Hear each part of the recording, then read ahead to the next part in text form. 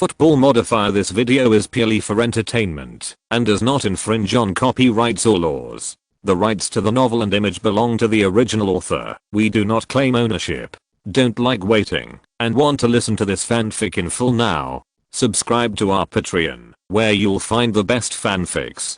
Chapter 226, Dragon Slayer. On the vast stretch of Gobi, dark green thorns are tenaciously stretching out from the saline alkali soil crust. In the distance, the snow water rushing down from the mysterious Kilian Mountains transports nutrients from the earth along the spider web-like irrigation canals. Every corner of the Hexy corridor. It's almost July in the countryside of Humantown, which is almost the day of harvest. Green trees, red walls, and wheat fields are slightly yellow, rippling like waves. Lee Tongfan has been back in his hometown for more than half a month. He is far away from the hustle and bustle of the Spanish football world. He sits lazily under the shade of the trees every day, listening to the breeze blowing through the broad leaves of the poplar trees, and making a sound. When he is tired, he lies down sitting on the rocking chair made of green bamboo. I looked up at the deep blue sky and took a sip of my dad's favorite Wuaishan Mayo gin from time to time. Days like this were simply magical times. To put it mildly, Leoli felt that his soul had been sublimated and edified by the pure sky blue like a gem above his head. No one expected that the madman Lee who caused a storm in Spain would actually be hiding in such a remote place where no one has shit. Accompanying Leoli to China was Tolosi Tang Point. His younger brother Li Tongson stayed in Spain and temporarily took charge of the work of Sparkling Red Star. Fortunately, the current business volume of Sparkling Red Star is not large, which is a good training opportunity for Lee Tongson. Under the shade, Lee, I think you can consider these invitations, which may be a little more challenging than the Koala project. Tolosi Tang shook the pile of fax paper in his hand with excitement. Marathi has offered a sky-high 5-year contract worth 50 million euros. The whole world knows this oil tycoon's desire for a Champions League trophy. It's a very good choice. And this one, Berlusconi seems to be interested in you. I'm also a bit interested, but the conditions are a bit worse than those of Inter Milan. Oh, haha, look who this is, Mr. Abramovich, at a price of £35 million in 4 years. Are the Russians really planning to speculate? Mourinho, who just won the Premier League championship. In the shade, Lee Tongfan slept happily on a long green bamboo rocking chair like an 80-year-old man who was greedy for enjoyment. He turned to glance at Tolosi Tang and found that the middle-aged English uncle was looking at the fax quotation in his hand. She has completely fallen into the climax. Her face is flushed, and her eyes are shining, and her breathing is rapid. It is easy for people to have some associations that are not suitable for children. Oh, God, Lee, I bet you will never guess where this quote comes from. Turning to the last page of the fax document, Tolosi Tang was like a Mexican rabbit whose tail was bitten by a hyena. He shouted and jumped up. Barcelona. Ahaha, the Catalans just drove away last year's best coach in the world, the Dutch Rijkaard. I dare say Laporta must want to take advantage of this. Give the old rival Real Madrid a kick in the butt. The way Tolosi Tang looked at Lee Tongfan was no different from looking at an inexhaustible mountain of gold. This can't be blamed on the English uncle's lack of success. Although Tolosi Tang also ran a brokerage company before and dealt with many clubs, behemoths like Barcelona, Chelsea, and Inter Milan are still terrible to him. The high-end existence that is just out of reach. If it weren't for Crazy Lee's golden and shining sign, it is estimated that Tang Fendao would never interact with these wealthy families in his life. But the current situation is that these wealthy families who were originally aloof have extended their olive branches with flattering smiles, and the treatment is astonishing. A typical villain who succeeds. Ignoring Tolosi Tang's fuss, the sultry man Lee Tongfan lay on the rocking chair and took a nap. On the surface, he looked like a worldly master who was unfazed by favors and humiliations. In fact, he was already happy in his heart. Who doesn't look forward to his own life? My value is recognized by others. Who doesn't look forward to seeing flowers everywhere I go, driving in cars, seeing people smiling, and beautiful women letting me hold my arms? It's like when I was in elementary school. I always looked forward to a certificate for being a good student, but couldn't get it. Now, after I turned around, several major principals from Inter Milan, Chelsea, and Barcelona were vying to award me certificates and bursaries. It really feels a bit like the spring breezes, so proud that the horse's hoof is broken, and I can see all the flowers in Chang'an in one day. To be honest, it would be a lie to say that you are unmoved in the face of the ardent solicitations from several wealthy families. Unfortunately, after a year of training at Real Madrid, Tongfan is no longer the little guy who comes and goes when called upon by the wealthy families. If you hold a god-defying artifact that transcends the rules and don't know how to create your own deeds, you are a fool. However, Rome wasn't built in a day. Tongfan still needs to confirm one more thing before making a final decision, so he is not in a hurry to refuse these invitations worth thousands of dollars. So, the sultry man lazily waved his hand at Alosi Tang, who was still gasping for breath in the climax. Okay, Tang, please suppress these invitations for now. I want to know about Koala Project. How's it going? Well, speaking of Koala Project, Tang instantly fell from the peak of his climax. With a grimace, he put the fax quotation paper back into the document bag, then took out a thick stack of documents and handed them to Tongfan's hands and cautiously suggested, "Lee, the first part of Project Koala went well, but the second part, Lee." Tongfan took the document and read it carefully. Project Kara.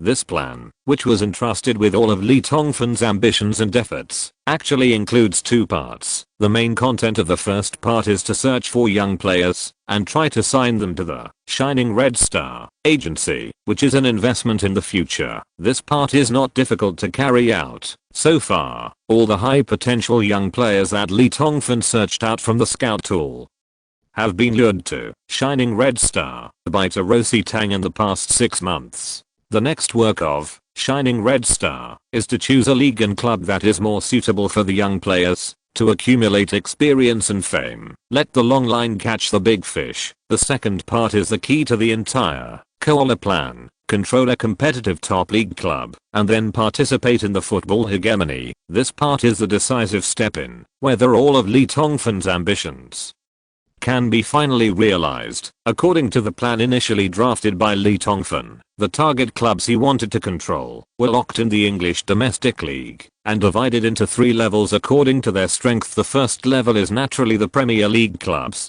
preferably clubs with a solid foundation, which is more conducive to the implementation of Tongfan's subsequent plans. After carefully analyzing the information of all Premier League clubs, Tongfan set his target on Newcastle. Newcastle, this Premier League powerhouse, founded in 1892 and affectionately called the Magpies by fans, once had infinite glory: 1 League Cup champion, 1 Community Shield champion, 2 Championship League champions, 6 FA Cup champions, 4 Premier League champions, 2 Premier League runner-ups, 4 Premier League third place. It is worth mentioning that the Magpies not only have a deep foundation, but also claim to be the club with the most fans in the entire British Isles. Of course, for Tongfan, the most important reason for choosing the Magpies is that this club with a glorious history has fallen into trouble in the past 2 years. Not only has a poor record, but also has financial problems. The predicament faced by the Magpies gave Laoli an opportunity. The second tier target is the English Championship club.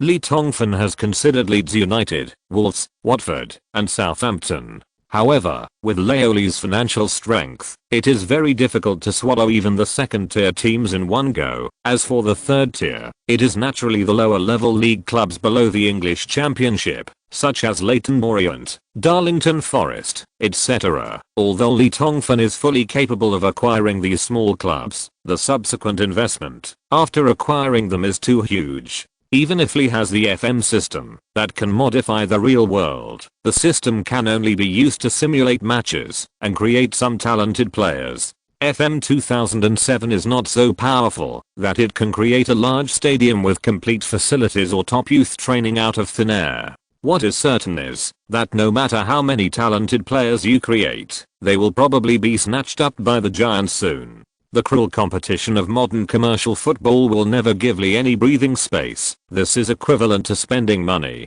to buy yourself a bottomless pit that will never be filled. Choosing such a club is just a backup option that Lee Tongfan has to choose when he can't handle the first two tiers smoothly. After formulating the koala plan, Lee Tongfan did not rush to take action, but secretly commissioned Tarosi Tang to explore and organize the information of all targets. After the information was collected, in the small office of Shining Red Star, Laoli decided to choose Newcastle despite Tarosi Tang's dissuasion. By Newcastle, of course, Laoli would not arrogantly think that he was rich enough to casually throw out £113.5 million to waste. That's right, £113.5 million. This is the current market value of Newcastle. This huge number is like an undead dragon with sulfur and flames spewing out of its mouth. Anyone standing in front of it will feel as small as an ant. This is also the reason why Tarosi Tang dissuaded Lee Tongfan. But Lee Tongfan is willing to be a dragon slayer and take a gamble, because once the Magpies are really taken over, there is no need to spend money to repair the stadium, improve the youth training facilities, enhance the team's reputation, or spend money compared to the second tier championship teams and the third tier lower level clubs. Newcastle is definitely a one-time deal that will make a lot of money. Although the investment is a little bit bigger, the return is also extremely amazing. The only chance that Lee Tongfan has to win the bet is that Newcastle is in a financial crisis. About the so-called acquisition of Newcastle, of course it won't be that simple. Don't worry, brothers, and listen to Zyodeo slowly. The third update will be around 10:30. Chapter 227 Invitation from the English Football Association. In fact, since the beginning of 2006, news about Newcastle's insolvency has been reported in the newspapers. Although the club chairman Freddie Sheffield has repeatedly claimed that this is completely false, the team's morale is unstable and the performance has inevitably declined. In February 2006, Newcastle coach Souness resigned and left the team. Youth training director Rudd took over temporarily, and former England ace centre Alan Shearer served as an assistant coach as a player. Unfortunately, all this did not put Newcastle on the right track. In the just concluded 2006-07 season, Newcastle still played the worst record in history. After narrowly avoiding relegation, acting head coach Rudd was forced to resign. At this time, although Newcastle barely stayed in the Premier League, the claims of financial crisis were further intensified. Although the owner Freddie Sheffield has always been tough and claimed that the team's finances are still in a healthy state, he has been unable to provide a transfer budget for more than a month, and the big name stars in the team have been sold for cash. Newcastle is obviously in dire straits. Even the star player Michael Owen would have been sold off long ago if no one was interested in him because he was injured for 3 months. What's worse is that the owner of the Magpies, Mr. Freddie Sheffield, met with the wealthy Mick Ashley not long ago and was caught by the Sun. Everyone knows that Mick Ashley has been eyeing Newcastle for a long time, so when Sheffield and Ashley meet at this time, what they will discuss is something that only a fool can think of. In such a precarious situation, many small shareholders of Newcastle have begun to sell their shares. What Lee Tongfan needs to do now is to seize the opportunity to buy the Magpies shares held by these small shareholders at the lowest price. Of course, if he can buy another part from Sheffield and control more than 50%, then everything will be perfect, taking the form of controlling instead of buying out. This is the reason why Lee Tongfan dared to make this gamble point. It is important for people to know themselves. Even if Newcastle is in a financial crisis, with the money that Laoli has worked so hard to accumulate, he can only buy half of the Magpies at most. If he waits a few more years for Lee Tongfan to make enough money, he may be able to monopolize it, but the opportunity is fleeting, and Laoli can no longer wait. Of course, the above speculation is just an ideal state, and things will not be so simple. According to Tarosi Tang's investigation, even if all the shares of small shareholders are swallowed up in one go, it will only account for about 20% at most, which is far from enough to achieve terror. And now Mick Ashley has come out halfway, and Lee Tongfan's plan to take shares from Sheffield seems to be impossible to implement. Tang, how much is my current net worth? I think the overdraft plan a while ago has accumulated some capital, right? Lee Tongfan finished reading all the information and asked impatiently, "Butler, tell me quickly, how many digits are there in my bank card?" Let me calculate. Your annual salary after tax at Real Madrid is about £2.45 million.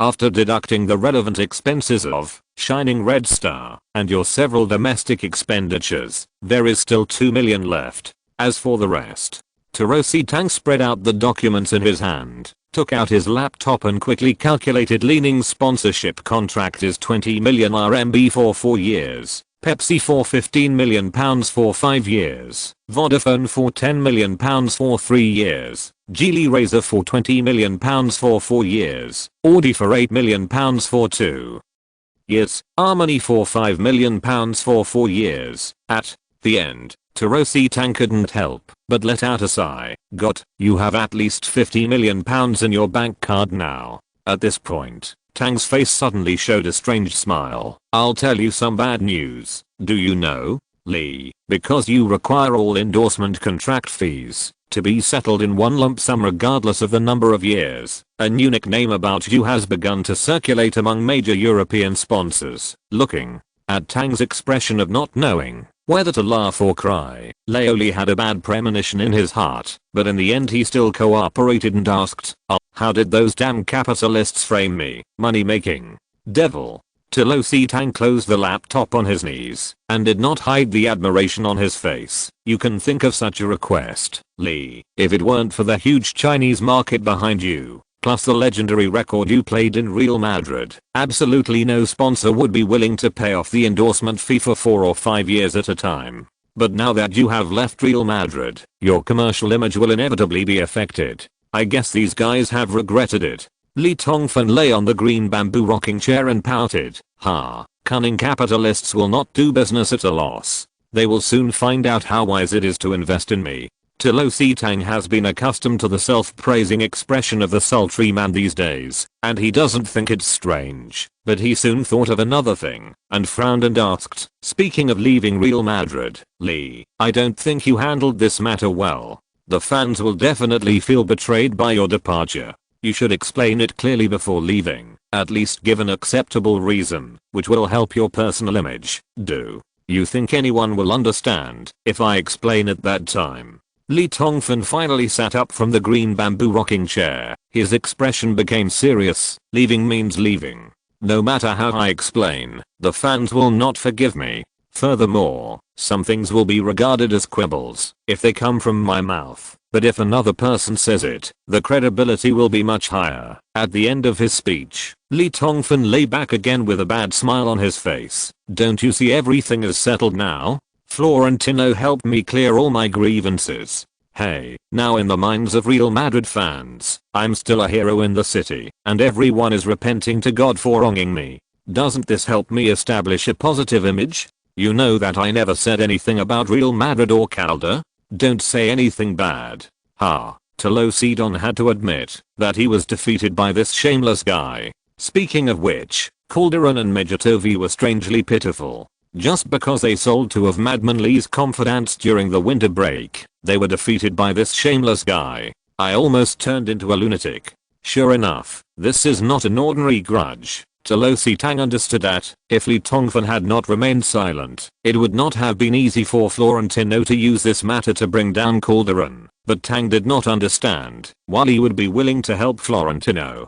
Just a grudge against Calderon. Uncle England had a hunch that Li Tongfan's intention was definitely not that simple. Lee, one last question, the English uncle said, pretending to be a curious child. Why are you so keen on controlling a club? You must know that with your ability, even if you are an ordinary head coach, you can become the center of attention. If possible, I don't want to own a club. This is just a self-protection strategy. Li Tongfan was asked what was on his mind by Tang's words. He lay on the rocking chair and looked at the blue sky leisurely. Since Robiny, after what happened to Owenchu and Mata, I swore that nothing beyond my control would happen again. The feeling of powerlessness was terrifying. Li Tongfan did not finish all his thoughts. The means by which he became famous was the FM system. Only by firmly controlling everything around him and arming it like a fortress would he not be discovered by others. My own secret. Moreover, only in this way can I create talents at will, buy players, and coach the team according to FM's development path. And there will be no sad situation where the players I have worked hard to cultivate are sold by the club's senior management for cash. In fact, Lee Tongfan knows what kind of thing he is.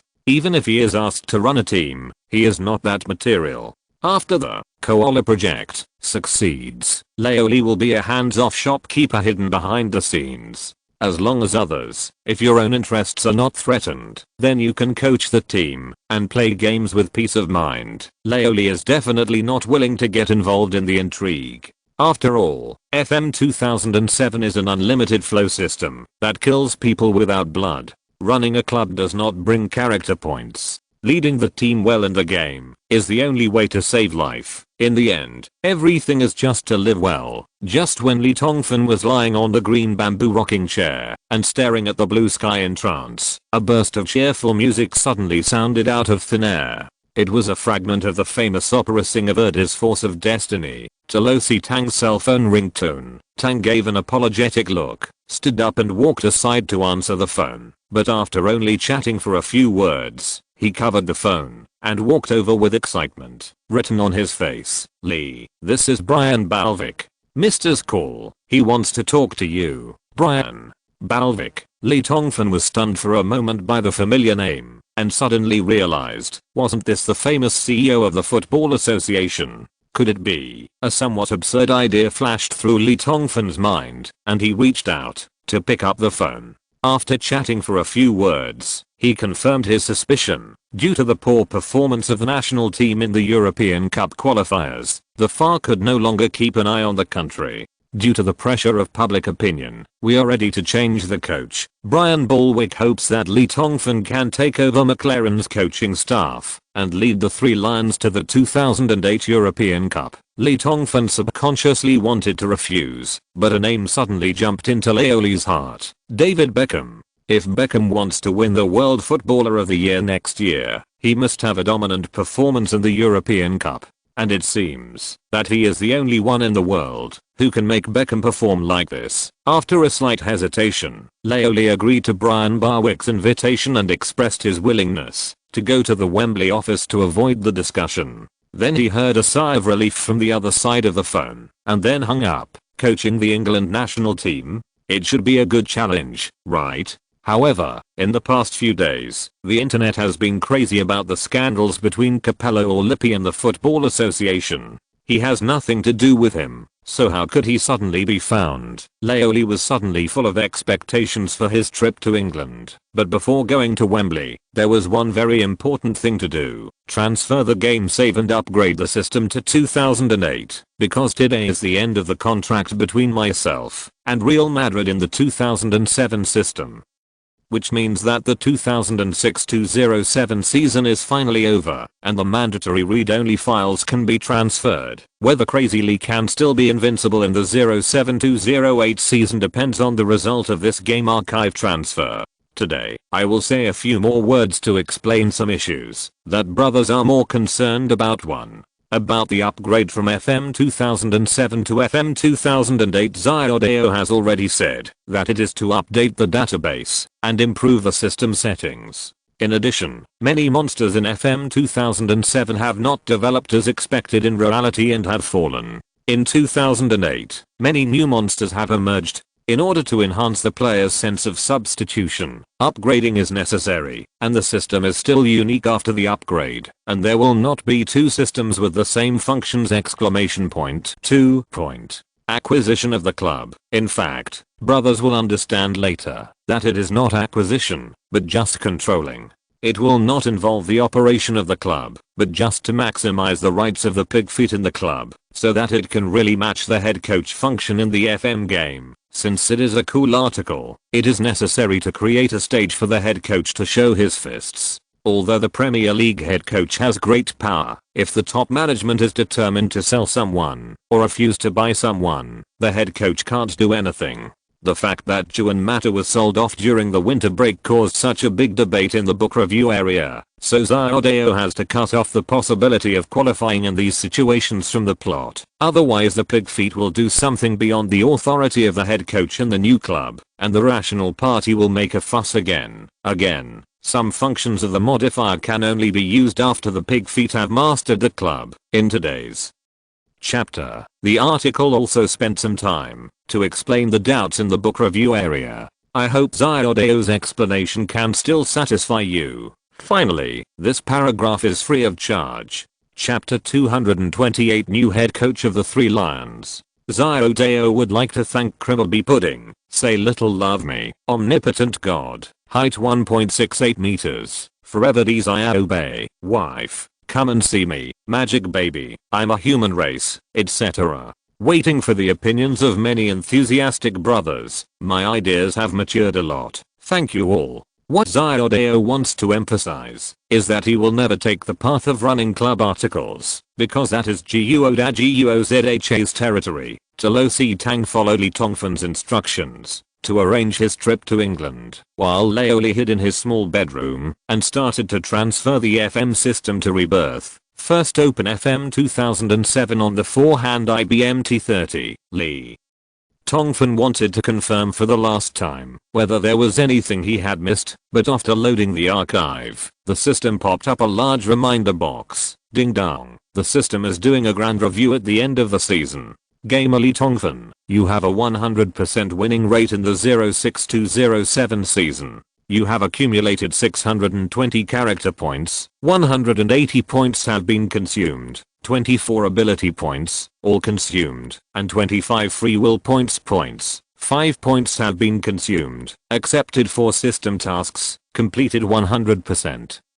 And the coaching level was raised to local level. The system made a comprehensive evaluation, and your performance in this season was evaluated as B level. Congratulations, you have obtained this system as qualified to upgrade to FM 2008. This consumption will consume 250 character points. The upgrade method is to reinstall the CD within 1 month before and after the end of the season. If you want to disqualify the player, you can click the Retire option of this system. Retirement will consume 500 character points. Please note that your current remaining character points cannot support the Retirement option, and forced retirement will be wiped out. I see. After reading this dense reminder, Li Tongfan felt a little clearer. The reason why I was able to install FM 2008 on my Hamageo book was because my performance in the 2006-2007 season had met the system upgrade requirements.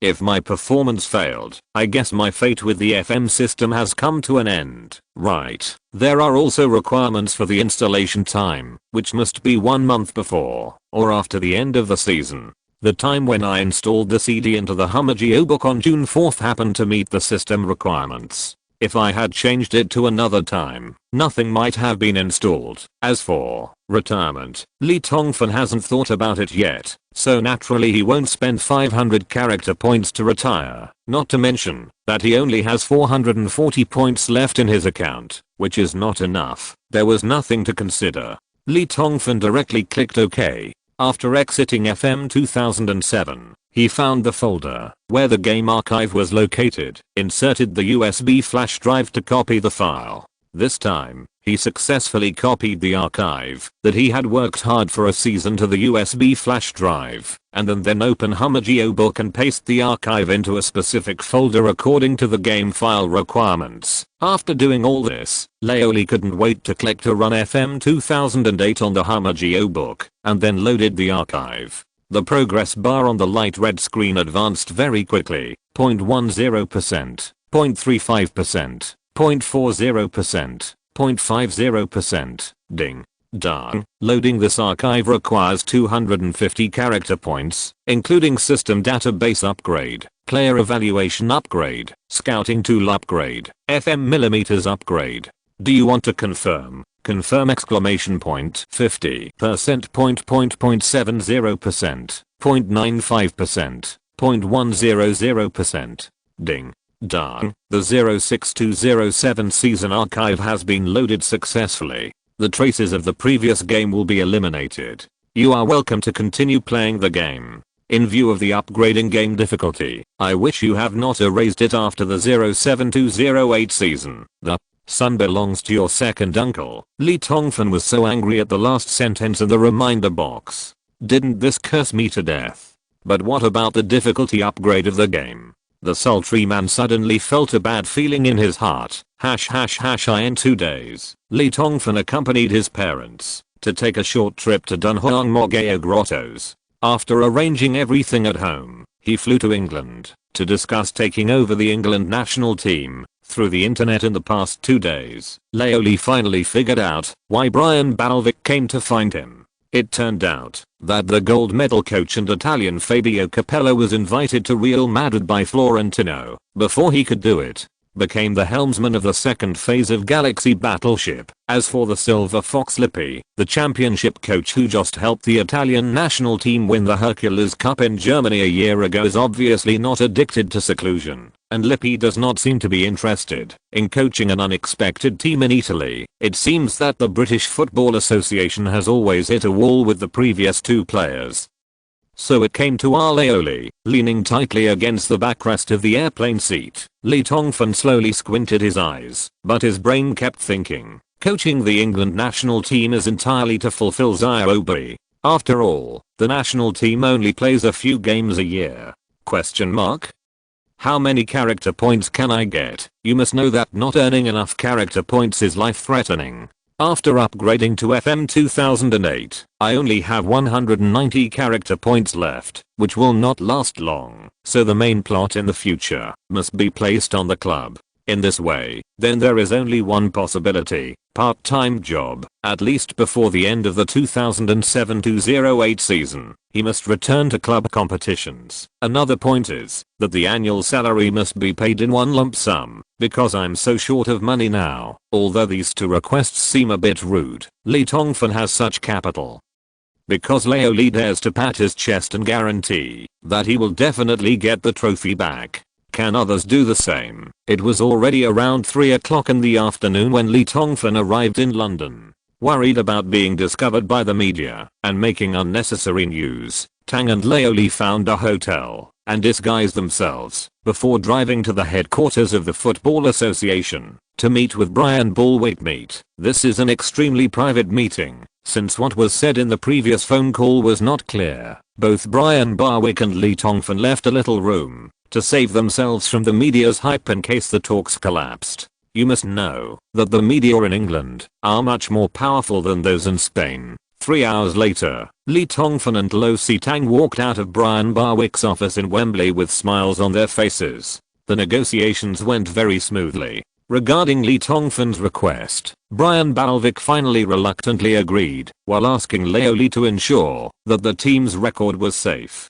The next thing was to wait for Brian Balvic to report to the English Football Association. After the General Board of Directors approves the report, it can be announced to the media. This will be a blockbuster that shocks the world of football. After finishing his work with the England national team, Lee Tongfan once again set his sights on Newcastle. Looking back on what he had queried from the FM 2008 database, Lee found that this was not the best time to buy a large amount of shares in the Magpies, because according to data, by the end of the 2007-2008 season, the disaster of this century-old giant will reach its highest point. That is a good time to take advantage of the situation. However, advanced preparation is still necessary. Lee decided to buy 20% of the small shareholders first. As for the 80% of Freddie Sheffield's, Mick Ashley would be left to him. No matter what, he must at least have some control first. The right to speak. The next day, Lee Tongfan and Lo Sitang broke up in London.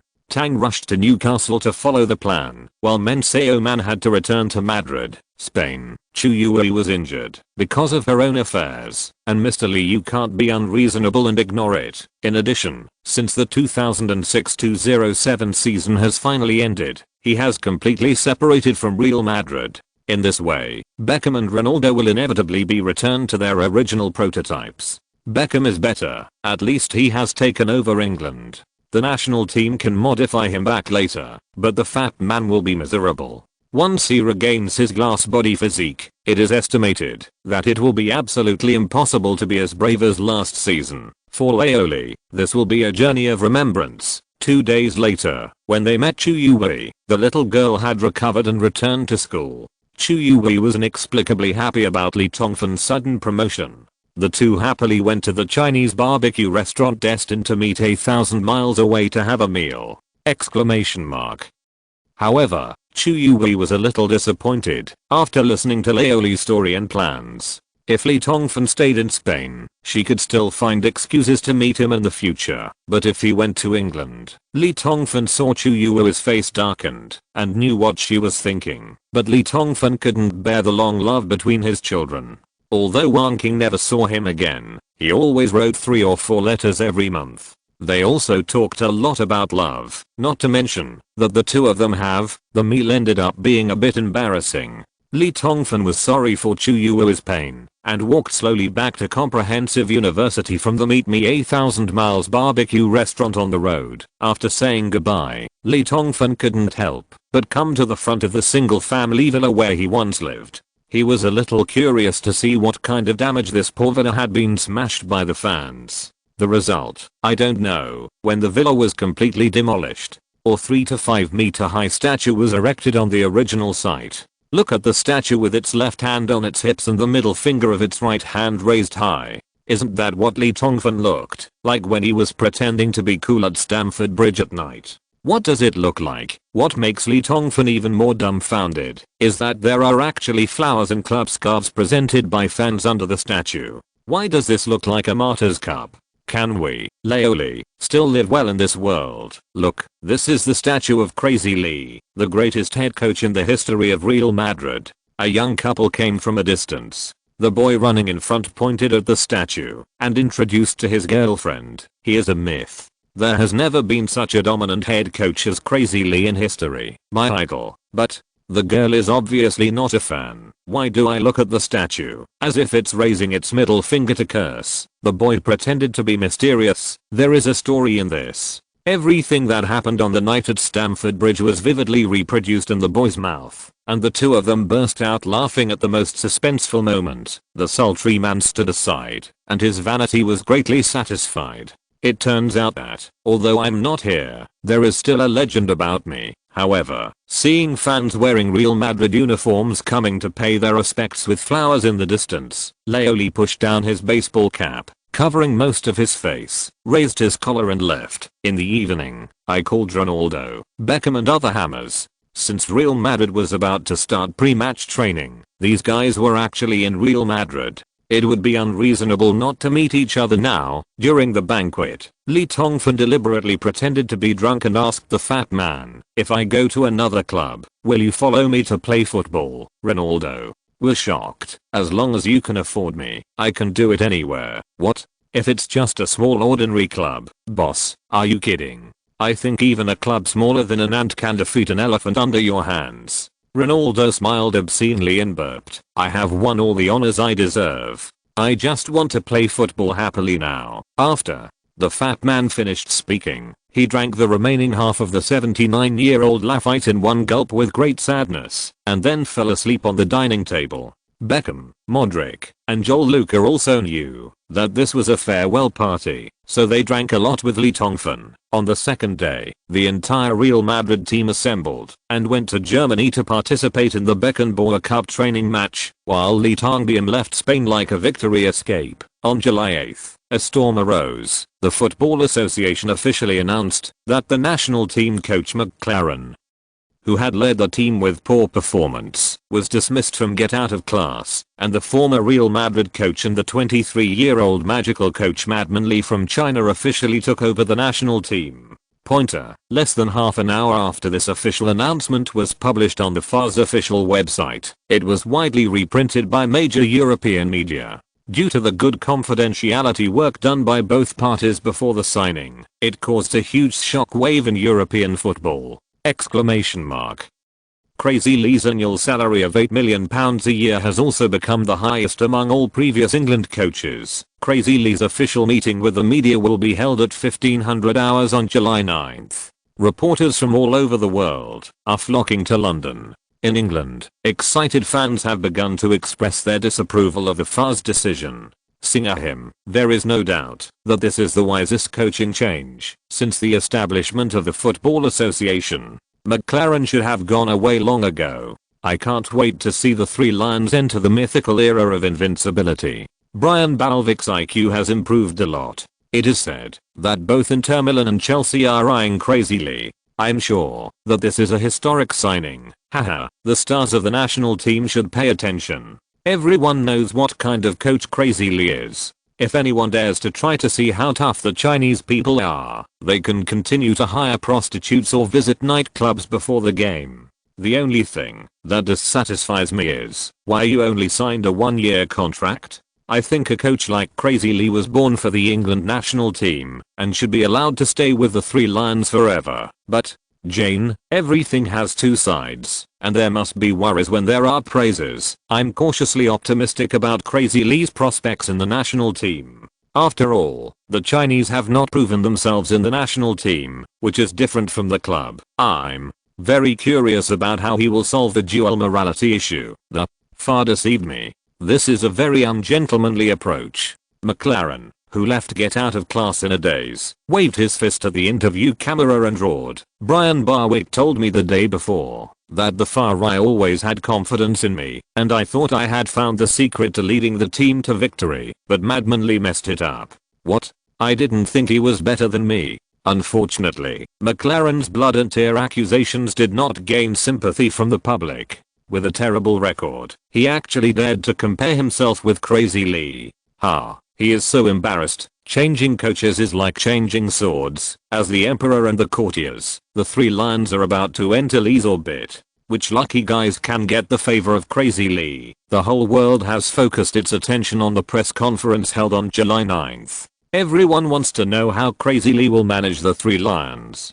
Chapter 229 Capello and Crazy Leanne-039's respective plans. July 9th. Soho Square, London, the headquarters building of the Football Association of England. In 2 hours, the press conference for Madman Lee to join the England national team will be held here. Reporters from all over the world have crowded into the press conference hall before 1500 hours. The reason why I came so early is because all the veteran reporters who often attend press conferences about Crazy Lee know that if you have not arrived at the scene 2 hours before the official start of the press conference, then congratulations, you will definitely find someone by then. If you can't gain a foothold and can't get first-hand interview materials, you're just waiting to be criticized by your boss. Reporters also occupy seats. The FAR officials did not expect so many reporters to come, and they came so early, so they were really busy for a while. In addition to the news media, many fans also gathered in Soho Square.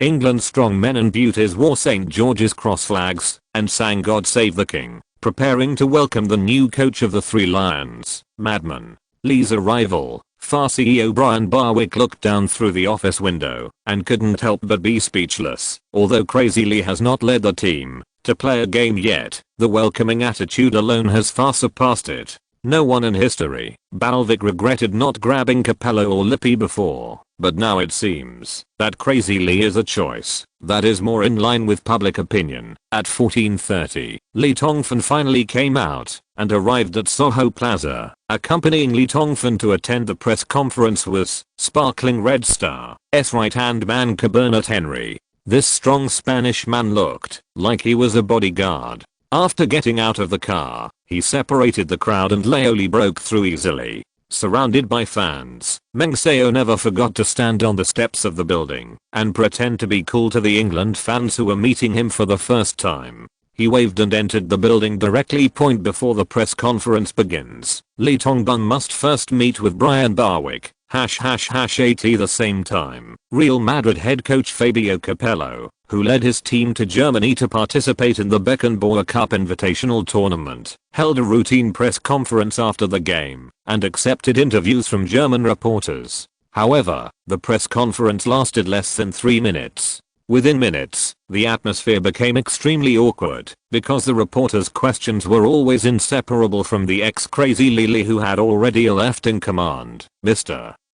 Capello, do you think you can lead Real Madrid to replicate last season's mythical record? Crazy Lee has left an indelible personal mark on Real Madrid. Have you felt any pressure during your work these days? Will it have an impact on the team's preparations? Ronaldo, the team's top scorer last season, revealed that he is considering leaving Real Madrid, and as far as we know last season's main players Modric and Joel Luca are also considering transfers due to the departure of Crazy Lee regarding the meeting. What do you think? In a special survey conducted by Marca, 75.4% of the fans believed that it would be difficult for you to replace Crazy Lee in their hearts, and they also expressed doubts about whether you can lead the team to repeat last season's Triple Crown. Wang Huang expressed doubts. Do you have anything to say to the fans, Mr. Capello, Crazy Lee? Before the reporters finished speaking, Capello's face turned dark because the Italians remembered how Ronaldo, Beckham and Modric came to report on the morning of the team training. Before coming to Germany, smelling of alcohol, they suddenly became angry. Although Capello didn't know that the Hammers were going to compensate their former leader for drinking. As an iron-fisted coach who has always been strict in running the army, the Italians were already very dissatisfied with these players. Now I heard from the reporter, without mentioning which part to pick up, he just walked away without saying a word. Capello is already thinking about how to weaken the mark left by Crazy Lee and establish his prestige among the players. Of course, Ronaldo and Beckham, the two super core figures, can only be gentle and slowly appease. But Modric and a few other guys can only kill the chicken and show it to the monkey. At this moment, the European transfer market has opened and Real Madrid is brewing this big storm.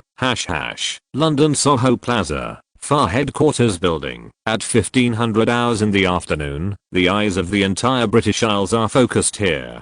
The induction ceremony for Madmanley, the youngest, most expensive and most expected foreign head coach in the history of the Three Lions, is about to begin. When Brian Barwick accompanied Lee Tongfan into the press conference hall, the reporters who had been standing so long that their calves were about to get cramps suddenly seemed to have taken a powerful pill. They picked up the cameras in their hands in high spirits and frantically. The ground churned. The crackling spotlights were like a never-ending storm, quickly forming an unknown passionate symphony. Even though Balvic was used to big scenes, he was also shaken. Next up, although it has long been known that Lee Tongfan is in charge of the Three Legions, the FAR CEO still strictly followed the process of the press conference. First formally introducing the theme, the national team encountered difficulties in the European Cup qualifiers and made a decision. The decision to change the coach is a very difficult thing. But fortunately we have found a coach who can lead the team to glory. The FAR board of directors and I agree that Mr. Ayatoumi is the most suitable candidate. At this point Balvic pointed out the window, and the cheers of England fans could be clearly heard underground in the building, and it seems that the people are also very satisfied with this signing. The reporters laughed knowingly. After Balvic's introduction, it was Lee Tongfan's turn to announce the outline of his policy outline. The sultry man sat forward and moved the microphone to his mouth. I feel very happy to be able to become the national team coach who is the originator of modern football. Pleasure. There were many English reporters at the scene. Lee Tongfan's words, the originator of modern football, greatly satisfied the national pride and vanity of these arrogant gentlemen, and the original intention to make things difficult was also eliminated a lot. Who knew what the Menseo man would say next? Of course, you should be more honored, because the purpose of my coming here is to bring the Three Lions a championship trophy that you dream of. Although I have not coached before, I have played in the national team, but the rules of football are the same for injuries on any field, and I have no pressure on it. Next, you can ask questions. After Lee Tongfan finished speaking, he moved the microphone aside and waited for reporters to ask questions. Coming, the most important part is here. A bearded reporter wearing a work vest from the London Post squatted at the front with a microphone, taking advantage of the geographical advantage and taking the lead. The national team ranked 4th in the budget competition of the European Cup in 2008, which disappointed the fans. How long do you think it will take you to reverse this decline, Lee? Tongfan leaned back on his chair, changed into a comfortable position, and answered without hesitation. A game. You mean the must-match against Israel on September 8th? The bearded reporter was stunned. A big win. No, the European Cup final. The sultry man kept saying astonishingly. A big victory. The reporters laughed. This is Crazy Lee's style. The bearded man retreated angrily. Then The Sun reporter asked a question that everyone wanted to know. Why did you only sign a 1-year contract with the Football Association? Many people think that you can be in charge of the national team for a longer time. The reason is very simple. The length of the contract makes no sense to both of us. If I can't win the European Cup as promised in 1 year, do you think Mr. Brian Barwick will continue to keep me here? Is the national team cheating on food and drinks? Haha, of course. This time limit is also fair to me, because if I fulfill my promise, I will have the opportunity to ask the Football Association for a higher salary after 1 year. Crazy Lee's explanation was obviously perfunctory, but his witty answer made everyone including Brian Barwick laugh. The CEO secretly wiped his sweat on the side. Crazy Lee's performance today was beyond his imagination. To be honest, due to Lee Tongfan's crazy reputation, Barwick fearfully prepared the preparations for him in advance. Many but wiping solutions. Fortunately, the worst thing didn't happen. Crazy Lee didn't go crazy today. Next, the Times beauty reporter Brissy asked the question that all England fans are most concerned about. The national team performed very poorly in previous games. Fans think McLaren made a mistake in selecting players. Will you make any adjustments to the current national team roster? The noisy press conference hall quickly calmed down after Blassie finished asking the question. Obviously, this question attracted the attention of all reporters. Adjustments are necessary. Lee Tongfan said bluntly, I will give some opportunities to young players. They are the future of England. In the next period of time, I will devote myself to the work of inspecting players. Of course, I have already the star players in the team, who have proven themselves will also be valued. In fact, what I want to say is that everyone has a chance. What is this? Fair competition? Will only those with the ability be employed? The reporters were obviously dissatisfied with this answer. The beautiful Brissy frowned and asked dissatisfiedly, Mr. Fantong, the captain of the national team has always been Chelsea's defense backbone John Terry. Will you change this? This is a bombshell. Reporters all speculated that Crazy Lee would adopt some peaceful methods when he took office. After all, the selection of captain involved many issues, and although the England team performed poorly in previous games, Terry himself did not make any big mistakes. But Crazy Lee's answer hit the nail on the head. John has done a great job with the national team, but I think David can do better. David Beckham. It seems that Crazy Lee wants to establish his own direct lineage. This is a big move. The reporters started recording with bright eyes. The next half hour of free questions were basically about the management of the new Three Lions. From time to time, someone would jump out to ask whether a certain player could get a chance. The Liverpool Post was concerned about the positions of Gerrard and Carragher, while the North London Express began to sing praises for Lampard and Ashley Cole. The Newcastle reporter couldn't help but jump out and throw an idiotic question. Will Michael Owen be called up again? Everyone knows that the former Liverpool Golden Boy is now lying in the hospital and receiving the care of the Angels in White because of a torn thigh ligament. Lee Tongfan shook his spirits and used the two unique skills of Takai and bone dissolving palm to resolve the strange questions of the reporters one by one. Leo Lee would not reveal the matter of restructuring the national team to these guys, who talk like a train. After the press conference, more than 200 reporters from all over the country left with unsatisfied expressions on their faces, looking back every few steps as the security guards pushed them away. My questions number seemed to be infected yesterday. I sent a weird spending message to many brothers and even changed the group name. I'm sorry. Xiodeo changed it back. No update today. The next part requires a lot of information to be checked, and Xiodeo is not well prepared, so go slow. If you're listening to this novel on a channel other than Fanfic World, it means they downloaded and uploaded it without effort. We cordially invite you to visit our channel, Mundo Fanfic Novelos. There you'll find the original version of this story and you can explore many other novels of various genres. We're waiting for you to immerse yourself in a world of incredible novels. Chapter 230, The Strange Man Venables. Menseonen originally thought that the national team only played a dozen games a year, so it would be more leisurely. However, after actually becoming the coach of the Three Lions, Lee Tongfan discovered that he was wrong. from the first second. After attending the press conference from the beginning, it must be like a spinning top with full power and cannot stop for a moment. First of all, you have to solve your own personal problems. Find a suitable place to live in the UK as soon as possible, because the stingy FAR will not spend huge sums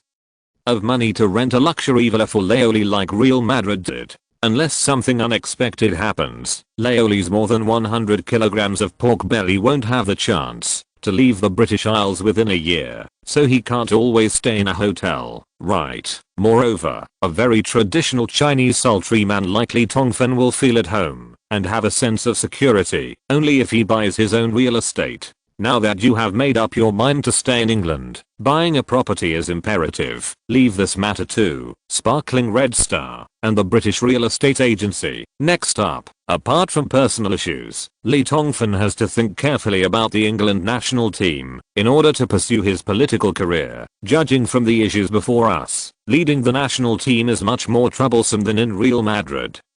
Because in Real Madrid, the assistant coaches and other members of the coaching staff are ready-made, and as long as they are familiar with each other, performing his duties can ensure the orderly operation of the team, and Li Tongfan only needs to be a hands-off manager. But in the Three Lions, Leoli had to do it himself, and the stretcher belonged to his own leadership team, because after Uncle McLaren packed up and left, the original national team coaching staff announced its disbandment. In fact, even if it is not disbanded, Leoli is not willing to continue to use the second-hand goods used by McLaren. The Three Lions performed poorly, and these guys who are just eating corpses also have an unshakable responsibility. The idiom emperor and courtier applies not only to the players, but also to the coaching team. The most important person in the coaching team is naturally the assistant coach, especially for a coach like Menseonan who grew up almost relying on cheating.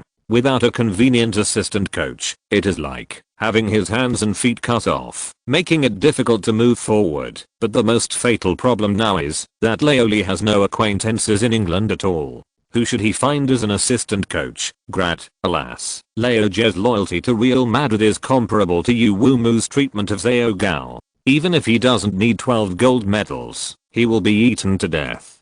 Li Tongfan thinks that, although his relationship with Leoje is strong, it is not enough to let him go. The point where Leoje abandoned his old lover Real Madrid and came to join him. As for the others, it was even worse. Li Tongfan thought about it and suddenly thought of an earth-shaking big shot. Venables. In the world of English football, Venables is definitely a strange man. First of all, he is famous. Venables has coached Tottenham, Barcelona and Crystal Palace. As a British football coach, Venables has also achieved brilliance in Barcelona, which is very rare in the English football world, and China. The reason fans are familiar with him is because Venables personally facilitated the transfer of Chinese players Fan Ziyi and Sun Jiahe to Crystal Palace. Similarly, in the national team, Venables also achieved brilliant achievements. He succeeded Taylor as England coach in 1994 and led the team to the semi-finals of the European Cup in 1996, but unfortunately lost to champion Germany on penalties in the semi-finals team, and later resigned due to off-field factors. Secondly, Venables is an atypical Englishman. He dresses slovenly, talks easily and can approach any stranger skillfully. He is unconventional in his work, and he never even signs any documents and hates formal meetings under any circumstances.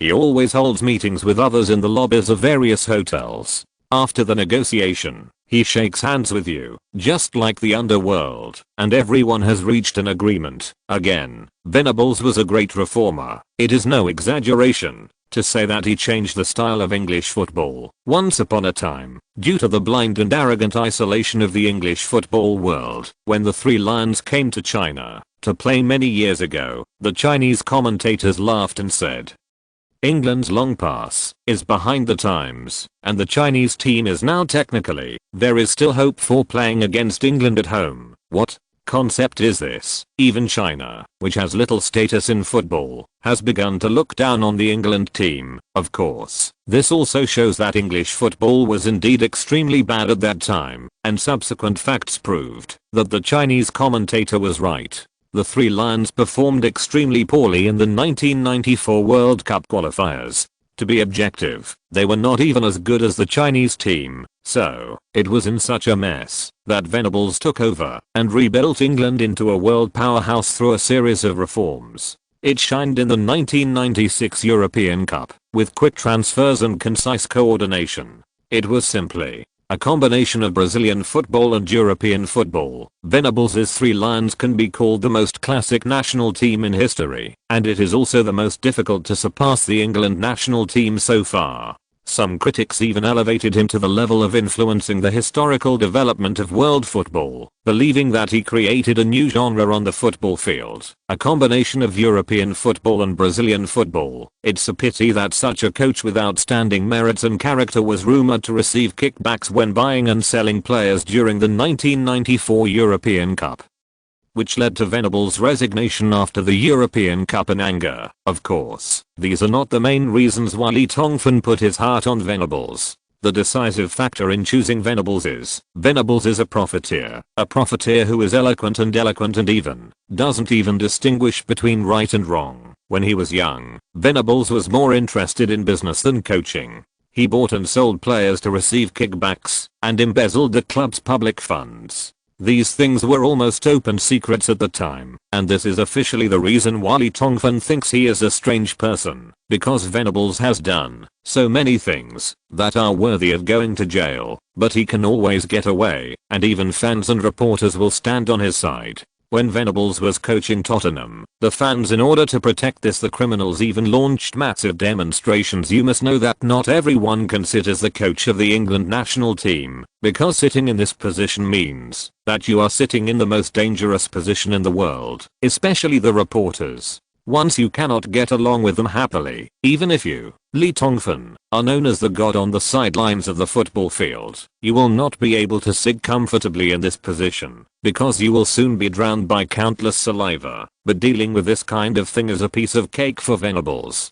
This is what he is best at. Why Venables and Eriksen can secure this position, but Hoddle and Keegan cannot. The reason is actually here. The first two people are the kind of people who are well-rounded and good at dealing with the media. Lee Tongfan's current purpose is to invite this old man who has mixed reputations and has been underestimated by the world and his own country to return to the national team and let him be his assistant coach. Moreover, he has such a character that can go to the hall and go to the kitchen. With a powerful god in charge, men say Oman's work in the Three Lions will be much easier in the future. However, it is not easy to invite Venables to come back.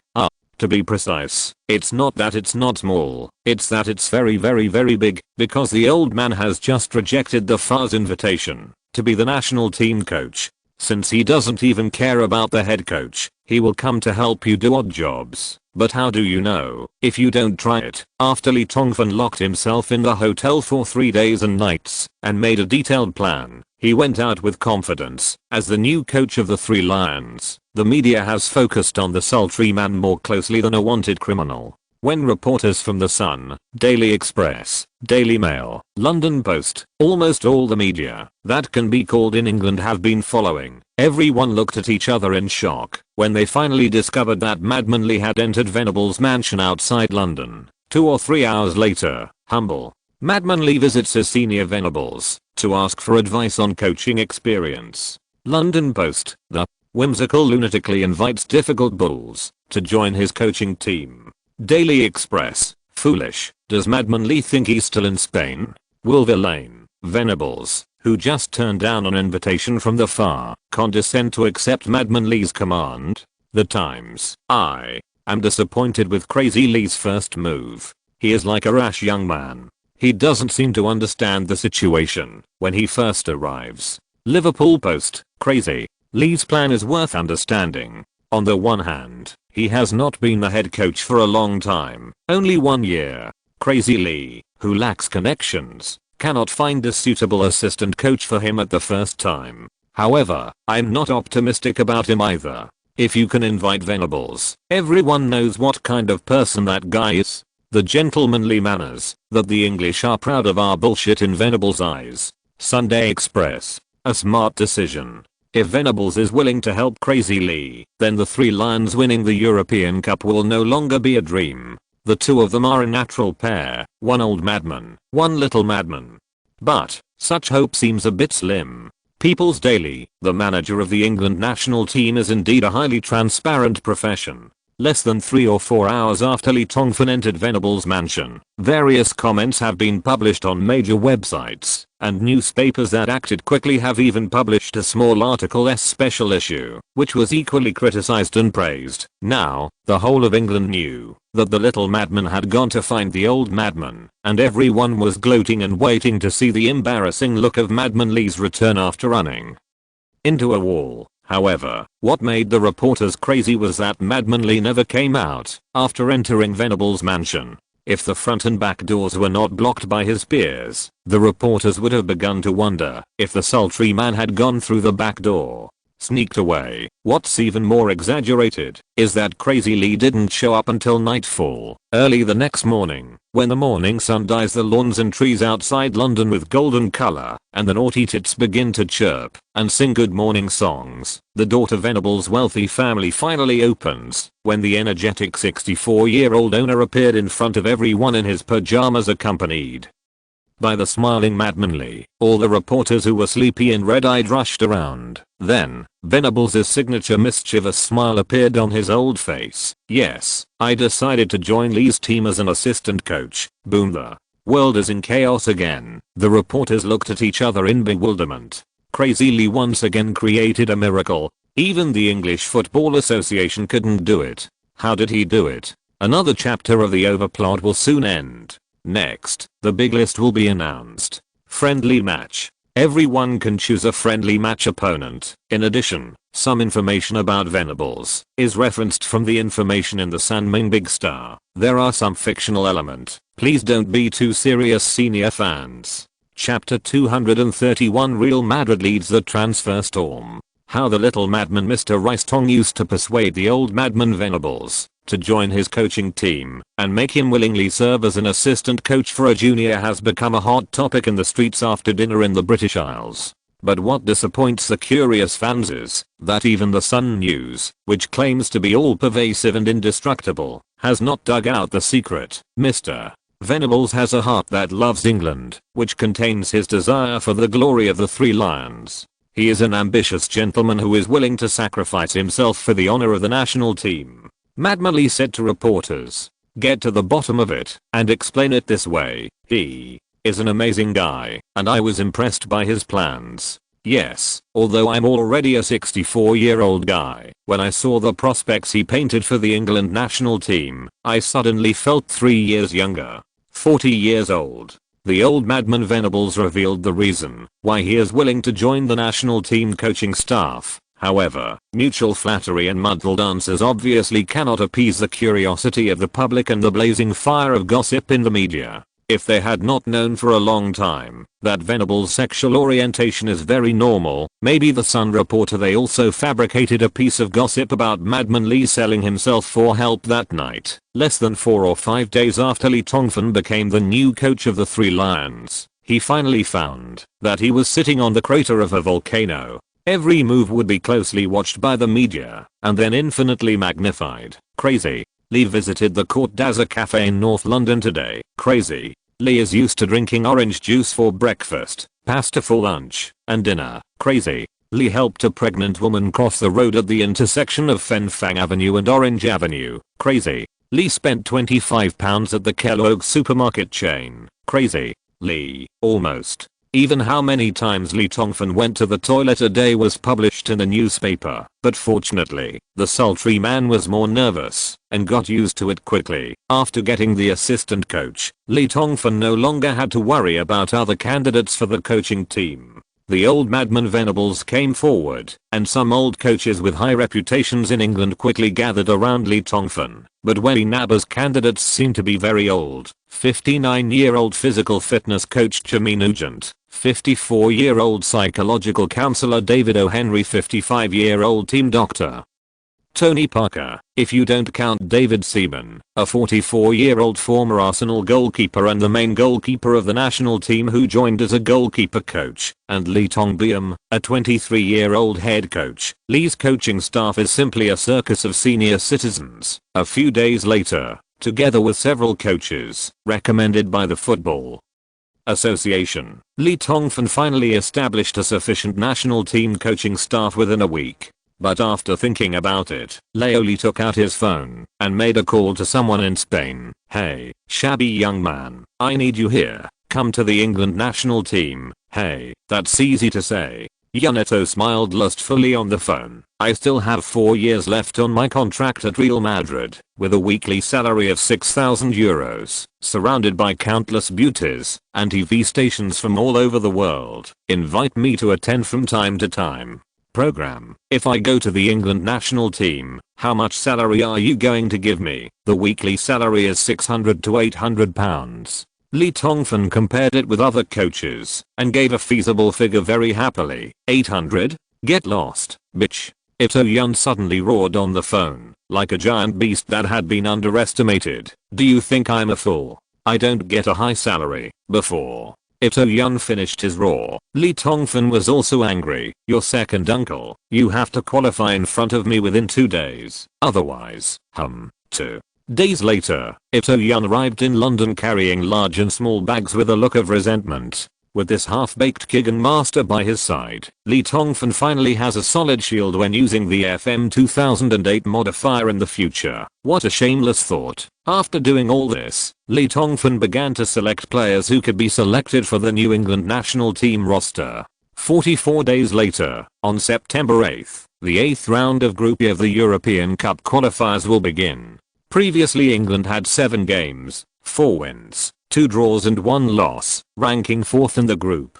If this result is maintained, they will definitely be eliminated. Of course, in order for Crazy Lee to have a comprehensive understanding of the national team's situation and to test his tactics in a timely manner, the Football Association very humanely arranged a friendly match on August 22nd. Lee's England vs 06 at home, the 3rd place German team in the World Cup. Although Lee can definitely select the players he thinks are suitable through FM 2008, the superficial appearance must be enough. Therefore, under the attention of countless media, the new coach Madman Lee began to fly around the world to inspect the players. In July and August, Premier League giants such as Chelsea, Manchester United, Arsenal and Liverpool, which have contributed most of the main players to the national team, are conducting pre-season training and commercial competitions with different opponents on the 5 continents and 7 oceans. Which does not give this gave Lee Tongfan many opportunities to observe the players up close. Although it is very hard to travel back and forth, Lee Tongfan is very satisfied with having so many opportunities to travel and eat with public funds. As soon as he takes office, no wonder domestic government officials often travel abroad. The feeling of corruption with public funds is really good. Of course, the paparazzi from the British Isles did not let him go. The youngest coach of the 3 Lions in history. On July 17th, Crazy Lee appeared in Dubai and watched the 3rd round match between Manchester United and AC Milan in the Berlusconi Cup. The Red Devils' top player, Wayne Rooney, performed well in the friendly match between Arsenal and French Ligue 1 giants Marseille on July 20th. England national team coach Madman Lee and assistant coach Venables appeared in the stands. It seems that little Tiger Walcott has entered the stage of liking to reuse young people. The sight of man's Madman Lee on July 24th, Crazy Lee came to Stamford Bridge for the 3rd time. Although the young coach left the Blues fans with unpleasant memories the previous 2 times, this time he received applause from all the fans. Chelsea beat Bundesliga team Stuttgart 4-1 in a friendly match. Frank Lampard scored a hat-trick of assists. Left back Ashley Cole, but the unlucky Blues captain John Terry scored an own goal. On July 28th, Crazy Lee appeared at White Hart Lane. The national team's fringe players Darren Bent and Defo got the attention of Crazy Lee. Crazy Lee inspects Aston Villa's winger Ashley Young, midfielder Gareth Barry and striker Agbon Laha. Middlesbrough's youngster Downing was highly praised by Crazy Lee. Manchester City's young defender Richards is an important part of my plan, said Madman Lee. Within half a month after taking office, the new 3 Lions helmsman Madman Lee went around inspecting players, but the 24-man roster that determines the fate of countless players has been difficult to produce and has not been announced for a long time. In addition to people knowing from Crazy Lee's inauguration conference that David Beckham is definitely selected for the new national team. The other 23 players have become the subject of speculation. The more difficult it is to make this 24-man roster, the more it arouses the curiosity of fans. The whole of Great Britain is eagerly waiting to know who these 24 lucky people will be /U0026 at the same time. In order to make a good impression on the new coach and increase their chances of being selected, the players are also rushing to flatly tongue them through the media. Mr. Yatang is a dominant coach. I can't wait to play under his command. This is my dream. The Sun reported Aston Villa's 20-year-old young forward Agbon Laha. Interview and speak. Nate Phillips, a young winger who plays for Chelsea, also joined the team of flatterers. It is every player's lifelong dream to play under Crazy Lee. Although I'm not the absolute main player at Chelsea, I'm ready to respond to Lee's call at any time. Wayne Rooney, the ace forward of the McLaren era, spoke carefully when talking about the national team. I played against Real Madrid coached by Mr. Raibuki last season, and his unparalleled commanding art left a deep impression on me. Yes, we will definitely win the trophy in 2008, and just when the English put all their eyes and hopes on the English national team, the European football transfer market was also in full swing. After Florentino returned to power, Real Madrid became the center of the transfer storm with the indelible mark on his body as the direct descendant of Madman Lee. Joel Luca, Real Madrid's best center-back in the 2006-07 season, moved to the Premier League Manchester City for a low price of €15 million. Then, Florentino quickly signed for Joel Luca, found a substitute, and the young Porto centre-back Pep landed at the Bernabeu with a super high price of €30 million. At the same time, Heinz, the Argentinian all-rounder in Manchester United's defense, bid farewell to Old Trafford and joined Madrid for €12 million. Although he performed well in the second half of last season, Croatian midfielder Modric, who was not considered to have star qualities, defected to Tottenham Hotspur for €10 million. The Dutch Peter Pan Arjen Robben said goodbye to Stamford Bridge for a sky-high price of €36 million and switched to the Bernabeu. At the same time as Robben, he became a member of Real Madrid and the Dutch national team midfielder Sneijder, with a transfer value of €27 million.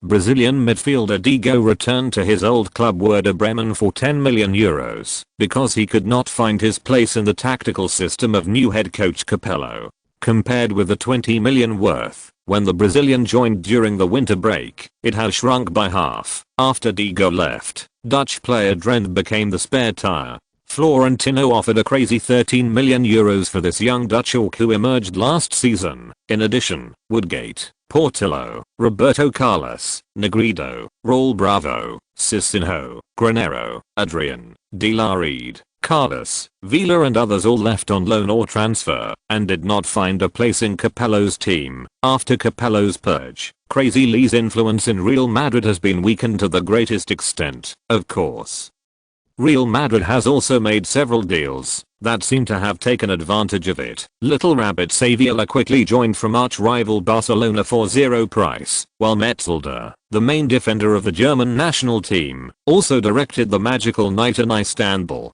The two goalkeepers, Liverpool goalkeeper Dudek, also came to the Bernabeu on free transfers. In addition, several explosive transfers have appeared in European football, among which the Gunners' King Thierry Henry joined Barcelona, France's new core, Scar Warrior Ribéry joined Bayern Munich, Hargreaves transferred to Manchester United, Chivu joined Inter Milan from Roma, and Atletico Madrid's golden boy Fernando Torres joined Liverpool. Several major transfers are the most eye-catching. In short, after Crazy Lee and his Real Madrid dominated the European football in the 2006-07 season, the Giants in the 5 major leagues in the new season are ambitiously preparing for a comeback. At this time, Crazy Lee finally announced the first assembly list of Lee's 3 Lions in less than 20 days before the match with the German national team. No update today. By the way, there may be 2 updates a day before this Sunday. On the one hand, there is a lot of information to check, and on the other hand, Xiaodao has to go to the Shenzhen Development Zone Talent Center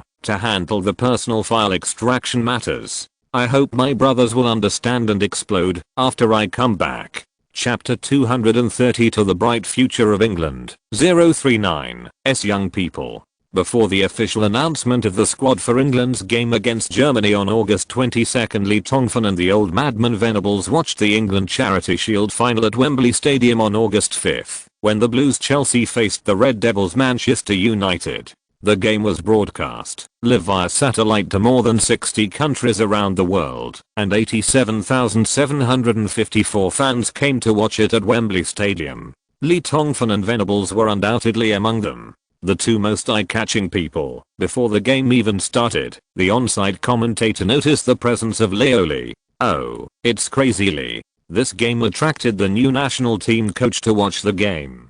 There are many Three Lions internationals in Manchester United and Chelsea, including Rooney, Carrick, Ferdinand, Ashley Cole, Lampard, Terry, etc. were all the main players during the McLaren era. I don't know how important they are in Crazy Lee's heart. Less than 19 seconds into the game, convulsions of exclamation rang out from the stands. Blues Chelsea's forward partners Shevchenko and Drogba jointly created a murderous opportunity. Unfortunately, Drogba's single-handed ball was missed by the Red Devils goalkeeper Fan.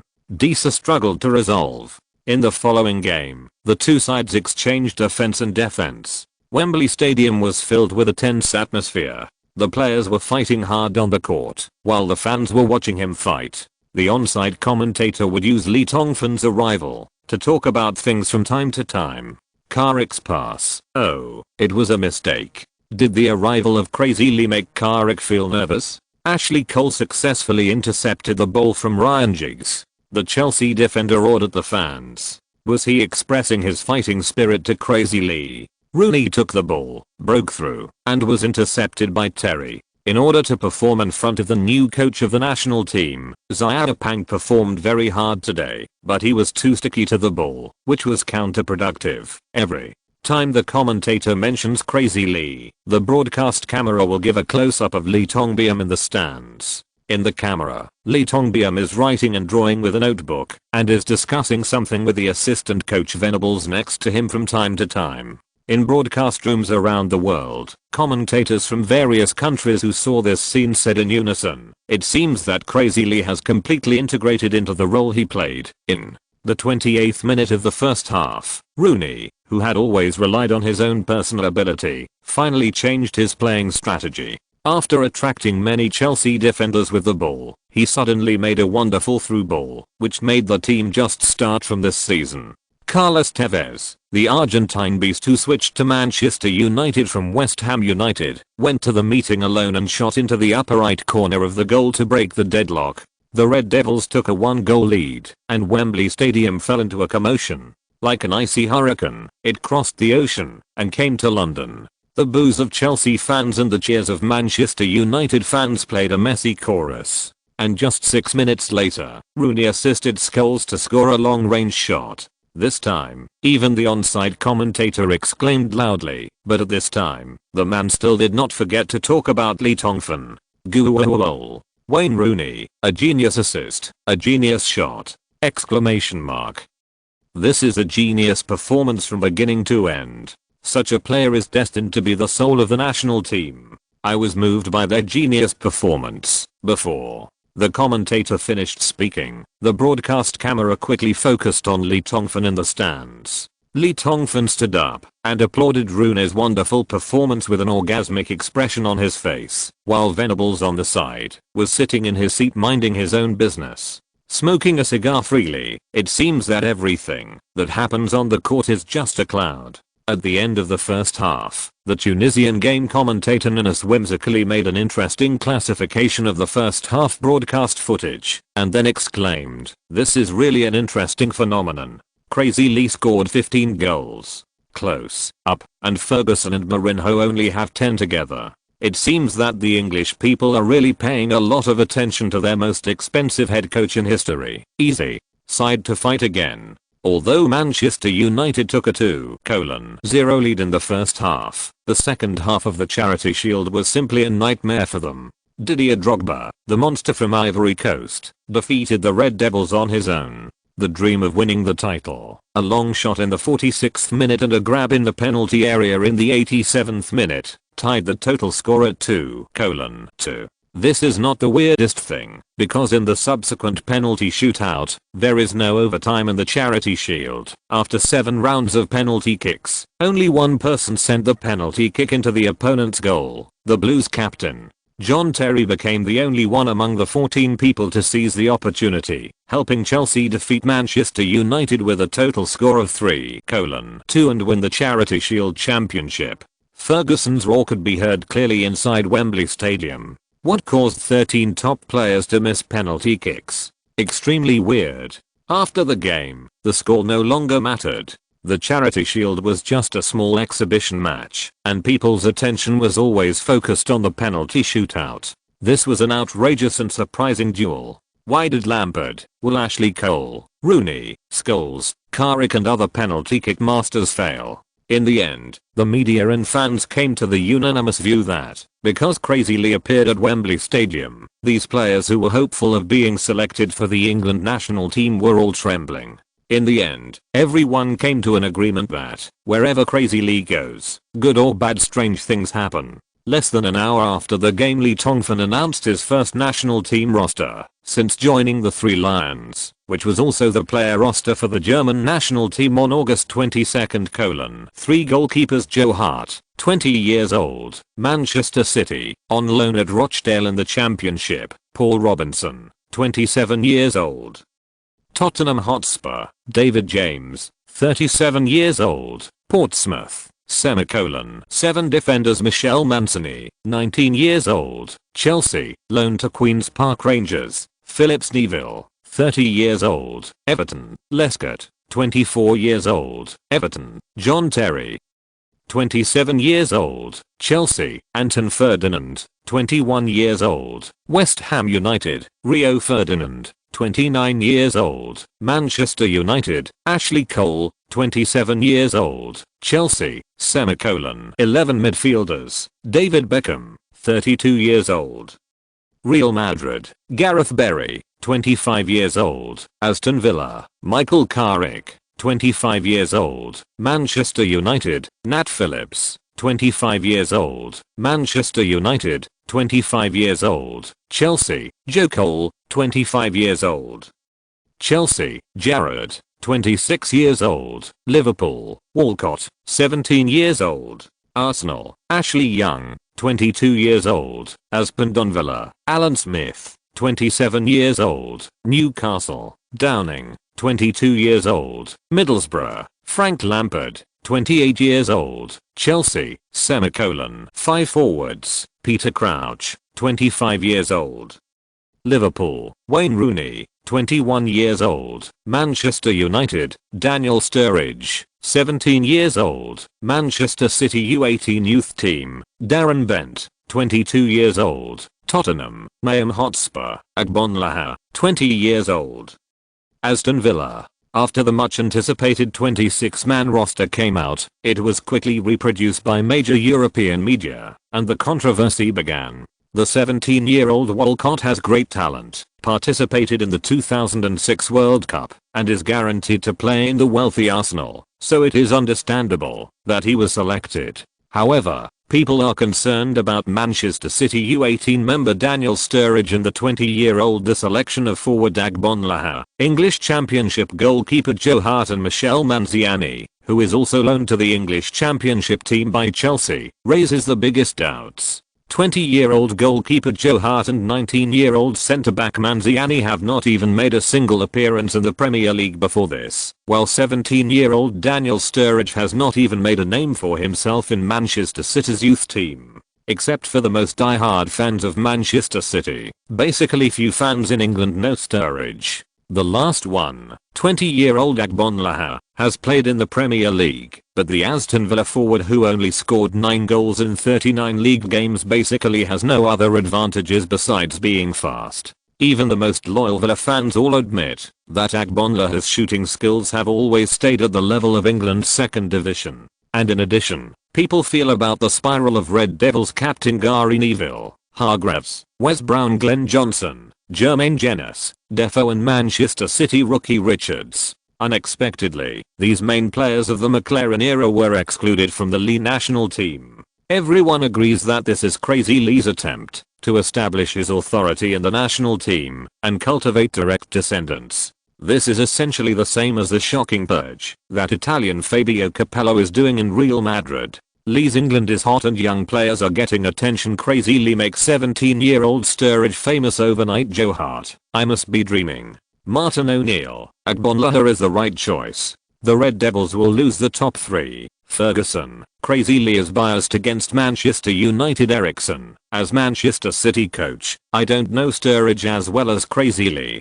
Amid the mixed public opinion, someone soon jumped out to confront Crazy Lee. Former national team coach McLaren sneered in an interview with a reporter from The Sun. Judging from the 26-man list, he announced, Crazy Lee's work is not outstanding. You actually want to use such young 26 people to deal with the German team? Ha. The last word ha shows Uncle McLaren's disdain and contempt. Although McLaren performed very stupidly in the national team, the uncle's remarks still won the support of a small number of English fans. You must know that the England-Germany battle at Wembley Stadium on August 22 was not a simple friendly match. For every Englishman and every German, this game is about the honor of the entire country. World football used only one word to describe the war between England and Germany: a century. Yes, a century-old war between Britain and Germany. There has been a history of fighting between these enemies for nearly 100 years. It is worth mentioning that the first football park between Britain and Germany in the century-old war was very dramatic, on the German Western Front battlefield during the First Time War. After the Christmas truce, a British soldier made a simple football.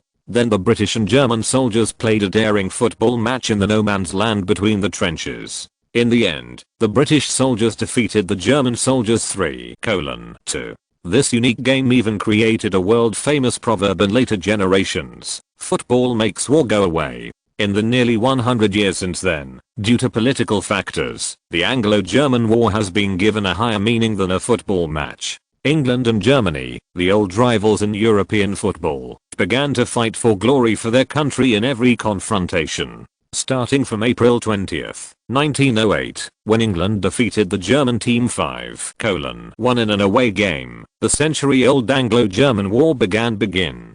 Over the past century, the passionate collision of these old enemies has given birth to countless classic games on the field. The 9-0 home victory of the Three Lions against the German tanks in 1909, the everlasting goal line mystery in England in 1966, and the semi-finals of the 1990 World Cup.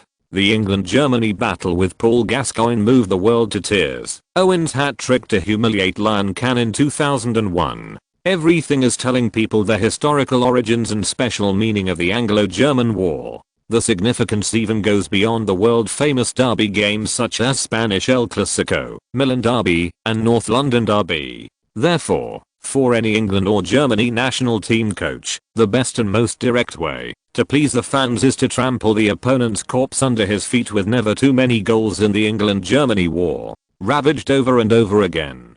And on the upcoming fiery August 22, 2007, the 23-year-old Madman Lee has obviously become the best executor of this historic mission in the eyes of English fans. This young Chinese made a legend in Real Madrid last season.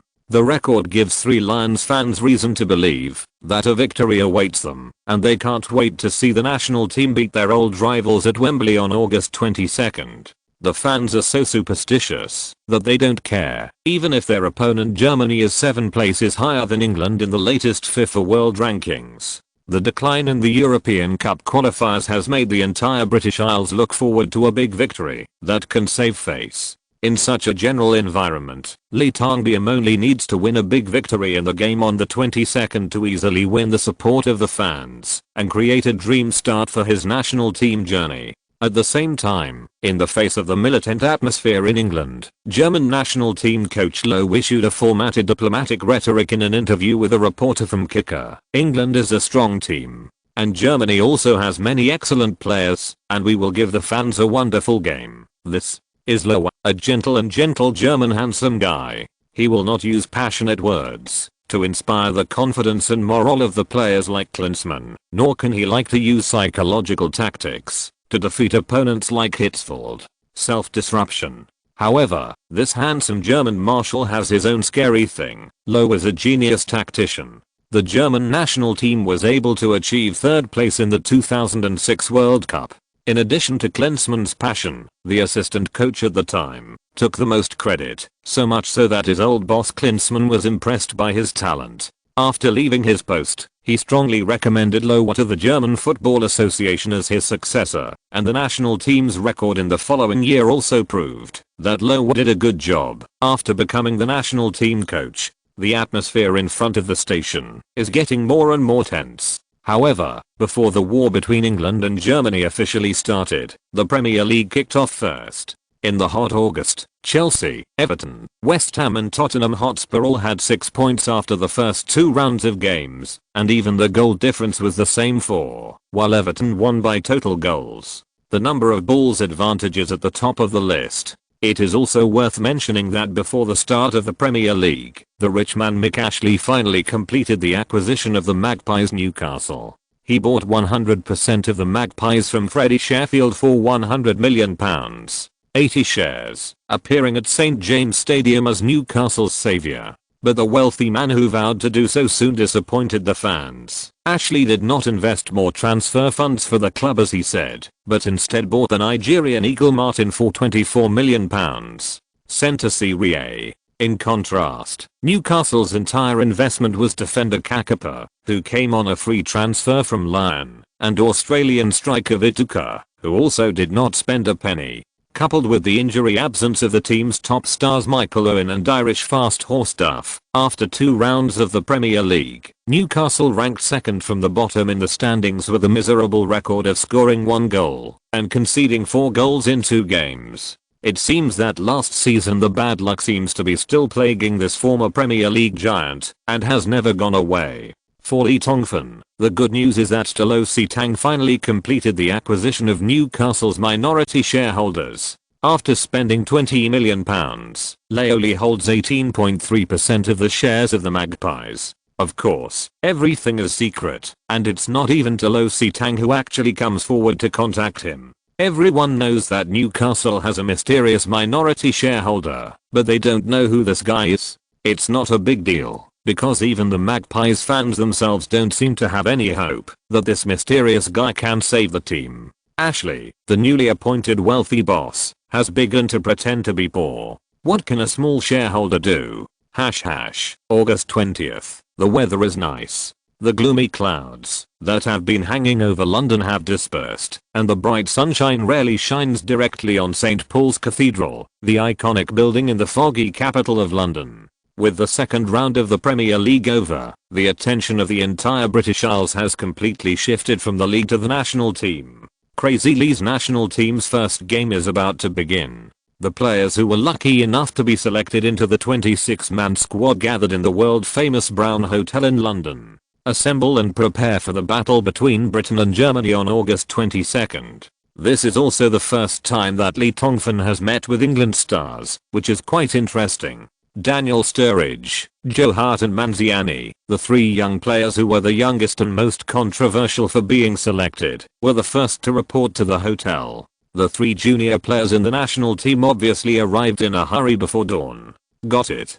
Sturridge and Manziani are obviously 2 rookies, and although Joe Hart looks a little more mature due to his position, when he stands in front of Lee Tongfan, he is no different from the first 2 rookies, with nervous calves. They are all spinning, fearing that if they do something bad, they will offend this superior and miraculous coach and be expelled from the national team. Lee Tongfan patted the shoulders of the 3 of them one by one, with the most pure smile on his face. Some people say that you are not qualified to be selected for the national team. I think that is bullshit. Look, what a great young man. Laoli said. Then he said to the old madman Venables beside him, what I lack is just experience. The old madman understood immediately, and a smile purer than Lee Tongfan appeared on his face, like a devil with pointed ears, a pointed tail, and 3 pointed forks in his hands. His tone was full of temptation. If Madman Lee thinks you are qualified to serve when Great Britain plays football, it will be useless, even if God stands up to oppose it.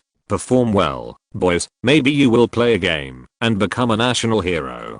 Think about the scene where Wembley Stadium cheers because of you. The cheers and screams of Wembley Stadium. Poor Joe Hart and the other three were trying hard to picture the dream image in their minds, but were instantly fooled by the double act of two lunatics, one old and one young, and dragged their luggage back to the room. Then prepare for the first national team training in the afternoon.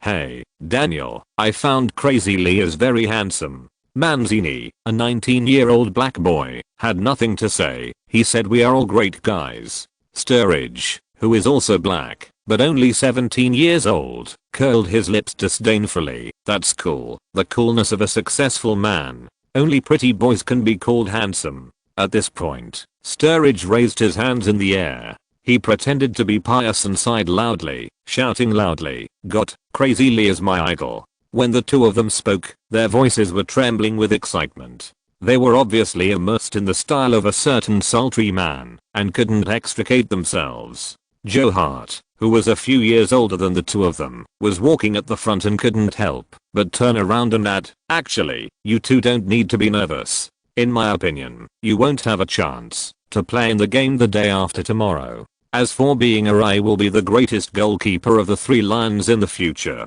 I have great hope.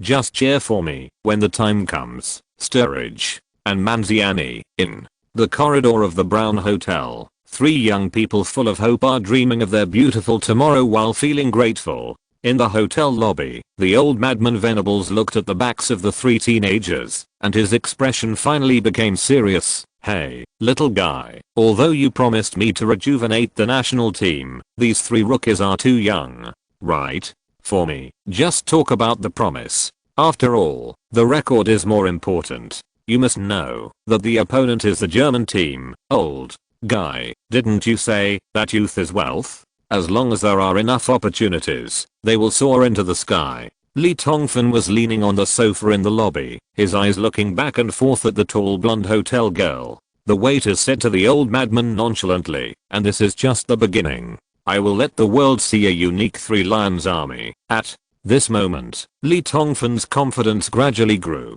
It turned out that after the system was upgraded to FM 2008, so many high potential little monsters would qualify for the English League. Great era, here I come. I stayed up until 3 or 4 o'clock last night and finally coded out more than 6,000 words. Now I'm updating in one breath. In the afternoon, Xiaodao will take the train to Shenzhen to apply for personal files. He will not be back until Saturday, so this chapter will be 6,400 words today.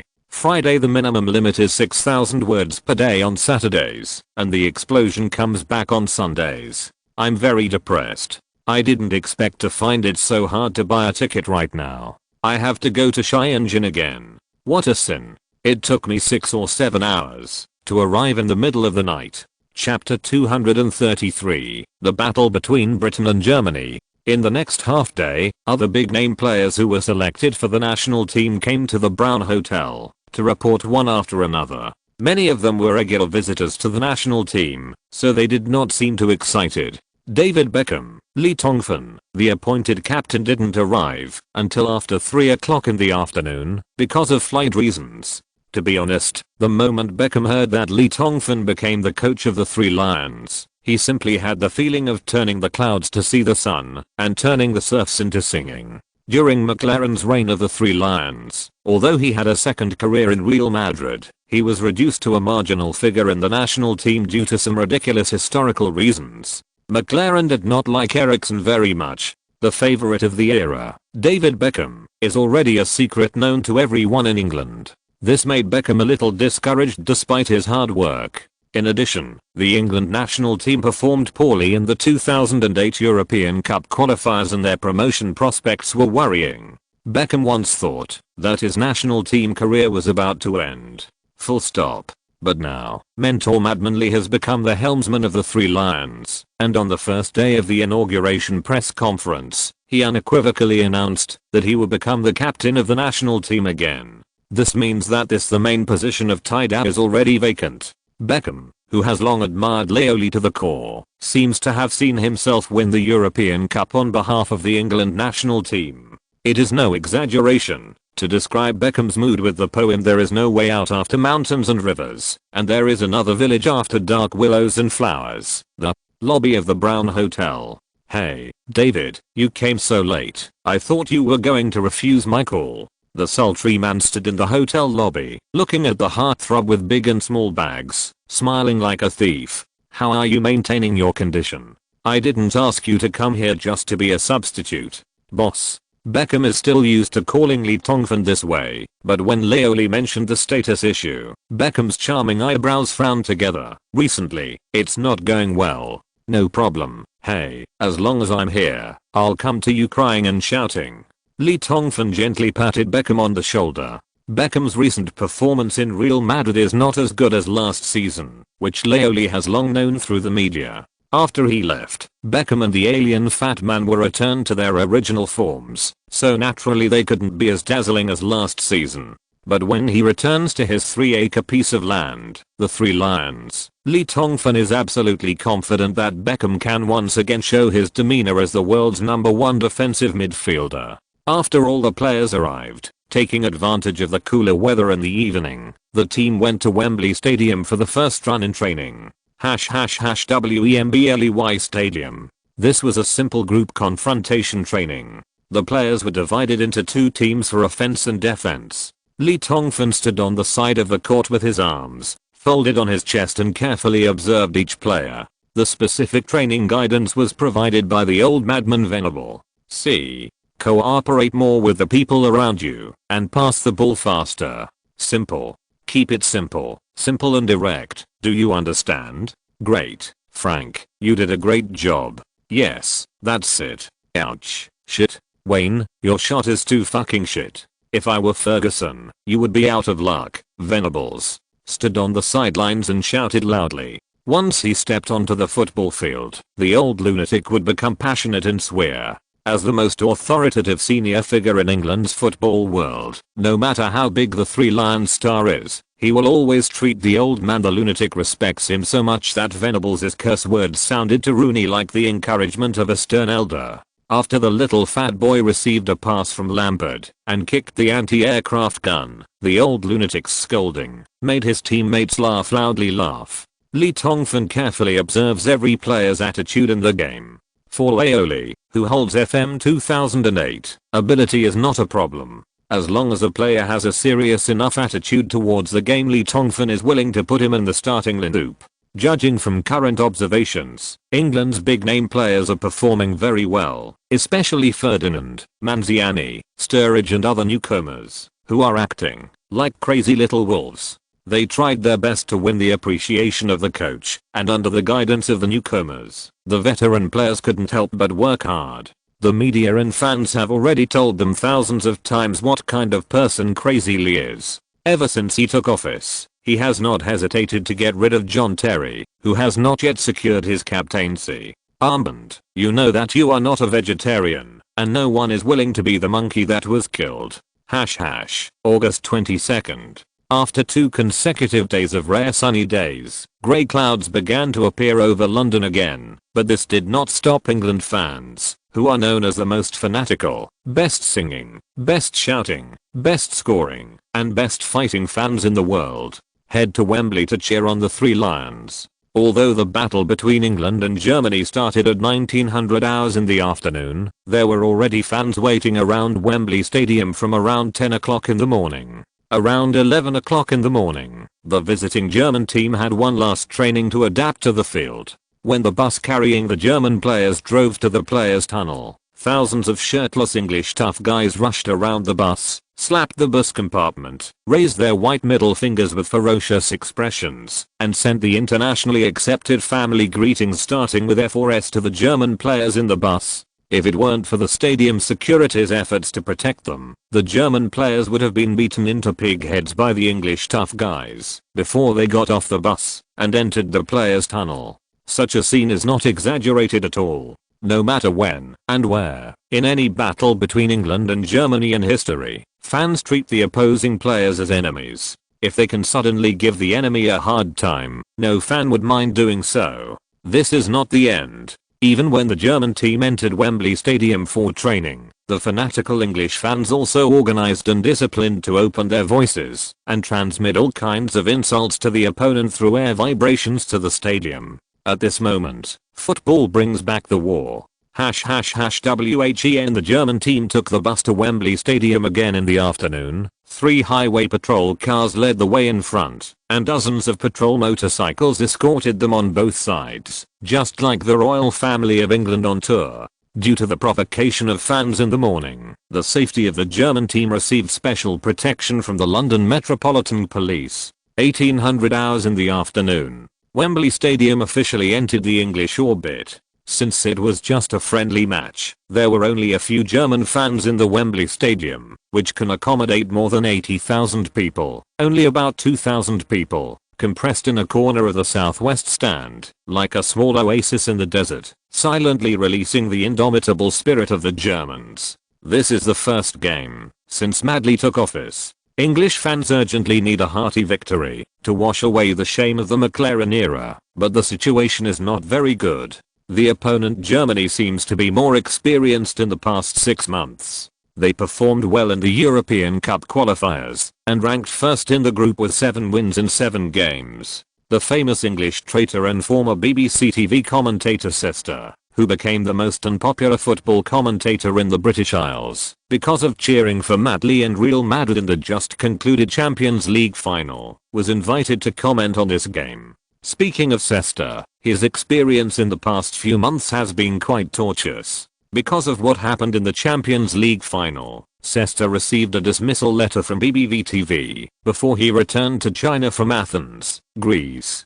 Because his obviously biased commentary in the final angered Arsenal fans, the Gunners fans held a one-day and one-night demonstration in front of the BBC radio building. And because Sester did not repent in the face of reporters' interviews and still insisted on cheering for Madley, his shameless behavior made him elected as England's most unpopular football commentator in the Sun's questionnaire survey. Because of the boycott of fans, Sester could not find a football commentary job that he was good at in more than 20 TV stations in London. However, fate played a little joke on Sester.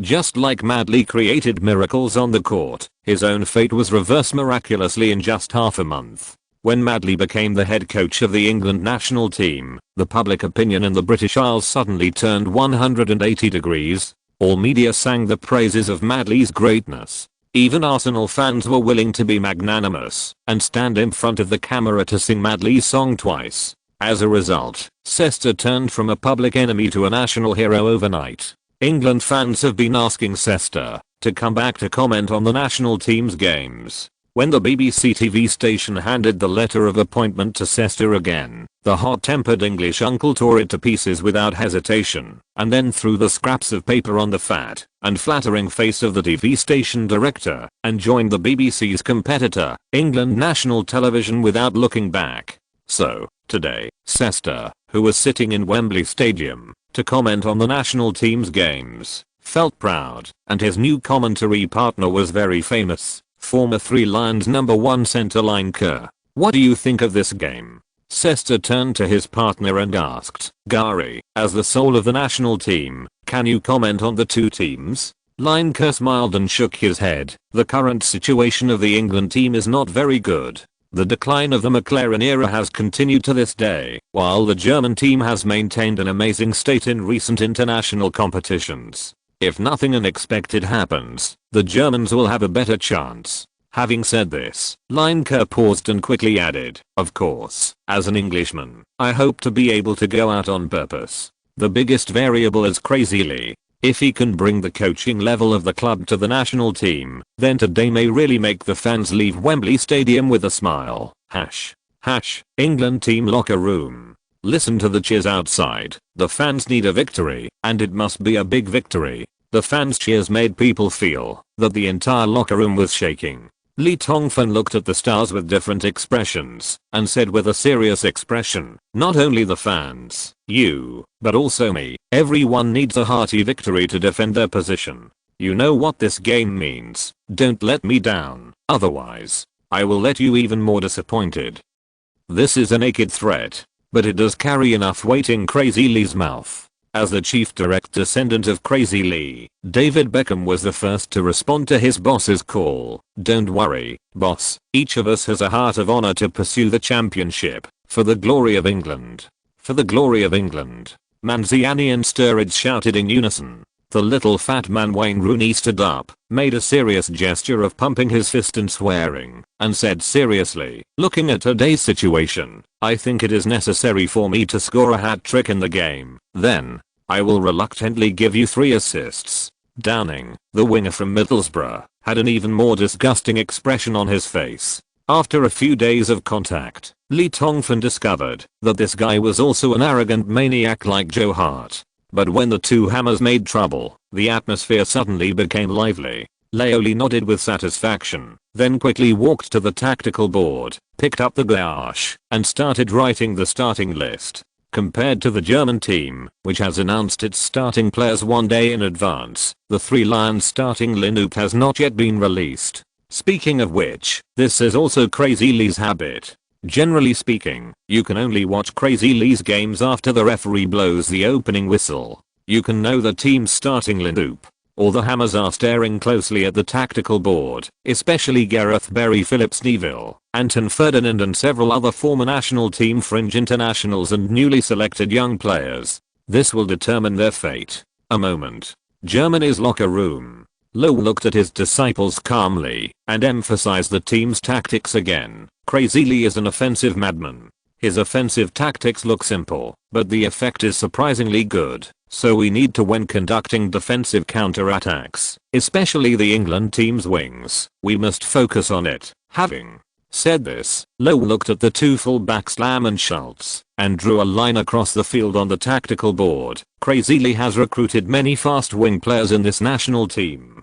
Phillips and Schultz's task is to limit England's side cross tactics, and your range of activities in the first half cannot go beyond this line. The opponent's penetration ability in the middle is not strong. This will be our opportunity. My requirements are: short pass on the ground, the ball should be released quickly, and play more behind the opponent's central defender. #1850. When the referee Stephen Taylor led the players from both sides slowly from the tunnel to the field lawn, the first wave of tsunami broke out at Wembley Stadium, raging like a hurricane from the distant Atlantic Ocean, and even the whole of London began to tremble with the passion football brings.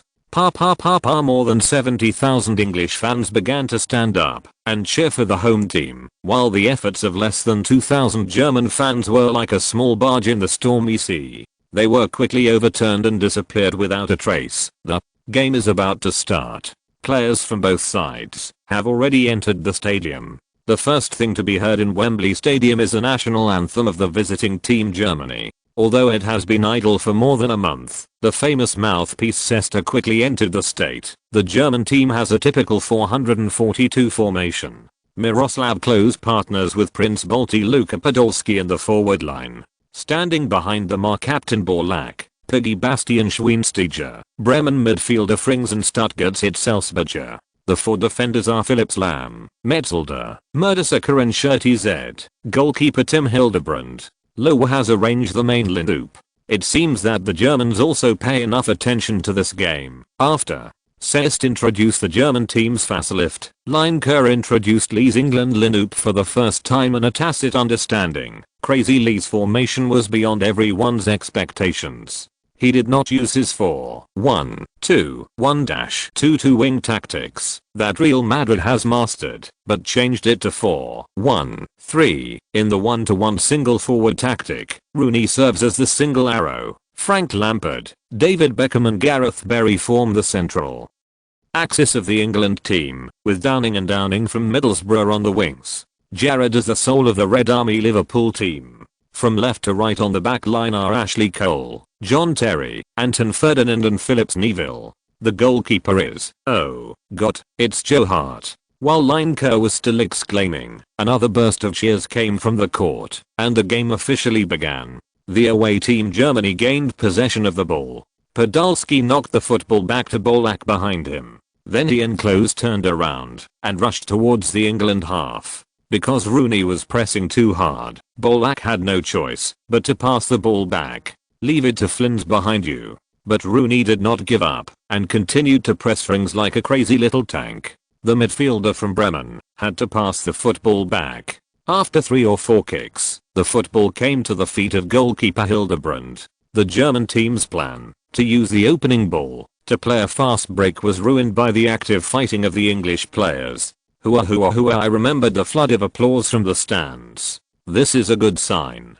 The players are very active. It is completely different from the McLaren era. It seems that Madman Lee has changed the mental outlook of the team in just a few days. He has completely become a worshipper of Lee Tongfan. The reporter says to flattered him at the right time. Gary, what do you think? Lineker was still immersed in the shock that the 20-year-old rookie goalkeeper of the British Championship team Rochdale became the starting goalkeeper of the England national team. It is indeed different from before, but hard work alone is not enough. Nowadays football is not a group of people, a reckless man's game. Joe Hart had only played one Premier League game for Manchester City before. Why did Crazy Lee think he was better than Robinson or James? Crazy Lee's changes were bold, but facing the German team, opponents, veteran players with enough experience are the ones worthy of trust. I don't think that's the case. Sester immediately retorted after hearing this. Young players are the future of England. This is just a friendly match. Only by playing against a strong team like Germany can the young players quickly grow up on the field. In accordance with the requirements of Coach Lowe, the German team players mainly penetrated through the middle and played steadily. The two full-backs Lam and Schultz, who are extremely capable of assisting, both stayed in their own half and focused on defense. But the situation soon exceeded Lowe's expectations. After Crazy Lee cleverly chose 4-1-3-1-1, he not only did not give up his proud winger tactics, but also strengthened England's defense in the middle. Gareth Barry and David Beckham, both the big defensive midfielder, firmly blocked the German team's push tactics from the center. At the same time, the recycling of Lam and Schultz gave England wings Downing and Jared a large amount of space to start sprinting. Frequent crosses made the German team's penalty area agitated. This formation is like a big crab, with a hard thick shell in the middle and sharp pincers on both sides. What's even more cunning is that England's crosses are also very distinctive. All of them are forced to the ground. Such a pass made Mertesacker and Metzelder, who had an obvious height advantage, but a slightly slow pace, complain incessantly. The little fat Rooney made the two German big men suffer a lot with his flexible and coquettish running positions. If German midfielder Friesen hits Elsberger return to the penalty area to support, the cross from the England wing will be knocked back outside the penalty area in an inverted triangle. Lampard and Beckham lurking there are both supermasters of long-range shots. In the first 8 minutes of the game, the two had already obtained an ideal long-range shot opportunity. If Hildebrand hadn't blocked it and fought hard to resolve it, the virginity of the German team's goal has been breached. Sideline. Lowe frowned and had to admit that Madman Lee's refusal to announce the starting lineup had indeed caused trouble for the German team. The 4-1-3-1-1 tactic was also beyond Lowe's expectations. Lowe carefully studied the characteristics of each player in Crazy Lee's 26-man roster.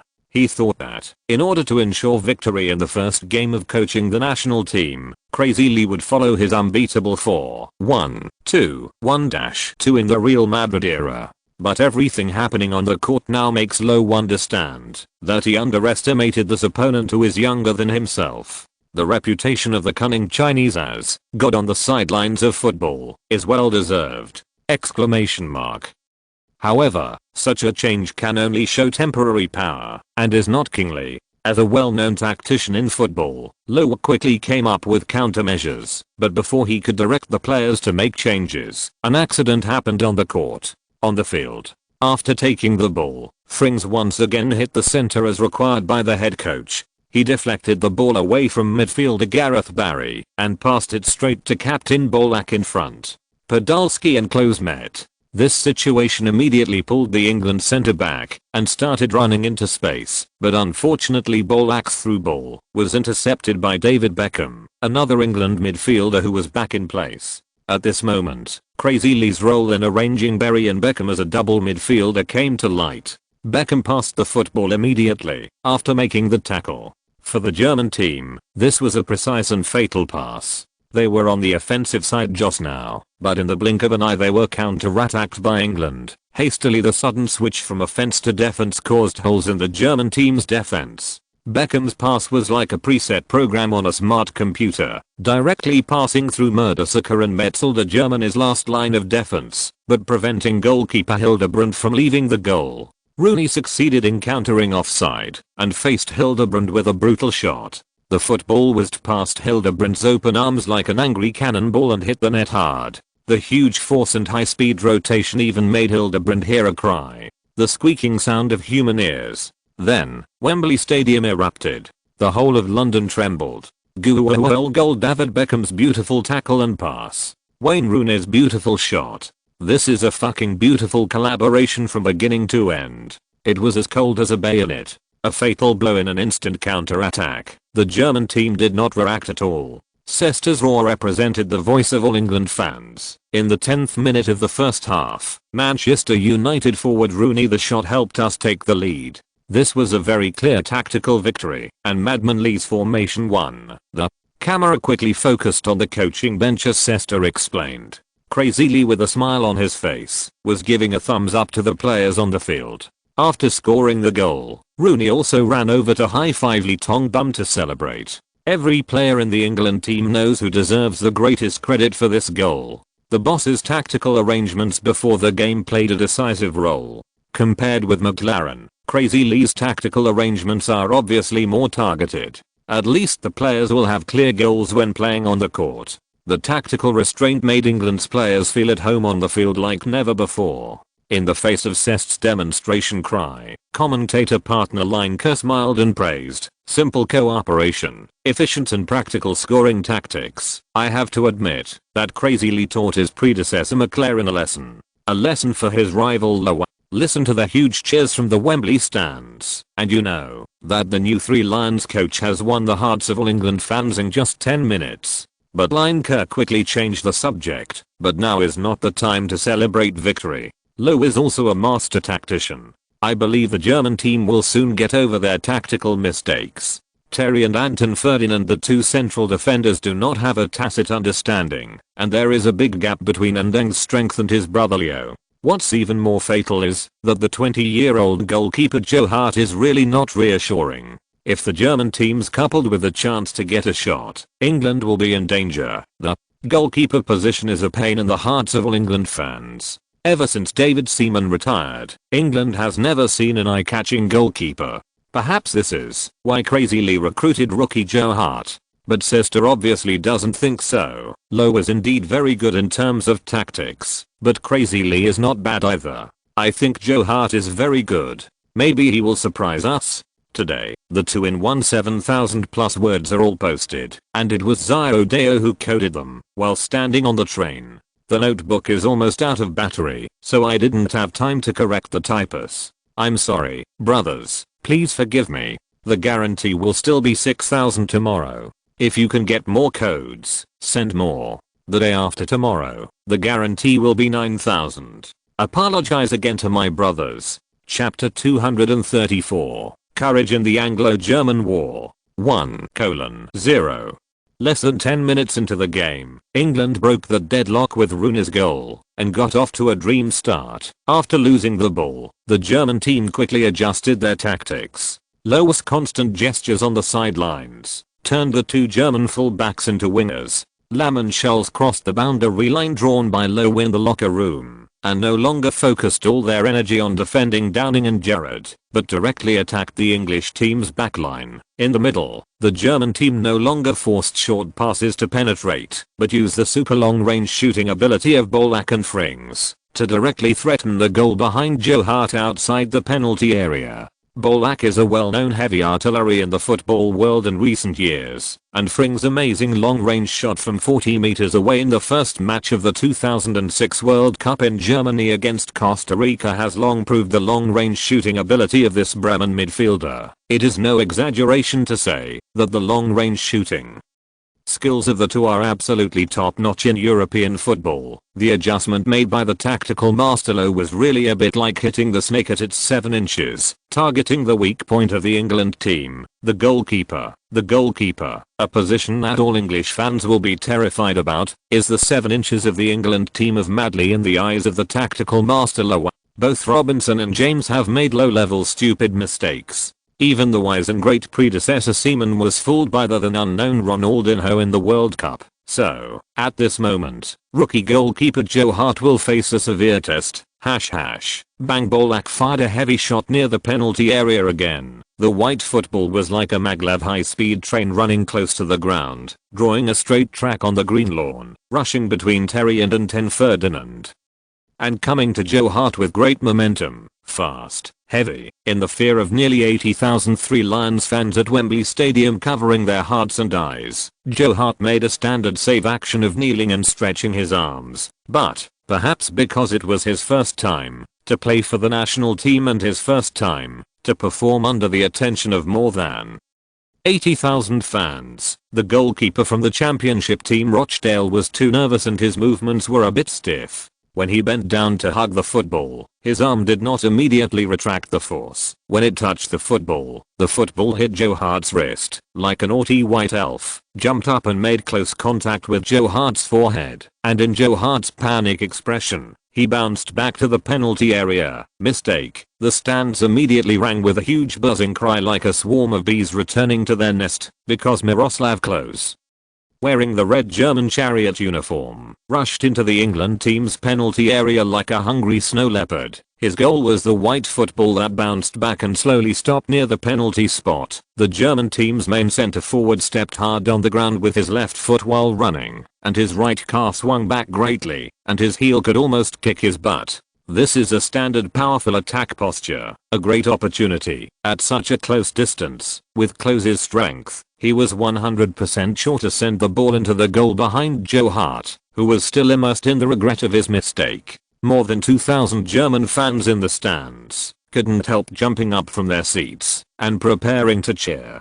Joe Hart in the penalty area staggered and struggled to get up from the ground, which looked ridiculous, but the other foot touched the ball one step ahead. Terry's foot. The captain of the Blues made a timely sliding tackle before Klose shot and kicked the ball out of the baseline from the diagonal back with his own foot. Klose hurriedly retracted his foot in a hurry, but it should be Terry's back. Force. The referee Stephen Taylor blew the whistle, pointed his right hand near the corner kick area, and the German team won a corner kick. Joe Hart made a mistake. Klose scored. Danger, danger, danger. John Terry, the captain of the national team in the McLaren era, saved the England team. This time line curled before Cester. Crazy Lee's flaw was caught by Lower. In such a game, choosing a young player with almost no experience in top league football to guard the goal is too unwise. Cester couldn't refute, because although Bolak's shot just now was very powerful, the angle was very straight, almost directly shot into Joe Hart's arms, and Joe Hart still made a mistake with such a shot. Did Crazy Lee really make a mistake this time? There was a roar of applause from the stands, and the hero enjoying the applause was John Terry, this central defender, who had his captain's armband stripped off as soon as Madman Lee came on stage. Won the love of the Three Lions fans with his strength and attitude. As for Joe Hart, it was the fans most lenient not to let the little guy taste the strong booze for such a low-level mistake. Sidelines. The first one to yell at the field was not Lee Tongfan, but Sturridge and Mancini. The two black guys rushed to the baseline and shouted, "Hey, Hart, hey, you lucky guy who got the chance to start. What the hell are you doing? You claim to be the greatest number one goalkeeper of the England team in the future. How can you make such a mistake? If your feet are weak, then let me, the great England number one defender Manziani, keep the goal for you." On the field, Joe Hart wiped the cold sweat from his forehead with lingering fear. An invisible pressure slowly came down on him like a mountain. Just as he was about to apologize to his teammates, he heard Sturridge and Mancini on the sidelines. "NI" yelled, and the two guys shamelessly used a bunch of modifiers such as the greatest 20th to describe themselves. As a result, the England fans near the corner area immediately burst into good-natured laughter. Broken, Manziani and Sturridge, who were overly excited, realized that they were not shouting such words in a closed hotel room in front of more than 80,000 fans and 200 media. They probably would have become famous without playing football. Already, the black guys returned to the bench with red faces and thick necks, and covered their faces with hats. However, Joe Hart suddenly felt a lot more relaxed after Sturridge and Manziani made such a fuss. The rookie man mustered up the courage to secretly look near the coaching bench on the sidelines and found that the boss, Madman Lee, was looking at him. "Give yourself a thumbs up." Joe Hart looked around, and after confirming that the boss was indeed giving a thumbs up to him, and not Terry or anyone else, his heart finally returned to his stomach, and soon he heard the boss shouting from the sidelines, "Hart, relax, you are a great guy, relax." The following words were drowned out by the shouts and songs of the fans, but for Joe Hart, this was enough. "Yes, I'm a great guy." Joe Hart, who finally let go of all the pressure, spat on his gloves, then rubbed them fiercely, looking firmly at the corner area. German midfielder Frings stood behind the football and was about to take the corner kick. Players from both sides of the penalty area were pushing and shoving each other. Captain David Beckham patted Joe Hart on the shoulder. "Relax, don't let the boss down, Joe." Hart nodded seriously. Boom. Frings' corner kick went straight to the back corner of England's goal. Murdersack barely managed to get the ball back to the center of the penalty area in the battle with Anton Ferdinand. Miroslav Klose, who had just missed the chance to shoot, tried to save Terry, marking, leaping high to attack the goal with a header. Since Mordsack's counter-attack was very weak and there was no way to leverage it, Klose had no choice but to use an angle to win. The football touched Klose's forehead lightly and drew a high parabola in the air. It bypassed the head of Phillips Neville, who was desperately provoking it, and landed gracefully towards the upper right corner of the goal. Danger. Klose's header chose the far corner. Got. Neville went over. Joe Hart? Yes. Nice save. Joe Hart's reaction soon. He picked the football off, just as it was about to fall into the goal. Amazing jumping ability. Sester finally found a chance to refute Lineker. Joe Hart has the ability to become a crazy. Lee has never misjudged the potential of a top goalkeeper. Lineker didn't mind. He is a good young man. If he can get enough opportunities to exercise, his future is worth looking forward to. Okay, I admit it. You won. Crazy. Lee won. Sester corrected point on the field. After Joe Hart picked off the football, he immediately threw the ball and launched an attack. Unfortunately, when Tang Ning broke through, he was sent out of the boundary with the ball by Germany's left back Schultz at the cost of a yellow card. The applause from the stands rang out again. This time it was finally the rookie goalkeeper's turn to enjoy the cheers of the fans. His first successful save made Joe Hart instantly full of confidence, and all the pressure disappeared in an instant. In world football, there are many players who are competition-oriented players. Maybe in ordinary games, their performance is not impressive, but at critical moments, they will always burst out with impressive energy, and Joe Hart is obviously just such a player. After successfully saving Klose's difficult header and getting over the initial discomfort and nervousness, the rookie goalkeeper played more and more smoothly in the following games. Frings. Long shot from outside the penalty area. The football flew to the far corner of the goal with strong spin. Danger. Joe Hart, beautiful saving action, jumped up and lifted the football over the baseline. It's Joe Hart again. It's him again. Klose's close shot was incredibly held down by the 20-year-old youngster. A great save. Joe Hart saved Philip Nesweer's life was saved, and it was his mistake that gave the German team a chance. Prince Bolte held his head in annoyance. It was unbelievable that his high-quality long-range shot was saved by the England team's rookie goalkeeper. This is really surprising. How did Madman Lee find out that this guy who has never played a game has been saved? The goalkeeper of Rochdale in the top league. Joe Hart is fully qualified to become the main force of the Giants. Sideline. Lowas. Brows furrowed tighter and tighter. The master tactician found that he had made another mistake. England's 7 inches didn't seem to be with the goalkeeper. To be honest, Joe Hart's performance makes it difficult for Lowa to associate him with a goalkeeper from a British Championship team. How did Crazy Lee discover him? Just before taking office, in such an important international event for England. How much courage does it take to use a young player who has not proven himself? Chapter 1 is here. Code the second chapter at a very fast speed. It should be out around 10:30. Chapter 235. The battle between Britain and Germany. Leo Lee didn't know what the handsome Uncle Lowa was thinking. The sultry man was fully enjoying the admiring gaze of the old Madman Venables. When Lee Tongfan recruited Joe Hart to join the national team, the old madman had bluntly opposed it. Venables believed that other positions young people can be trusted, but the position of goalkeeper is too special in England. If it is not handled well, it will become a negative example and be famous for future generations. Of course, Lee Tongfan knew that the old madman was considering his prestige in the national team, because as the national team coach, as long as he makes any mistakes, he will be scolded by the all-pervasive English paparazzi. But Leoli is not worried about this, because the upgraded FM 2008 scouting tool clearly shows that Joe Hart has the potential of 182. Although the current ability of 130 is a bit lower, the training will definitely be the main force of the wealthy, not to mention the potential in the football world. According to the report, 20-year-old Joe Hart also has another gorgeous attribute that cannot be ignored: a competitive player. This valuable attribute allows Lee Tongfan to use him with confidence in the battle between England and Germany.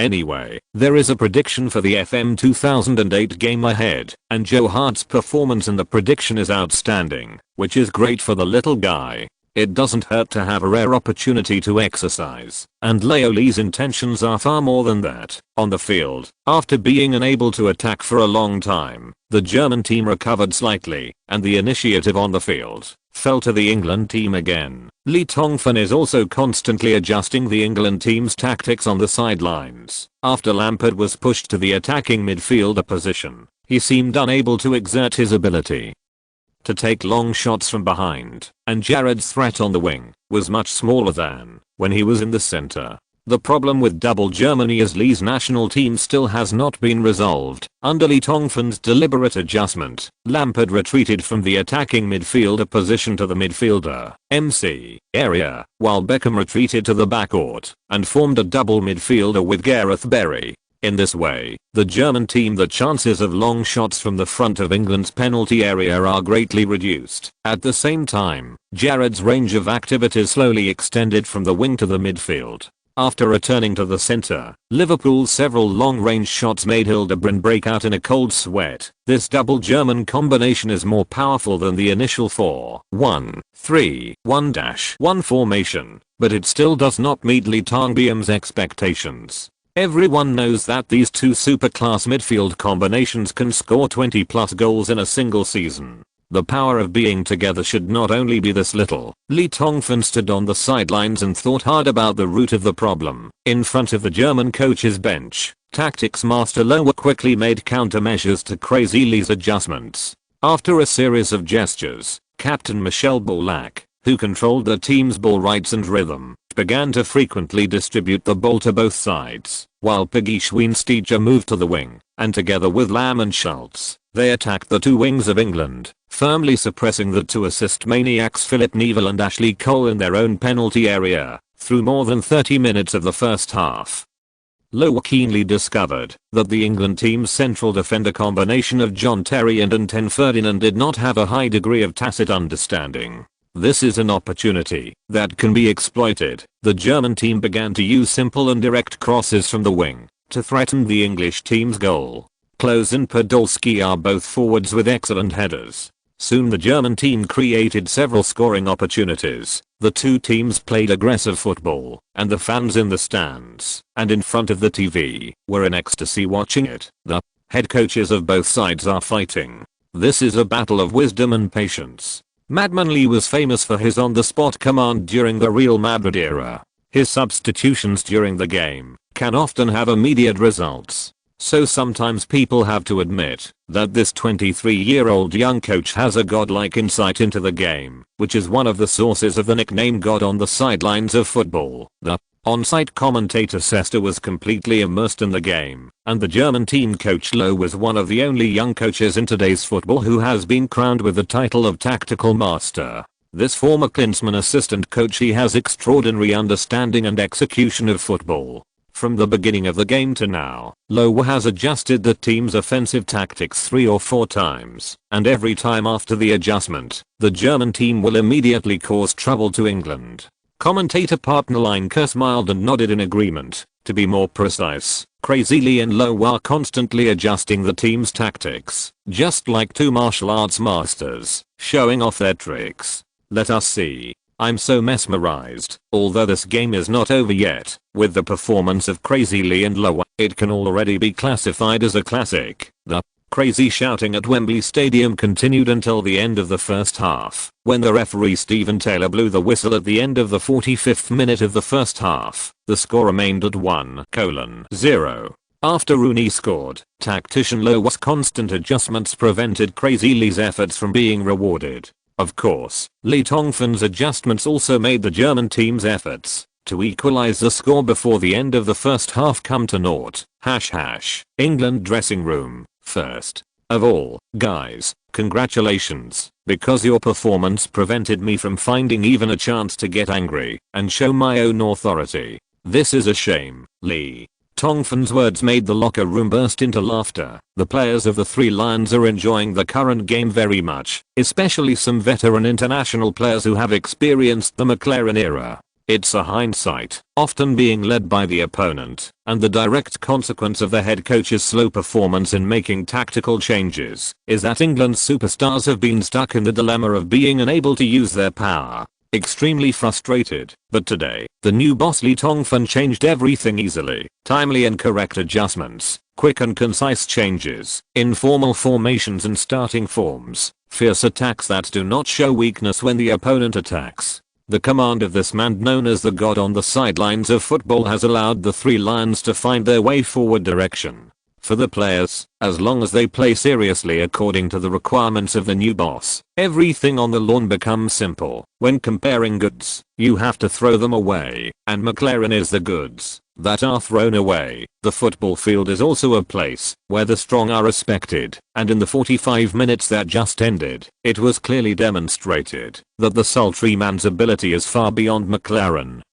And the superstars of the Three Lions have subconsciously begun to sincerely accept its arrangements for a new boss who is even younger than myself. And in the German dressing room opposite, the atmosphere was not lively, but it was definitely not boring. One goal behind did not disappoint the German soldiers.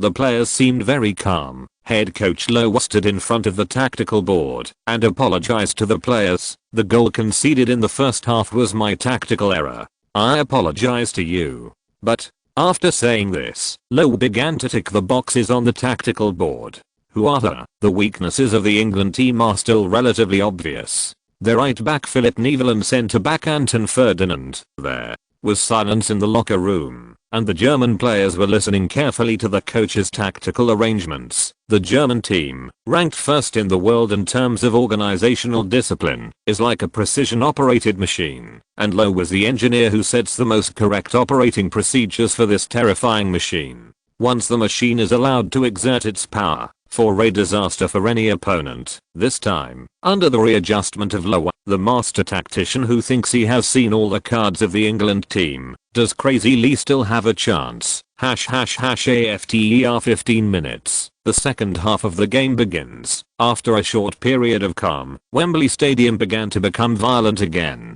The strong and beautiful English men and women who got 15 minutes of rest regained their energy and began to cheer hard for the team in the stands again. Compared with the McLaren era, Lee's Three Lions' completely different performance in the first half made the fans even crazier. Of course, it would be even better if they could score a few more goals. Goals.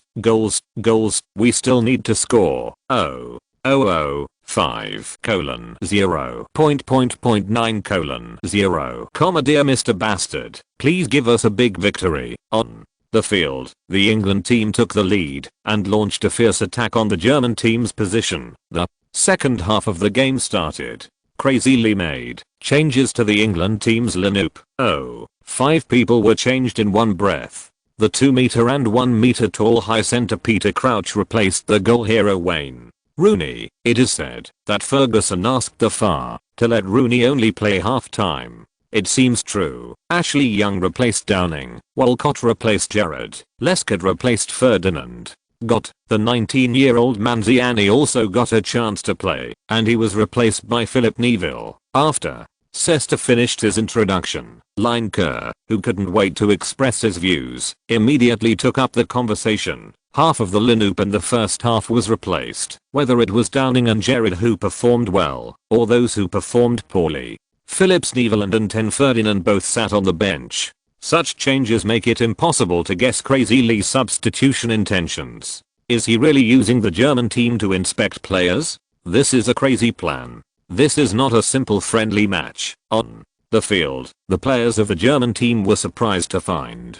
that Crazy Lee's crazy substitutions made everything Coach Lowe did in the midfield locker room in vain. Ferdinand and Philip Neville, two men who were regarded as weaknesses, were both in vain. What should I do if I disappear from the field? When the players turned their attention to the sidelines, they found that Lowe made several gestures in succession, and the meaning was obvious. Continue to play according to the arrangement. After a few minutes of testing, the German team understood Lowe's intention, because they soon discovered that the new players Lescott and Manziani seemed to be easier to deal with than the already retired and Ten Ferdinand and Phillips Neville a little. These two guys are both rookies on the national team. The 24-year-old Lescott has only been selected for the U21 national team twice before, while the 19-year-old Manziani has been isolated from the England national team at all levels. His position in the club is a central defender, but he was replaced by Lee Tongfan. Put it in the right back position.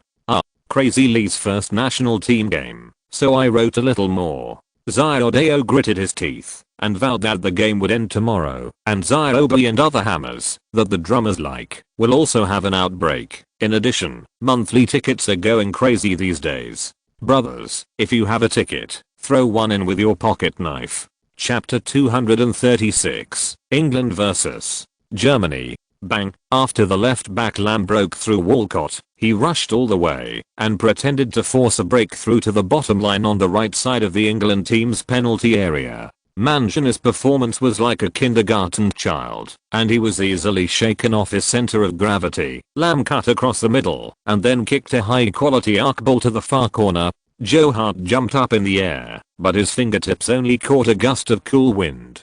The football hit the intersection of the crossbar and the uprights and flew out of the bottom line. Danger. Amid the exclamations of the English fans standing up and holding their heads, the elf Stuart Little Lamb rubbed his wet hair with regret and ran back to his position. About 10 minutes into the second half, the German machine strictly followed the program set by head coach Lowe during the halftime break. Mangiani and Lescott were hit by German players again and again, and they were under the greatest pressure. The performances of the two were different. Although the 24-year-old Lescott had never played for the England team before, he had accumulated rich game experience in a Premier League powerhouse like Everton, and his physical condition was excellent. With the help of his big brother Terry, he gradually stabilized his position. In comparison, the 19-year-old boy Manziani's answer sheet was much worse. The right back who was loaned to Wolves by Chelsea obviously did not adapt to such a high-intensity game quickly, and was soon beaten into a sieve by Lamb and Schweinsteiger. In the past 10 minutes, the threatening offensive of the German team was basically launched on the right. This scene made the fans in the stands, who had relaxed a little, jump to their throats again. Facing such a tenacious opponent like Germany, the 3:0 advantage could not make people completely relieved, not to mention that the England team only had a 1-goal lead. Gradually, the English strong men and beautiful women in the stands of Wembley Stadium stood up from their seats, clapping anxiously and nervously, cheering for the players. In the first 10 minutes of the second half, England was at an absolute disadvantage. Madley's substitutions helped Germany's offensive. Manziani was too young. Commentator Lineker also began to get anxious. If Madley's starting lineup in the first half made Lowe accidentally fall into a trap, then in the second half, the German coach had obviously climbed out of the trap and used his superior tactical ability to give Madley a blow. In the contest between the two head coaches, the balance of victory is slowly tilting towards the Germans. On the field, the players of the England team gradually felt something was wrong. The aggressive and targeted attack of the German team made the Three Lions exhausted.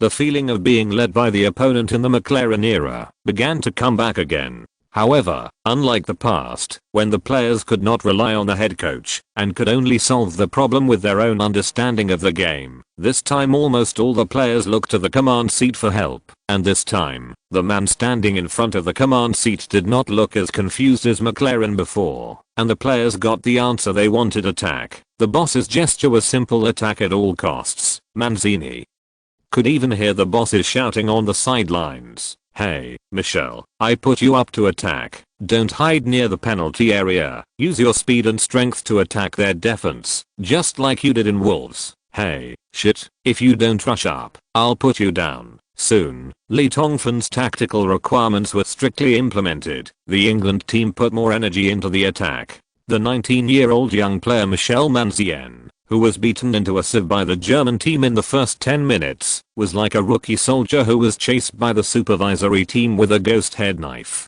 He rushed forward with a ferocious face and heavy breathing. The situation improved a little, although the German team's offensive was still fierce. England also created many opportunities through its own efforts. The game situation became a battle of patience and carefulness. As long as either side made a mistake first, they would instantly fall into an irreparable situation. In fact, at this moment, apart from asking the team to attack with all their strength, Lee Tongfan did not have a good way to crack Lowa's tactics. Although he had known the trend of the game through the simulation of FM 2008, the speed of change, and on-the-spot command ability of the tactical master Lowa were obviously far higher than Leoli. If it were not for the help of FM 2008, it is estimated that Lee Tongfan would have lost to Low in the first half. Since he can't match Low in adaptability, the only thing Lee Tongfan can do now is to ensure that England will not fall into the rhythm of Germany. There is only one way, that is to give up England's defense and fight Germany with reckless offense.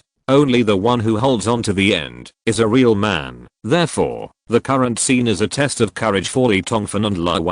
Whoever can't stand the pressure of the opponent's offense first and chooses to defend will undoubtedly become the loser. The brave wins when they meet on a narrow road. However, Lug was obviously very confident in the offensive power of the German team, so he did not make any adjustments, and Lee Tongfan is more confident than Lug because the moment of scoring is coming. ###the suppression of England's right wing in the first 10 minutes made Ram feel a little overconfident. When Bastian Schweinsteiger got the ball, the little elf mouse did not hesitate to insert it along the sideline. At this time, he was forced by Madman Lee. The young player Mancini, who went to the front court, had not had time to retreat to the back line of defense. Schweinsteiger clearly saw Lam's movement and immediately passed the ball straight to Lam with a fake move to shake off Lampard's defense. Unfortunately, they had already played this kind of cooperation 7 or 8 times in the first 10 minutes. Easily spotted by England midfielder David Beckham. Beckham blocked the passing route before watching Schweinsteiger pass the ball.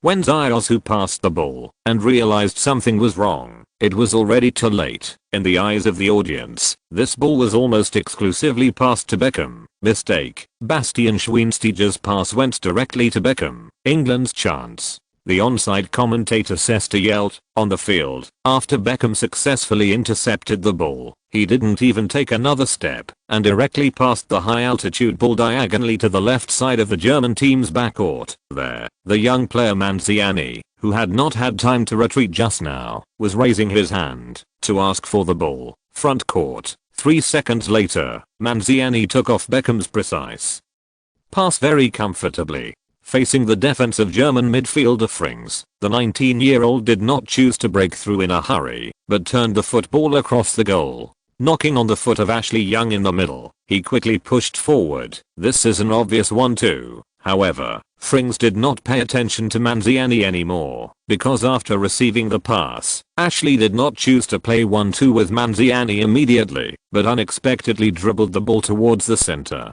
Tell the dribbling to advance. There is the gap left by Frings to defend Mancini. Ashley was so fast that Frings couldn't catch up. Another German midfielder, Hitzelsberger, rushed to help defend. Even centre-back Mertesack started to move forward, always ready to support teammates. Ashley Young was quickly surrounded by 3 or 4 players from the German team. Ashley Young was too sticky to the ball and dribbled too much. England's hard-earned counter-attack opportunity was wasted by the Aston Villa winger. Before Lineker could finish his words, suddenly his tone changed, and he screamed loudly, "Huh? What's going on?" Ashley Young passed the ball. Got a wonderful diagonal pass. The football passed between Hitzelsberg's legs. He ran out on the field. After attracting many defenders of the German team, Ashley Young suddenly made a very concealed toe stab. The football accelerated and slipped out of the wicket of Hitzelsberg and went straight to the left side of the German team road where the young player Manzini, who has been ignored, has stepped out of the gap. As Ashley Young's sudden advance disrupted the German team's rhythm, the penalty area was already in chaos. Lam, who stepped forward to assist, had not yet retreated, so Metzelder had to take the centre-back position. Run out of the penalty area to defend Manziani. Done. As soon as Metzelder came out, Manziani stopped sticking to the ball and passed directly into the penalty area at a 45-degree angle. England's 2.01 meter high centre Peter Crouch stood out like a big flag. Standing in the German team's penalty area, there is no German team centre defender around him to defend him. Danger. It was too late for Hildebrand to attack, so he had to lower his center of gravity immediately and wait for his opponent to shoot. However, Crouch did not attack the goal directly, but used a very standard lion's head to gently rub the football behind him. Lampard, who followed closely in the middle, did not wait for the football to hit the ground and fired angrily at the ball. So fast, a white lightning flashed in midair and headed straight towards the center of the goal. German goalkeeper Hildebrand was completely unable to capture the trajectory of the football, so he had to subconsciously jump up and punch. Then the back of his hand suddenly seemed to be hit by a cannonball, and it bounced out hard and hit the crossbar of the goal. It was a huge force. Hildebrand was unable to maintain her balance in the air and fell directly into the goal. However, for Hildebrand, it didn't matter if he fell hard 10 times because his subconscious reaction miraculously blocked Lampard's powerful slam. Clever pass from Manziani. Crouch. Lampard. Shot. Got. Unbelievable. Hildebrand saved it. It was a Banksy great save. Is England's attack over? Lineker in the commentary box became as passionate as Sester and shouted out first. The ball flew out of the penalty area. Let's see who gets it first. To the football player, who chose to shoot directly on the field. Boom. The sound of a vigorous force hitting the football resounded throughout the stadium, instantly drowning out everyone's exclamations and screams. More than 40 meters away from the German team's goal, the figure wearing the England team's number 7 uniform shot vigorously at the flying ball. The white football stayed on his instep for 0.01 seconds, and then like a missile that was suddenly ignited and launched, it disappeared from everyone's sight. It wasn't until the broadcast camera cut to the German team's goal that I realized that the football had been tightly attached to the net and spinning continuously. The ball went in after a second or two of silence at Wembley Stadium. Sester was the first to react. Goal. David Beckham, the new captain of the Three Lions, made an incredible long shot, a real world wave. From his interception of the ball in the backcourt to his forward run to the front court shot, it took less than a minute. This was a complete performance from the captain. This is the captain's moment. The great number 7 is back. Don't scold me. There is one more chapter. The game is over. Please vote for me. If you're listening to this novel on a channel other than Fanfic World, it means they downloaded and uploaded it without effort. We cordially invite you to visit our channel, Mundo Fanfic Novelos. There you'll find the original version of this story and you can explore many other novels of various genres. We're waiting for you to immerse yourself in a world of incredible novels. Chapter 237 Great Victory in the Anglo-German War. Sorry, I wrote a little too much about this game without realizing it. Mainly because of factors such as the Great War between England and Germany, the first battle of the national team, and at the same time there are a few little monsters that will be used in the future to be introduced, and the subsequent European Cup qualifiers are all weak teams, so they will be written quickly, so it took a little more pen and ink. This season when coaching the national team, there will be very few games. But this time is special. Bow and apologize again! Exclamation mark. In Real Madrid's warm-up match at the beginning of the season, Beckham's performance was not good. He started 4 times in 5 games without assists or goals, so that Real Madrid's new coach Capello had to put him on the bench. Commentator Sesta is obviously familiar with Beckham's situation in La Liga, but once under the command of Crazy Lee, Beckham recovered to the level of last season in just over 60 minutes and faced the German team. Against such a tough opponent, David's super performance of scoring one goal and assisting others made those critics who questioned Crazy Lee's nepotism shut their mouths in shame. Partner Gary Lineker agreed with this and said with a smile, "Actually, it's not just Beckham. Ronaldo, an alien who scored goals under Crazy Lee last season like chopping vegetables and melons, also performed in the warm-up match. Not very good. Maybe Capello should learn from what Crazy Lee used the two, but will the proud Italian learn from a junior?" There was only one voice at Wembley Stadium at the moment, and more than 70,000 people chanted the hero's name in unison. David. David. David. David Beckham. After scoring the goal, Beckham was also extremely excited. After hugging his teammates, he ran all the way to the sidelines, picked up Lee Tongfan by the waist, and spun him around twice. Leo Lee felt like the world was spinning before his eyes. This action was a common method used by Real Madrid's Hammers last season to thank their boss. After scoring a goal, Leo Lee would be dizzy for a long time every time he was spun by the Hammers. At this time, Beckham used such an action to express his gratitude to Lee Tongfan. For a time, whether it was Ziobe or Leo Lee, both of them felt a little different from each other. The game continues. Beckham's goal exceeded Lowe's estimation, but the tactician master did not make any further adjustments to the German team's tactics. At this point in the game, the German team was forced to a dead end and had no choice but to attack choose point. Although it is just a friendly match, the special nature of the war between England and Germany makes it difficult for either side to bear the consequences of failure. In the 75th minute, Lowe made adjustments to the German team's lineup.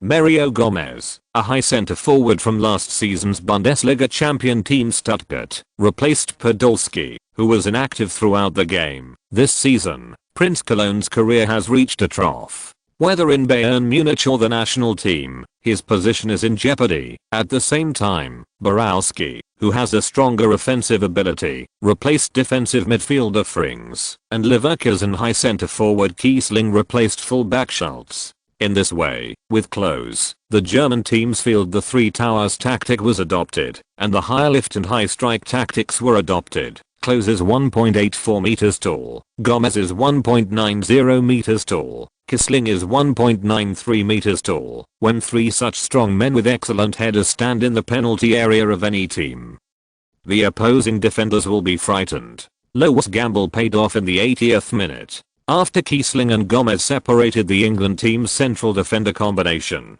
Klose, who is relatively short, grabbed a header before Joe Hart attacked, and finally knocked on the England team's goal. Assisting Crozier was his Bayern teammate Philipp Lahm. Ram once again easily broke through the 19-year-old Wolves youngster Manziani on the right wing and received an assist! 2:1! Germany gets a goal back. After scoring, Klose excitedly celebrated with his signature somersault, and Lowe also jumped up and waved his fist on the sidelines. This is really ironic. The German team used the long pass that England is good at to score England's goal.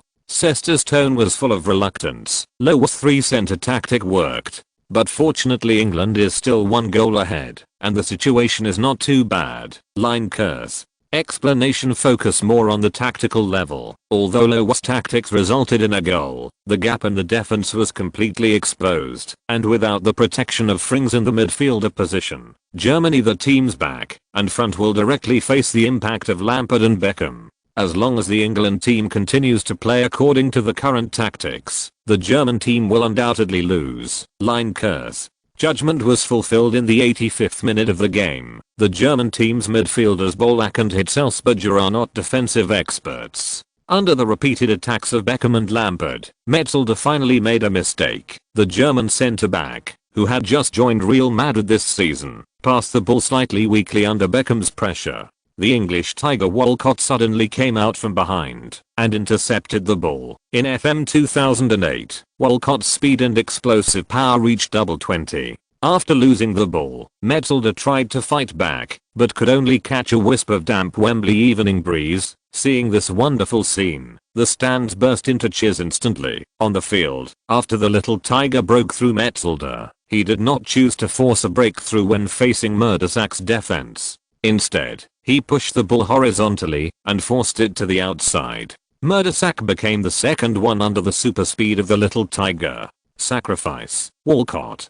Gio. Well done. He stopped the ball, past Murdasak, but the ball was a bit too big and lost the angle of the shot. Still going bottom line. It's time to cross. Oh, God, the little tiger swallowed up poor Murdasak again, and he knocked back. Lampard. The ball is in its in. A magical performance from the 18-year-old young player Theo Walcott, assisting Lampard to score a goal. Lampard did not waste the kindness of his teammates this time. With a powerful kick from an angle excellent shot, Hildebrand surrendered. At 85 minutes and 43 seconds of the game, the England team took advantage of German defender Metzelder's mistake to expand the score! 3:1! Definitely win. Lampard's goal caused the energy of the Three Lions fans in the Wembley stands to explode in an instant. The sky that had been gloomy all day finally started to rain lightly, but this could not cool down the enthusiasm of the English people at all. Over the past year, they have had enough of the team losing at critical moments. They have had enough of the great Three Lions team in the McLaren era, being tied by a weak team like Andorra, and being reversed by a weak team like Estonia. And today, the magical Chinese known as the God on the sidelines of football finally brought a hearty performance to the British Isles. The opponent was a world-leading team like Germany. How could it not make people crazy with excitement? After Lampard scored, he was quickly replaced by Alan Smith. Although this talented player from Newcastle has not played for the England team for nearly a year, he still won the fans who were in a good mood. After he came on, the court applause, and Beckham was replaced by Aston Villa forward Agbonlahor by Laoli, and he was treated like a hero at Wembley Stadium. At the same time, 17-year-old Sturridge replaced Gareth Barry. Up to this point, Joe Hart, Manziani and Sturridge, who were recruited into the national team by Lee Tongfan despite controversy, have all had the opportunity to play. After replacing three forwards at once, the sultry man stood on the sidelines and waved his fist in a demonstrative manner at the tactician Lowe, while Lowe could only turn a blind eye, but the handsome uncle's tightly furrowed eyebrows showed that he was an old man. I feel very unhappy. This is really crazy. I replaced almost all the midfielders in one go. Alan Smith, Agbonlahor, and Sturridge. The best positions of these three players are forwards. Commentator S.E. Sturt couldn't help but laugh. Lowe just used the three-tower tactic, and Crazy Lee immediately retaliated. Plus Peter Crouch, TSK, 4 forwards. This reminds me of Real Madrid's Champions League 8 last season. In the quarter-finals against Werder Bremen, this magical Chinese also did this. Gary, what do you think? A crazy substitution, a very courageous decision. I think Crazy Lee's substitution is not just to fight Lowe. Former England legend Lineker has unknowingly become a lunatic. Lee's fans, the England team has been weak for a long time under McLaren. Crazy Lee obviously wants to use this method of contempt for his opponents, to cultivate the confidence of the players. While the two expressed their opinions, thunderous applause erupted from the stands. The fans greatly appreciated Lee Tongfan's substitution. In the eyes of the proud and arrogant English gentleman, only such a head coach full of personality and courage is worthy of becoming a great Three Lions commander of the Legion. On the field, the game continues. In the last few minutes, both teams let go of their attacks and created many opportunities. In the 90th minute, Klose received a cross from Ram and scored with a header, chasing the score to 3:2. The morale-boosted German team continued to attack, but England seized the opportunity to hit them head-on. The speed of little Tiger Walcott is simply an invincible weapon, and the tragedy for the German team is that the only person in the game who can keep up with Walcott's footsteps is actually wearing a white England uniform. Agbonlahor has the same double 20 in speed and burst, the two speed maniacs. staged a wonderful show of double riding 1,000 miles at the last moment. When the referee blew the technical whistle of the game, the little tiger once again played tricks on Murdersack and then made an inverted triangle grass cutting pass. Banglaho struck like a hurricane and shot into the far left corner of the goal with the arch of his foot. Point 4:2 exclamation point. Lee's England team had the last laugh. Push, push, push when the referee Stephen Taylor blew the too short and one long final whistles. The whole of Great Britain was caught in a frenzy, and the streets and alleys of the British Isles were filled with cheers. This was a game that belonged to England fans' feast. Lee is a terrible opponent. He has a deep understanding of football. Congratulations to England, because they have found a suitable coach. I believe that in the 2008 European Cup England will become a terrifying team. The above is the answer given by German coach Lowe when he was asked by the Sun reporter how to evaluate Crazy Lee in the post-match press conference. Although such an evaluation is vague and meaningless, and perhaps Lowe himself was just saying a few flattering words as a matter of routine. This sentence quickly made headlines in major media. For the English who are eager to enjoy praise, what can be more satisfying than the praise of their opponents? Since the Premier League games have already started in full swing, the teams were disbanded on the spot after the games, and the players returned to their respective clubs to report. The public opinion on the evaluation of Madman Lee's first game was like a storm from the English Channel, sweeping across the British Isles in an instant. Chapter 238, Deification Movement and Superman State. Manchester Post, rookie goalkeeper's international debut as Crazy Man City unilaterally tore up the loan contract and recalled the 20-year-old goalkeeper Joe Hart, who was on loan with the team from Rochdale. Coach Eriksson decided to replace the ball with Joe Hart, who was a blockbuster in the Anglo-German War, the team's main goalkeeper Schmeichel Jr., because the latter has conceded 8 goals in the first 3 rounds of the Premier League. Aspen Daily, Crazy Lee poses a difficult problem to Capello. David Beckham was named man of the match in England's friendly against Germany, a performance that poses a problem for new Real Madrid boss Capello, as the Three Lions captain is in Italy. Human tactics cannot bring out full energy. It is said that some radical Real Madrid fans have questioned Capello's ability, and the call to bring back Crazy Lee is getting louder at the Bernabeu. The Sun, the myth has been translated from the club to the national team. I have to admit that the far's lightning-fast signing of the former Real Madrid coach, while surrounded by powerful rivals such as Inter Milan and AC Milan, is a classic. Before, some people suspected that the Madman Lee Feng, who lacked experience in coaching the national team, could not be as qualified to be the coach of the Three Lions. But after the battle between England and Germany, everyone should shut their bad mouths. The Times, Marathi regrets missing out on Crazy Lee again. After watching Crazy Lee's performance in the battle between England and Germany, Inter Milan's oil tycoon boss Marathi said in an interview with a reporter from Gazzetta dello Sport that missing Crazy Lee in the summer transfer market was a major strategic mistake, and is willing to wait with open arms for the arrival of Madman Lee at any time. Inter Milan head coach Roberto Mancini refused to comment on this. Daily Express. Commentary on Lee's England 3 rising stars. Joe Hart became an instant celebrity with his performance in the England-Germany war. It only took 90 minutes for Madman Lee to increase the value of the English Championship goalkeeper from £1 million to £10 million.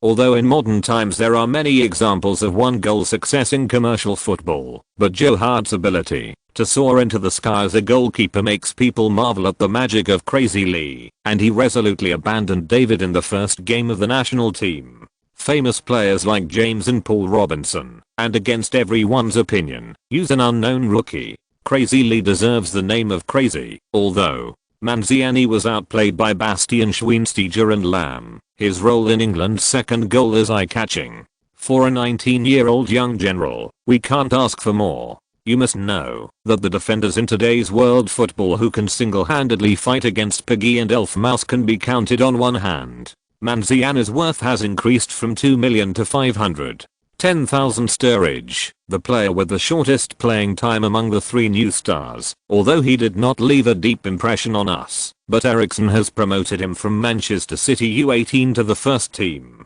The future of the 17-year-old forward is worthy of expectanton. Ferdinand and Phillips Neville were eliminated from the first national team roster. Gareth Barry, the best replacement for Hargreaves. The problem of double virtues was solved by madman Lee Yuanman conquered Crazy Lee with his performance. Terry became the first vice-captain of the national team. Ashley Young, Crazy Lee is my idol. Crouch. McLaren doesn't deserve to carry shoes for madman Lee. Rooney, Ferguson and Crazy Lee are both great managers. The overwhelming media bombardment, the endless flattery and praise. When McLaren burst into tears, the Three Lions fans were arrogant, the FA was beaming, the qualifier opponents were frightened, and the old lunatic, in the disdainful expression of the old madman Venables, the whole of England launched a vigorous god-making movement. This time, the object of England's gentlemen is not the short-lived players in the domestic league, but a big flash in the pan like Crazy Lee, who only led the national team to play one game. In England's national culture with strong self-esteem, it is a rare sight for public opinion to spare no effort in praising a foreigner. From another perspective, isn't this a typical morbid psychology? As the originator of modern football, England has only won the World Cup once in its nearly century-old history. Although the Premier League has become the world's #1 league, most of the superstars who dominate the Premier League are foreigners. This makes the proud and arrogant UK the gentlemen cannot accept it, and what makes them even more intolerable is that the Three Lions of the McLaren era were ruthlessly stripped of the last vestiges of the empire on which the sun never sets, by recognized weaklings such as Andorra and Liechtenstein. A fig leaf, being severely humiliated in front of the whole world. Therefore, when Crazy Lee, a Chinese, finally led their national team to defeat the world's top teams, covering their torn fig leaf a little more, the empire on which the sun never sets seemed to have regained its former glory overnight. The only regret for England is that, if Crazy Lee was a Chinese, and if Old Lee was a pure-blood British, then everything would be even more perfect. However, this only regret cannot stop the hungry English fans from treating Madman Lee as a hero. To put it a bit exaggeratedly, if it weren't for the fact that football rules do not allow it, maybe the English media would have been eager to directly propose that UEFA award the 2008 European Cup Championship to the Three Lions in advance. In their view, as long as there is Crazy Lee now, then winning the championship is just a matter of time. In the British Isles, Crazy Lee's whirlwind is getting stronger and stronger, and is gradually turning into a hurricane. The media are boasting and enjoying themselves. However, what is unexpected is that the person involved in the storm, the sultry man Lee Tongfan, who always loves to show off, has rarely remained calm. After the war between England and Germany, he has been hiding and refusing to accept interviews from reporters. All external signals of the national team are made by the old madman Lee Tongfan. Venables takes care of it. #AFTER. The war between Britain and Germany, sparkling red star. Purchase of real estate for Lee Tongfan also came to fruition. Tolosi Tang bought 2 properties for Lee Tongfan. One is located on the outskirts of London, more than an hour's drive from the city. It is located in a typical middle and upper class residential area. Many famous retired or active players in England choose to settle here, surrounded by green water and lush trees. The environment is much better than in London. Although it is a villa, it cost Leo Lee less than £300,000, which is considered to be good value for money. Another villa is located in Newcastle, just near St James Park Stadium, in preparation for Leo Lee to take over. Newcastle in the future points as the most popular city in England in the 20th century. Newcastle was the political, commercial, and cultural centre of northern England. Although land in the urban area is not as expensive as London, housing prices are not cheap. Leo Lee paid for this villa. I paid a price of £800,000 and felt heartache for a long time. At this time, the sultry man was studying the new features of FM 2008 in the bedroom of a villa outside London. Opened the Hummer Geo book, click to run the only external program in the notebook, and quickly enter the FM 2008 system. Different from the green interface of FM 2007, the system background of 2008 is light red and black, which makes Lee Tongfan, who is used to green, slightly uncomfortable. After loading the archive, several Scarlet reminder boxes popped up in the system. Ding dong. The system reminds you that David Beckham, a member of the England national team, has returned to Real Madrid. In order to maintain David Beckham's Superman status, During this national team match, you have consumed 1 character point. You can choose to continue to maintain the Superman status of this team member, which will cost you 2 character points every day. Do you want to maintain it? What a joke. How can Lee Tongfan afford 2 character points a day? The sultry man chose no without hesitation. The so-called Superman state is a new feature launched by FM 2008 after Lee Tongfan became the coach of the national team. It has 2 main uses. The first type, players like Beckham and Ronaldo who have had their ability data modified by Lee Tongfan using FM millimeters before, although they will be returned to their original form after Lee Tongfan leaves the team. Once they are recruited to be coached by Lee Tongfan, the national team will have the opportunity to return to the superhuman state before returning to its original shape. The price is that Lee Tongfan will consume 1 character point in each game. Second, after a player whose ability data has not been modified by Lee Tongfan before enters the national team coached by the player, Lee Tongfan can choose to adjust his data. The character points consumed by such an adjustment are only those when coaching a club team. 1/3, but when the player returns to his club, he will be beaten back to his original form. Of course, when the player returns to the national team again, he will become the same as Beckham, and 1 point will be consumed per game. Character points, return to Superman state. In addition, the system also gives a very perverted choice. If Leo Lee thinks that he has a very good relationship with the player, he can choose to give 2 character points every day to keep the player in the club to which he belongs. Superman state, but for Lee Tongfan, who currently has no more than 200 character points, this is no different from seeking death, with 2 character points a day. After more than 3 months, the god on the sidelines of the football field can sit down with the real god to drink tea and chat about life. Oh no, he is a god born therefore. In the battle between England and Germany on August 22nd, the reason why Beckham was able to perform at the level of the world's #1 defensive midfielder last season was actually because Leo Lee spent some character points to restore him to his superhuman state. It is worth mentioning that in this way, Real Madrid's new head coach Fabio Capello has become a cup on the coffee table. The more brilliant David Beckham performs in the national team, the Italian, the pressure is even greater, because he does not have such a heaven-defying FM 2008 in his hand that can maintain the player's superhuman state at any time. Beckham, Ronaldo, these 2 absolute heroes of Real Madrid's mythical season in the 2006-07 season have become an unsolvable problem before Capello. If the Italian wants to conquer the Bernabeu audience, he must find a way to restore the level of these 2 players. Is this possible? It's the end of this month. Please vote. I haven't been too busy these days to manage the book review area, nor have I logged into questions to exchange opinions with my brothers. Zyodeo is very sorry. In addition, several book clubs are basically full. Zyodeo apologizes to some brothers who have not joined. When there is a new group, it will be written on the homepage. Introduction. Chapter 239, The Troubles of Capello and Crazy Lee. On August 26th, the Spanish Serie A begins. Real Madrid challenged newly promoted Real Murcia in an away game. Capello's team defeated their opponent 4-0 in the first away game and got a good start to the season, but the Galacticos fans were not happy after the game because the super alien Ronaldo, who scored 76 goals on all fronts for the team last season, was defeated by Real Murcia's fullback Ku in the 25th minute of the game. Los Torres was tackled to the ground.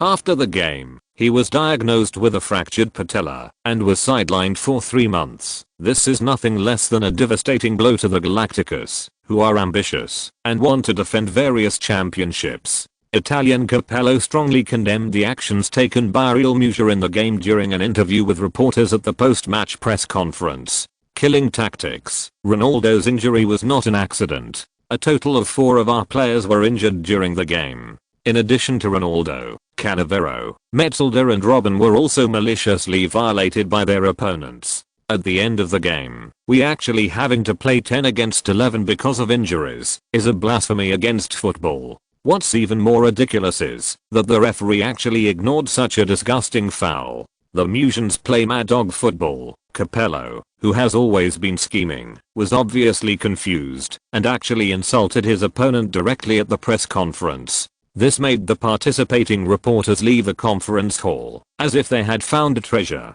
And the second god, the Spanish media exploded. Capello. Real Murcia are a bunch of mad dogs! Exclamation mark.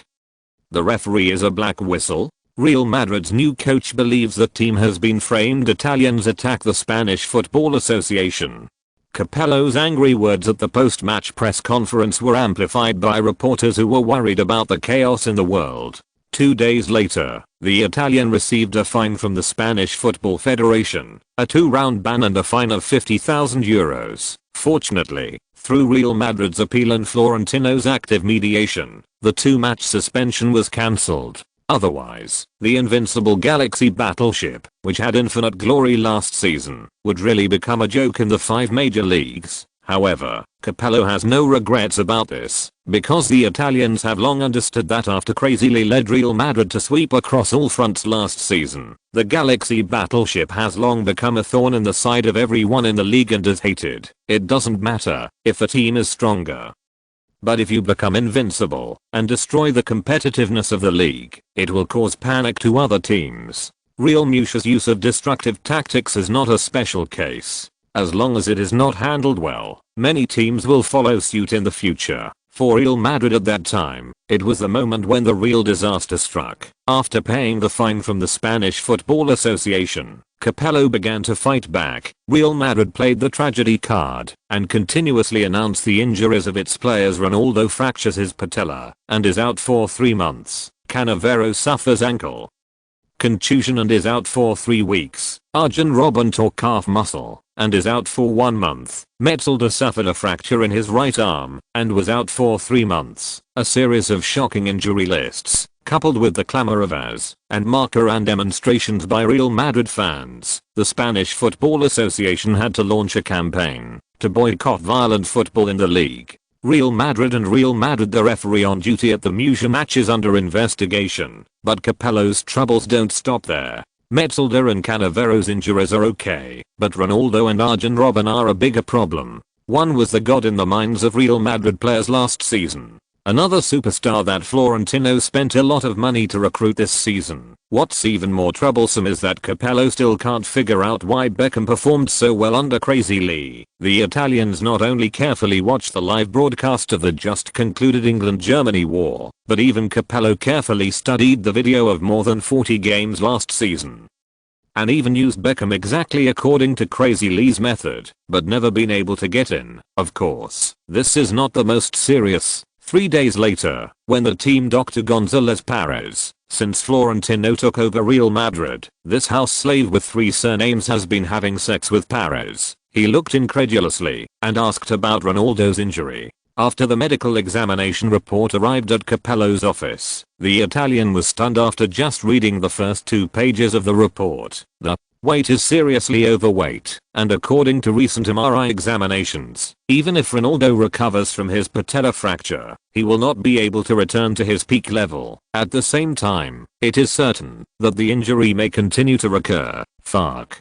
Fabio Capello, who always pays attention to maintaining his image, ignored the presence of Gonzalez Perez and uttered a curse word in a low voice. #AFTER. The war between England and Germany, the Premier League war reignited. As of August 31st, the 2007-2008 Premier League season has been completed after 5 rounds. Everton, which has been managed by Coach Moyes for many years, has 5 games, 4 wins, 1 draw, and 13 points, ranking first in the standings, while the Blues, who have 1 game less, under the leadership of Madman Mourinho, Chelsea ranks second with 12 points and 4 wins from 4 games. Other members of the Premier League Big Four, Manchester United and Arsenal, are ranked 3rd and 6th respectively after 5 games. The Red Army Liverpool has 2 games less due to schedule, ranking 9th with 2 wins and 1 loss in 3 games, and Newcastle, led by old coach Allardyce, ranked 14th with 1 win and 4 losses in 5 games and 3 points. This is because the teams in the bottom 5, such as Reading, Bolton, and Blackburn, have not yet tasted victory, but they are only 3 points behind Newcastle. During this period, Lee Tongfan's main focus is still on observing the national team players, because the 2008 European Cup qualifiers will kick off on September 8th. The England team will face the Israeli national team. At home at Wembley Stadium, there were many injuries among the 26 players in the last national team. The unlucky rookie goalkeeper Joe Hart, who was overjoyed and became the team's starting goalkeeper, was injured in training before he had time to play. He will rest for 2 weeks and will definitely not be able to catch up with the national team's game against Israel on September 8th. This news made Lee Tongfan very depressed for a while. The two substitute goalkeepers, James and Robinson, are both absolutely crazy. One is a middle-aged man in his 40s, who is often mentally retarded, and the other is gradually failing to become a starter in his own club. This has made the sullen man who originally wanted to promote newcomers give up the idea of using them in the national team. In addition, Peter Crouch, a thin and tall bamboo pole who can be used to enrich tactical changes, was late in the last national team game in the McLaren era and was suspended for the next game. No ban on friendly matches, so Lee Tongfan must add a striker with characteristics to the national team, and Gareth Barry, the Aston Villa midfielder who performed well in the England-Germany match and was about to be used by Lee Tongfan, was also injured. Damn it. Like Fabio Capello, Lee Tongfan looked at the injury report sent by the team doctor sullenly and couldn't help cursing. It seems that, although there are few games, it is not easy to be the head coach of the national team. On September 1st, the 6th round of the Premier League will be played first. The focus of this round is the Red Devils Manchester United versus the Red Army Liverpool at home. Madley's assistant coach Venables and the national team appeared on time in the stands of the Dream Theatre Old Trafford since Gareth Barry was injured and missed the national team game. The best candidate to replace Barry is naturally Manchester United's iron waist Owen Hargreaves. It is not surprising that Venables appeared in the Dream Theatre. What is really strange is why Madley himself did not appear here. The puzzle was soon solved, because in the Newcastle home game against Portsmouth at the same time, the broadcast camera accidentally captured Madley wearing sunglasses in the VIP box of St. James Park. Seeing this scene, St. James Park, which can accommodate 52,387 people, rang with a tide of applause. The fans welcomed the arrival of the national team coach Madley. The victory of the England-Germany battle made Madley instantly become the most popular guest in any Premier League stadium. Of course, Newcastle fans also have their own selfishness. Everyone knows that the European Cup qualifiers will be held in a week. Crazy Lee came to watch Newcastle's game at this time, definitely to observe the players. As loyal fans of the Magpies, the English beauties and men in the stands of the stadium certainly hope that Crazy Lee can recruit more Newcastle players into the national team. This is the difference between the considerations of fans and coaches. The coaches hope to stay away from the invasion of FIFA virus to ensure the team's performance and their own jobs, while the fans hope that the team they support can contribute more international players to satisfy their vanity. Moreover, it is worth mentioning that there are really several players in Newcastle United who are qualified to be selected for the England team. Needless to say, Alan Smith, the former Leeds United genius player, was selected for Crazy Lee's first national team as early as the England-Germany war. At this moment, the most concerned person in England is the former wind-chasing boy Michael Owen. After the 2006 World Cup, the Golden Boy has been out of the national team, and his performance in Newcastle is not good, with minor and major injuries, as the former ace striker of the Three Lions.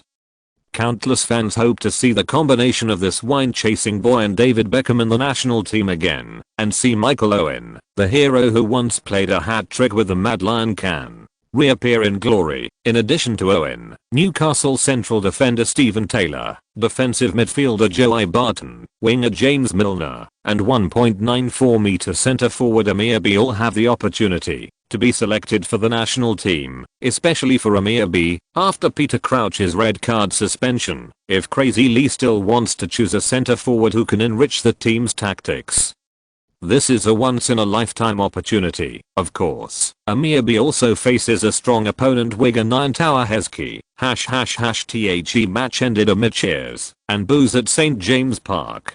To the disappointment of Newcastle fans, Portsmouth, who played away, stole a victory belonging to the Magpies with a goal from fullback Glenn Johnson. 1:0! Before the end of the game, Madley left the VIP box without a word. It seemed that the Magpies players had little chance of being selected for the national team. On the contrary, Portsmouth's fullback Glenn Johnson had the possibility of becoming Madley's favourite with his outstanding performance. Street.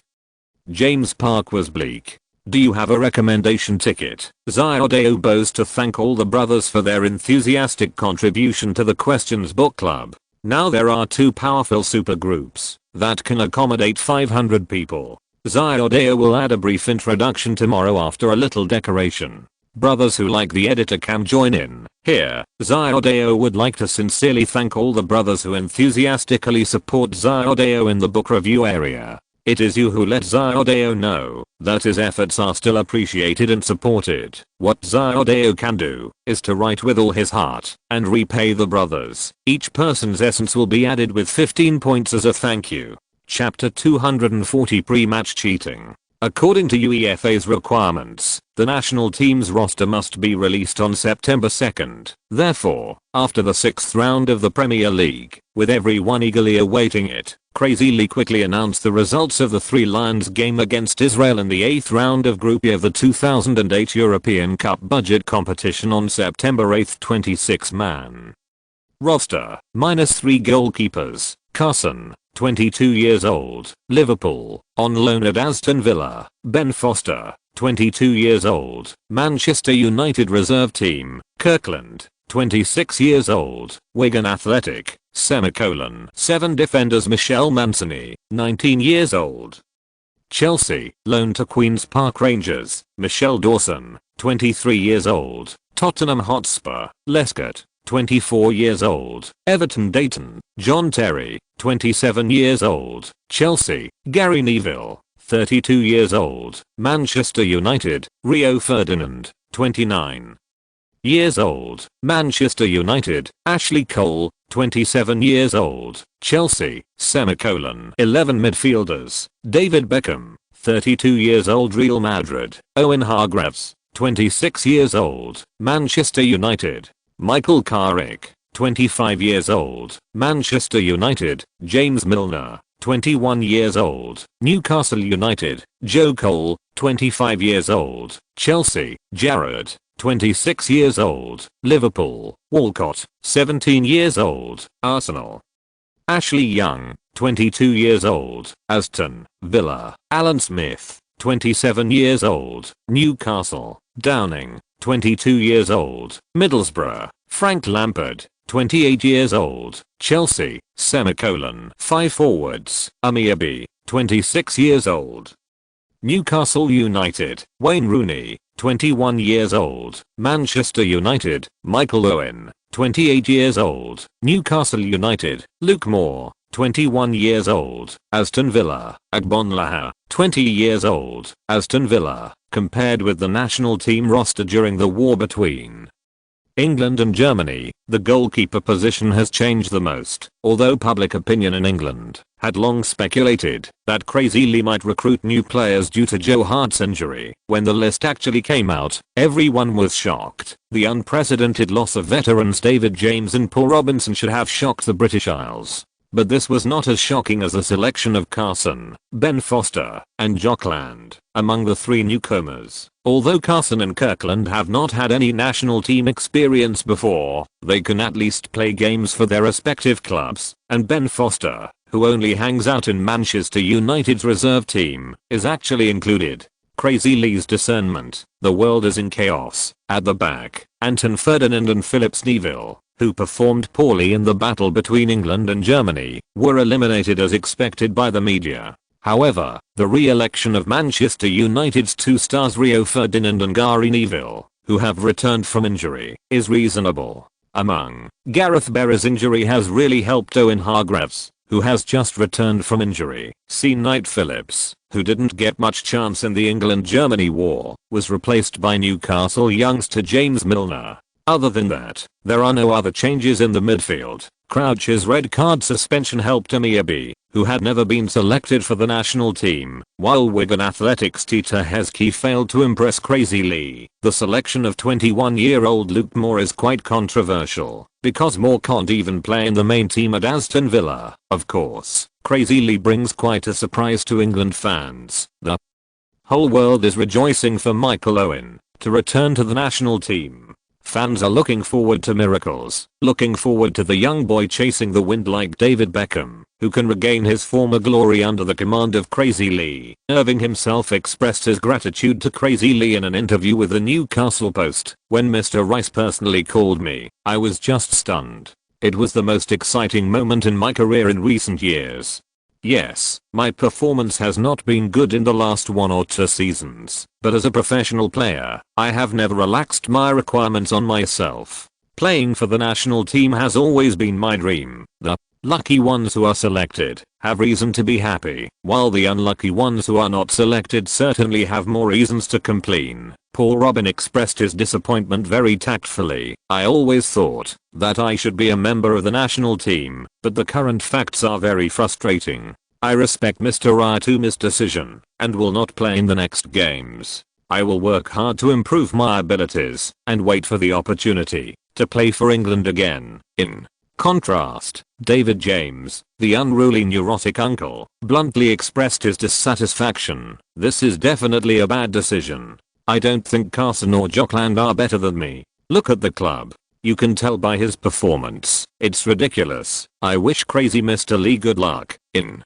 addition to the players themselves, public opinion in England will certainly not let go of their comments on Lee's second Phase 3 Lions roster. As expected, the central goalkeeper aspect has been the most controversial. Carson, second Joe Hart or a new generation of butter players? Ben Foster, the rise of another rookie. Crazy Lee is a pedophile with certain tendencies. The spring of grassroots goalkeepers. Jockland tells you his own story. At the same time, Uncle McLaren, who lost his position as the coach of the national team, was unwilling to be lonely. After being hired as a special commentator on BBC Radio, he immediately jumped out to express his unique insights. Madley has been spoiled. The victory in the England-Germany match and the praise from the media made him lose his mind and completely ignored the rules of the football world. The goalkeeper is such an important position, and the most important thing is stability. Now it seems that Madley is ready to try all the English goalkeepers in the Premier League and the English Championship.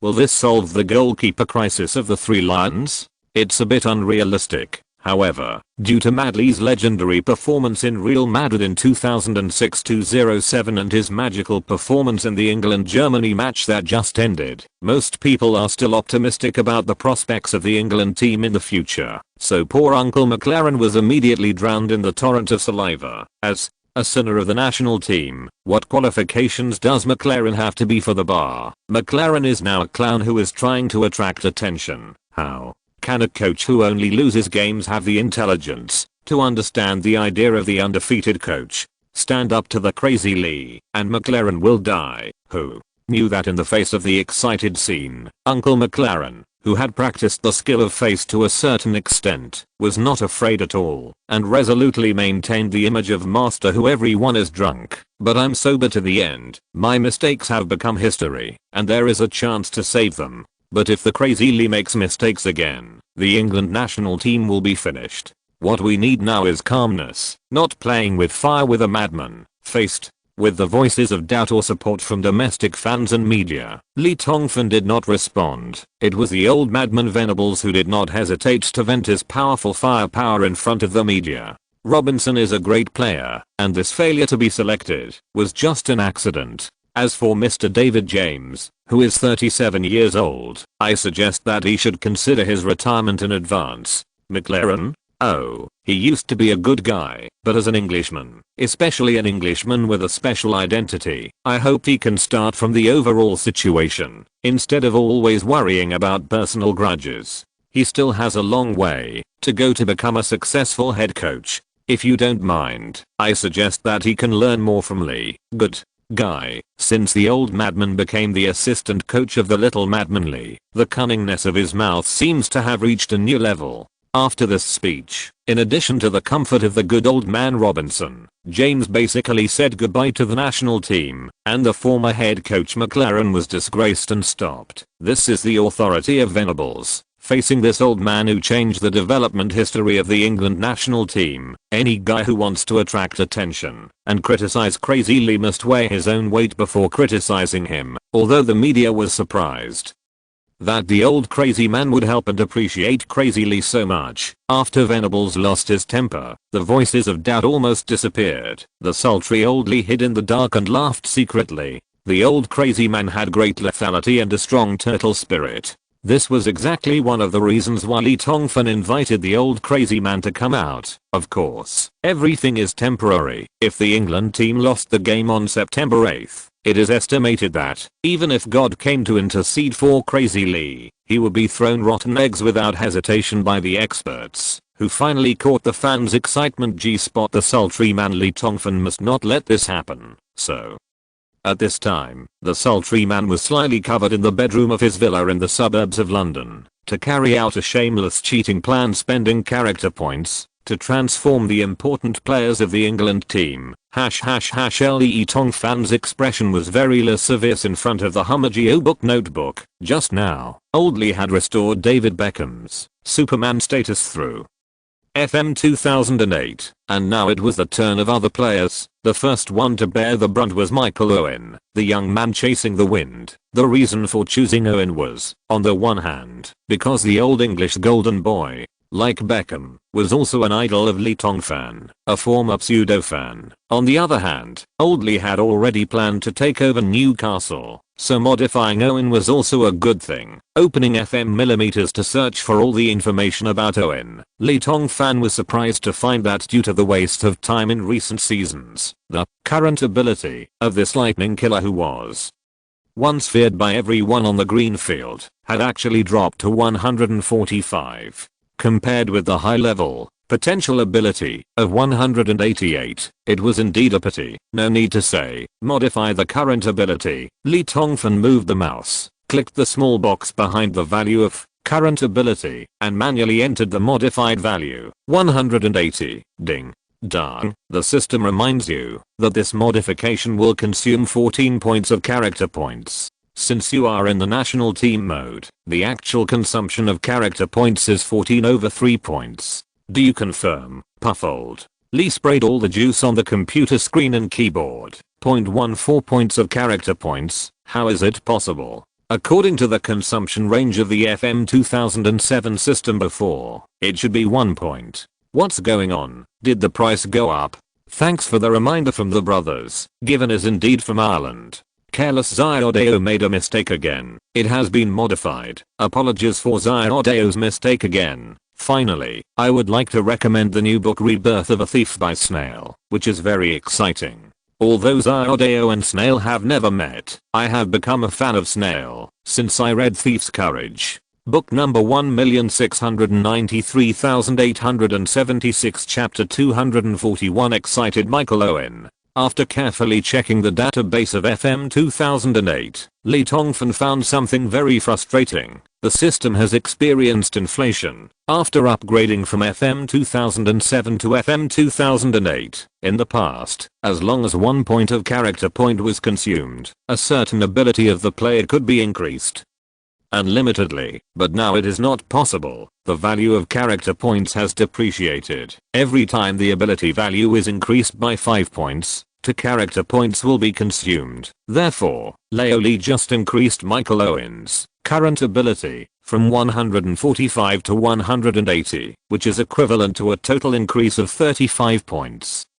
of ability value. According to the current new policy of the system, 35 points of ability require 14 character points. At the same time, because it is now in the national team mode, that is, the so-called Superman state, the character points consumed to increase the player's ability value will be reduced to 1/3 of the original. This is why the system prompt box reminds Lee Tongfan that this modification will consume 14 over 3 character points. So, So expensive. The sultry man sat in front of the computer for 3 or 4 minutes, cursing and swearing, and then he finally realized that something bad had happened. The LCD screen and keyboard of the Hummer GeoBook were all full of juice that Laoli couldn't help but spray out. The laptop got wet. Then the FM 2008 system installed inside would be ruined.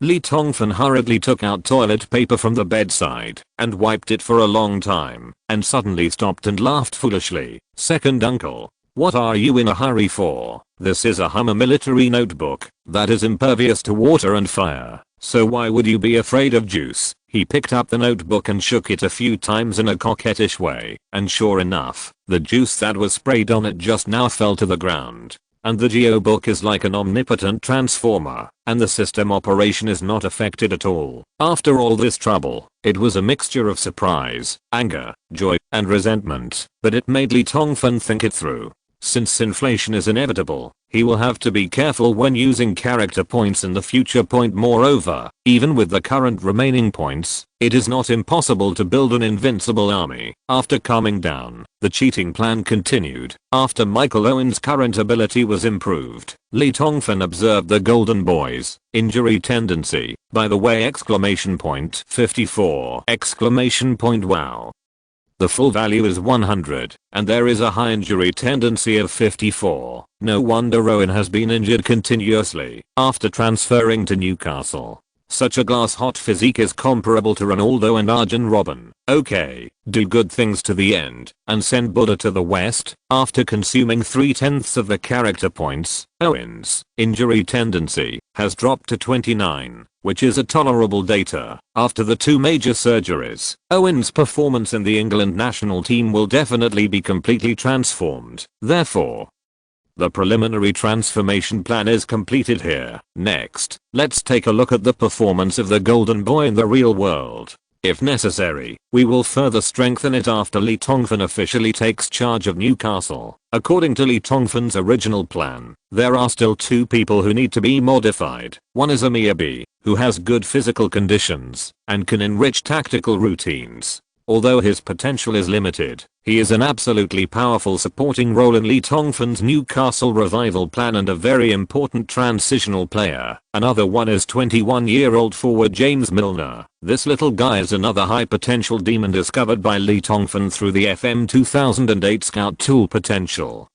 Ability equals 189. Current ability, 135. Milner, like Juan Mata, is a high quality ripening target, and Milner's innate physical conditions are much better than Juan Mata. But now, the original plan has to be changed. Due to the inflation of FM 2008, Lee Tongfan gave up the idea of cheating. Before confirming that Amir is better than Milner in character, Lee Tongfan decided to test the 2 for a while. If they are both ungrateful, it would be a loss. Let's put the others aside for now. There is no need to make a big fuss against a weak team like Israel. After the modification, Lee Tongfan ran the game.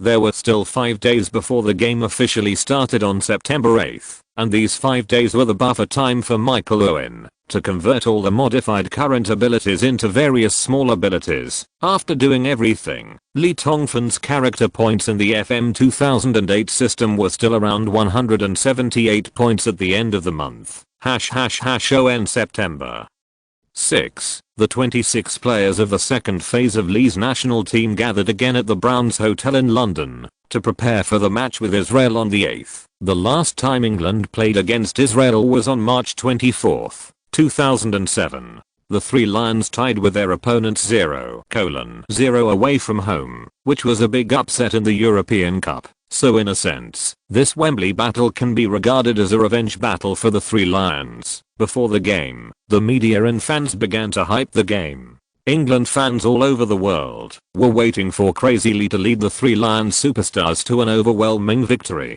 The pressure on the England team was not small. In fact, the strength of the Israeli team is not as weak as people think. There are many players in the team who play in the 5 major leagues, such as goalkeeper Awad who plays in La Coruna, Premier League Chelsea sweeper Ben Haim, Zaragoza fullback Shapkin and another Blues player, Supernova Ben Saha. This team has exquisite skills and a very tenacious style. In the first round of the two sides, Israel relied on its fierce pressing to draw the powerful England team. On the afternoon of the 6th, the England team held its first running in training at Wembley Stadium. Pass the ball. Pass the ball quickly. Pay attention and cooperate more with your teammates around you. Hey, haven't you eaten yet? Run for me. Well done, Michael. You look good. Just like the first national team training session, the person mainly responsible for training is still the old madman Venables, and Lee Tongfan wears sunglasses on the sidelines to look cool. The veteran players who participated in the England-Germany war are already very familiar with this scene, so they are not surprised. But people like James Milner, Amir B,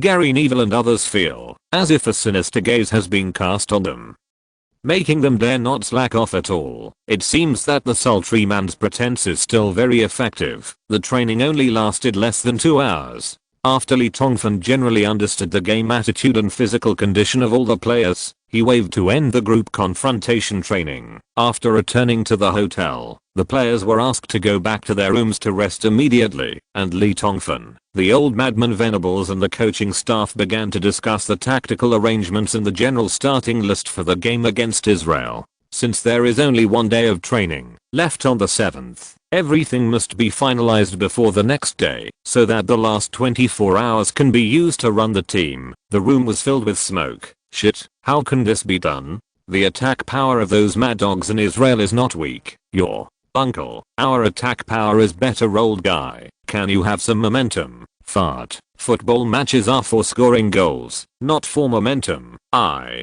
am the head coach. I have the final say. The other members of the coaching staff watched in stunned silence as the two madmen, one old and one young, fought over tactical choices and starting arrangements like shrews. In the end, the topic of the argument between the two madmen was completely off topic. It was a deliberate attempt to make a point, but it happened with great joy. Half an hour later, the old madman Venables waved his hand in a confused manner. Okay, I'll do whatever you want, the sultry man said proudly. Old guy, is it going to be bad? It would be great if you listened to me earlier. However, deep down in his heart, Lee Tongfan was extremely grateful to the old madman. Venables is actually using quarrels and arguments to get his tactical arrangements accepted by other coaches. This is in line with the saying, the truth can be defended. Of course, Lee Tongfan can completely use the full strength of the head coach to act arbitrarily, but that is not conducive to the unity of the coaching staff, not to mention that the members of the coaching staff are now famous figures in the UK. A harmonious and excellent coaching team can save Lee Tongfan. It's a lot of trouble, because the head coach can't take care of everything. Sure enough, after the two scolded each other, everyone on the coaching staff stared blankly at Lee Tongfan. Before Meng Seo Man could ask for his opinion, they all agreed with Leoli's tactical arrangements. Why are you still arguing? All the controversies have been scolded by two lunatics. After the coaching staff meeting, Lee Tongfan kept it Oyan because Leoli wanted to use the Kigan master sign to deceive someone. Hi, Michael, I'm glad to see you in the national team. Lee Tongfan smiled strangely. I hope you can score a hat trick in the game the day after tomorrow. Then the whole England will be proud of you. Although Irving has been selected for the national team countless times, he is still a little restrained when facing Crazy Lee, because he is no longer the trend-chasing boy who was popular all over the British Isles. Frequent injuries have made the former lightning killer more often rely on experience and sense of smell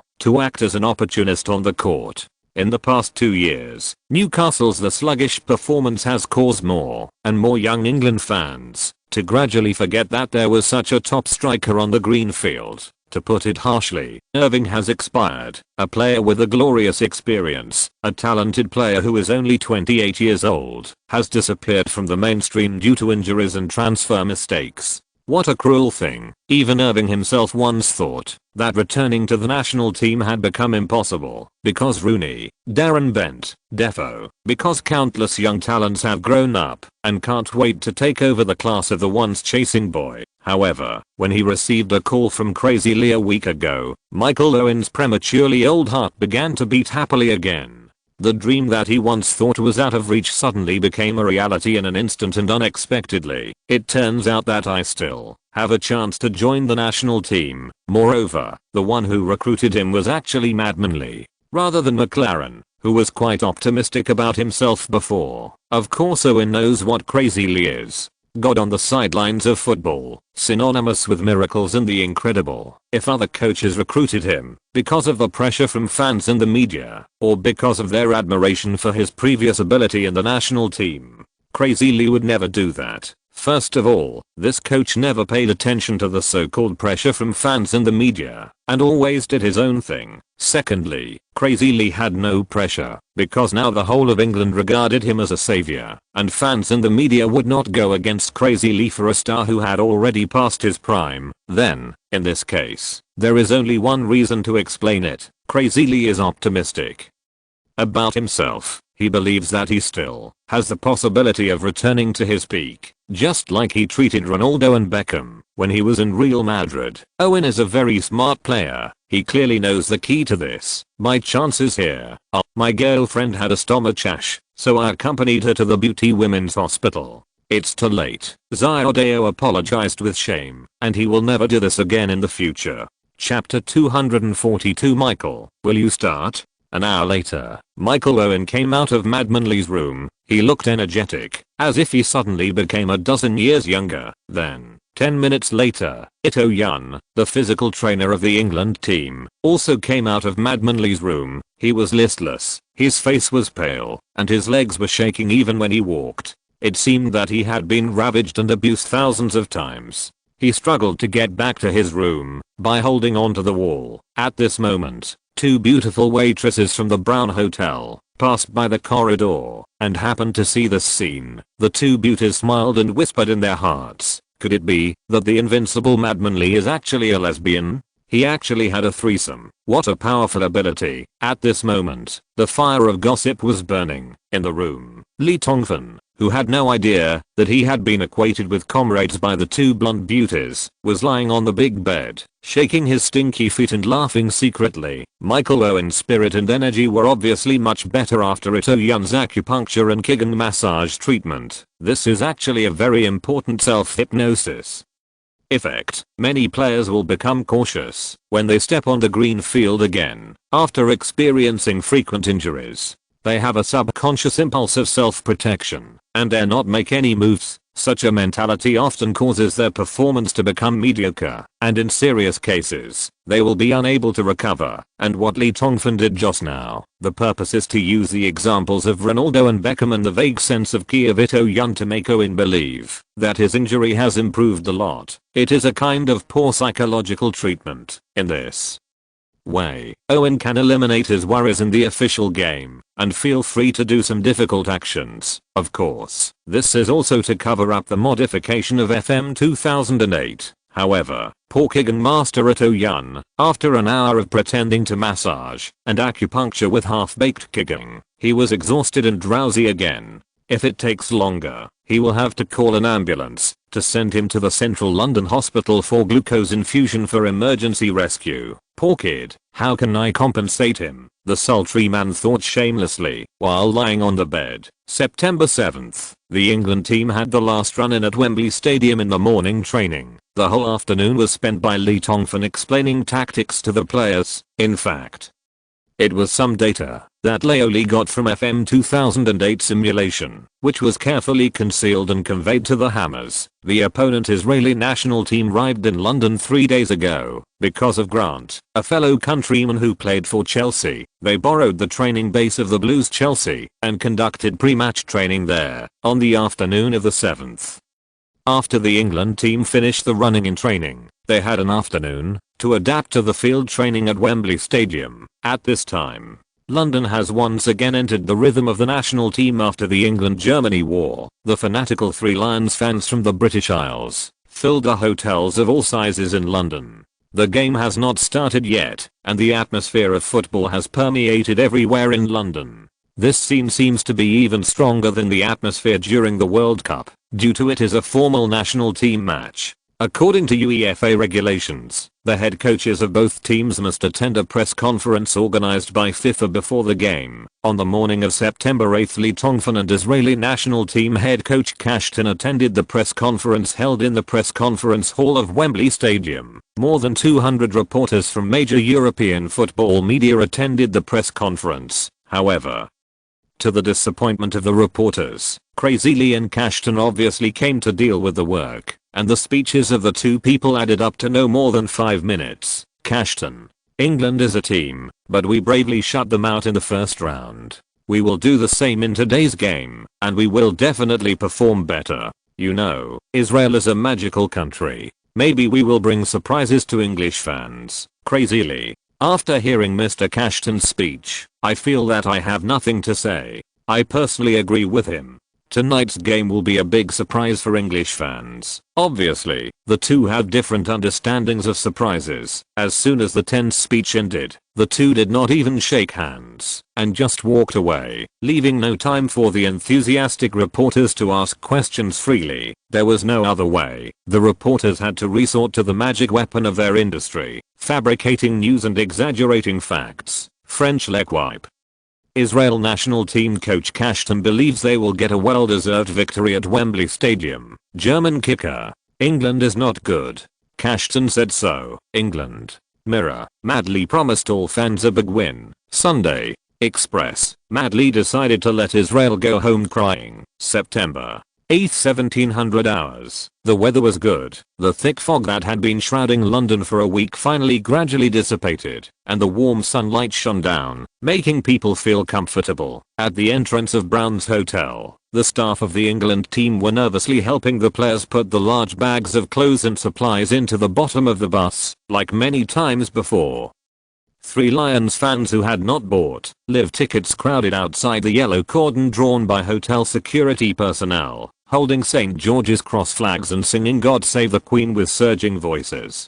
30 minutes later, the Three Lions stars, led by Crazy Lee, walked out of the hotel lobby, signed autographs for the fans, entered the bus, and drove slowly to Wembley Stadium. Behind the bus, after the last enthusiastic cheers of the fans, they merged into the large and small bars in London in twas and threes. They will cheer for their heroes in front of the electronic screens in the bars. Wembley Stadium. More fans gathered in the square outside the stadium. Some lucky guys even held up small cards asking for tickets, hoping that God would bring luck to them at the last moment. The England team bus slowly separated the crowd and drove to the player tunnel of the stadium. The superstars of the Three Lions stepped out of the bus door one by one and took out their bags from the luggage compartment of the bus, ignoring the reporters who were swarming over, asked, turned around and disappeared into the player tunnel. Hey, I saw Michael. He seems to be in good condition.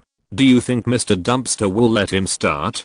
A Liverpool Post reporter in his 40s or 50s asked his colleagues casually. The young intern reporter in his early 20s wearing a Manchester News vest immediately curled his lips in disdain. The only one who can bring us victory is Wayne Rooney. He is a striker race worthy of Mr. Basketball's Reliance. The old Michael can enter. The national team is just a loser who pities him. Boom. Before the young reporter finished speaking, the bald cameraman from the Newcastle Post next to him gave the little guy a hard push with his thick shoulder. The bald head's big eyes like bells glowed with a fierce light. Shit, what do you? A little brat who hasn't even grown hair yet. No. Michael has scored 38 goals for the national team. He is the fastest in England. Killer. The young intern reporter from the Manchester Post looked at the other person's size.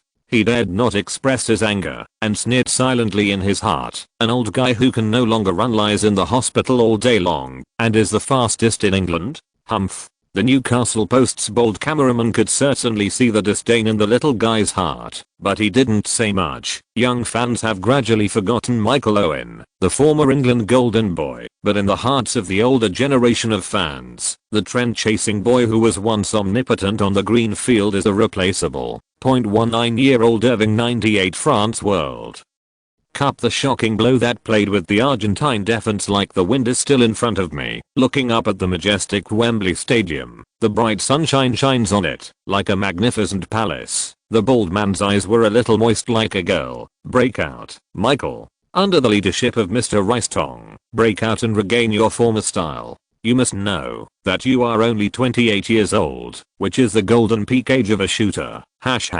England dressing room. Lee Tongfan didn't say much more.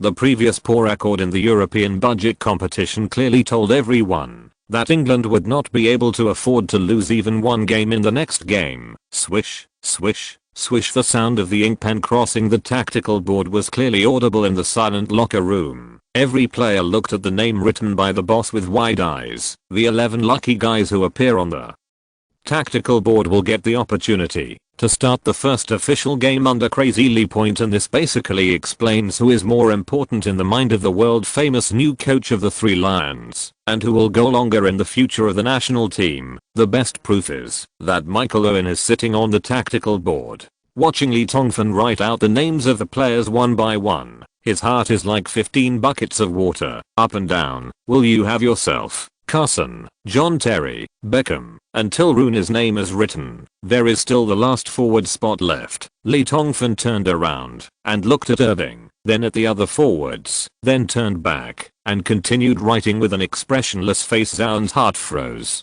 The letter Z did not start with his name. Lost. But no matter what, even if he can play as a substitute, Golden Boy will be very grateful to Crazy Lee. At least the boss gave him a chance to enter the national team. The Israeli national team locker room on one side. The stars of the England team take good care of their bodies because they still have to compete for the main position in the club. When fighting, they should be bigger and more ruthless. Coach Cashton stood among the players with a ferocious look on his face. We once tied with them at home. If it weren't for the referee's misjudgment in that game, we would have scored 3 points. The so-called superstars are all arrogant. The English media boasted it themselves, which is why they slumped as soon as they arrived at the competition. They are just a bunch of showboats, and now they have a more arrogant head coach. All the English people are immersed in ridiculous dreams. What we have to do is to destroy their dreams like a basin of cold water. The Israeli players were so excited by Coach Cashton that their blood boiled. Destroy their dreams. Beat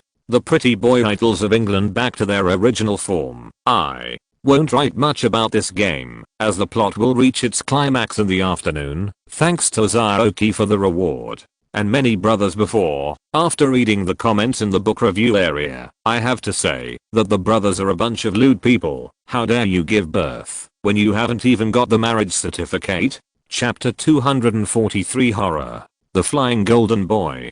September 8, 1855. The packed Wembley Stadium suddenly set off a storm. Under the leadership of the referee on duty, 22 players from both sides each held a pink and cute little ball boy and stepped out of the player tunnel. In the 8th round of Group E of the 2008 European Cup qualifiers, England played at home against the Israeli national team. The fight is about to begin. The Israeli national anthem echoed over the stadium. The players on the lawn, the coaches on the sidelines, and about 1,000 Israelis in the stands stood up and sang the national anthem to the music with solemn expressions. For the first time, more than 80,000 ardent England fans in Wembley Stadium were silent. This is a kind of respect for the opponent and the self-esteem of the proud English gentlemen. Then, the melody of God Save the Queen began to surge throughout the stadium, and the passionate chorus of 80,000 people was breathtaking. The person commentating this game on the spot was the famous English traitor Sester, and his partner was the former England legendary centre Gary Lineker. Crazy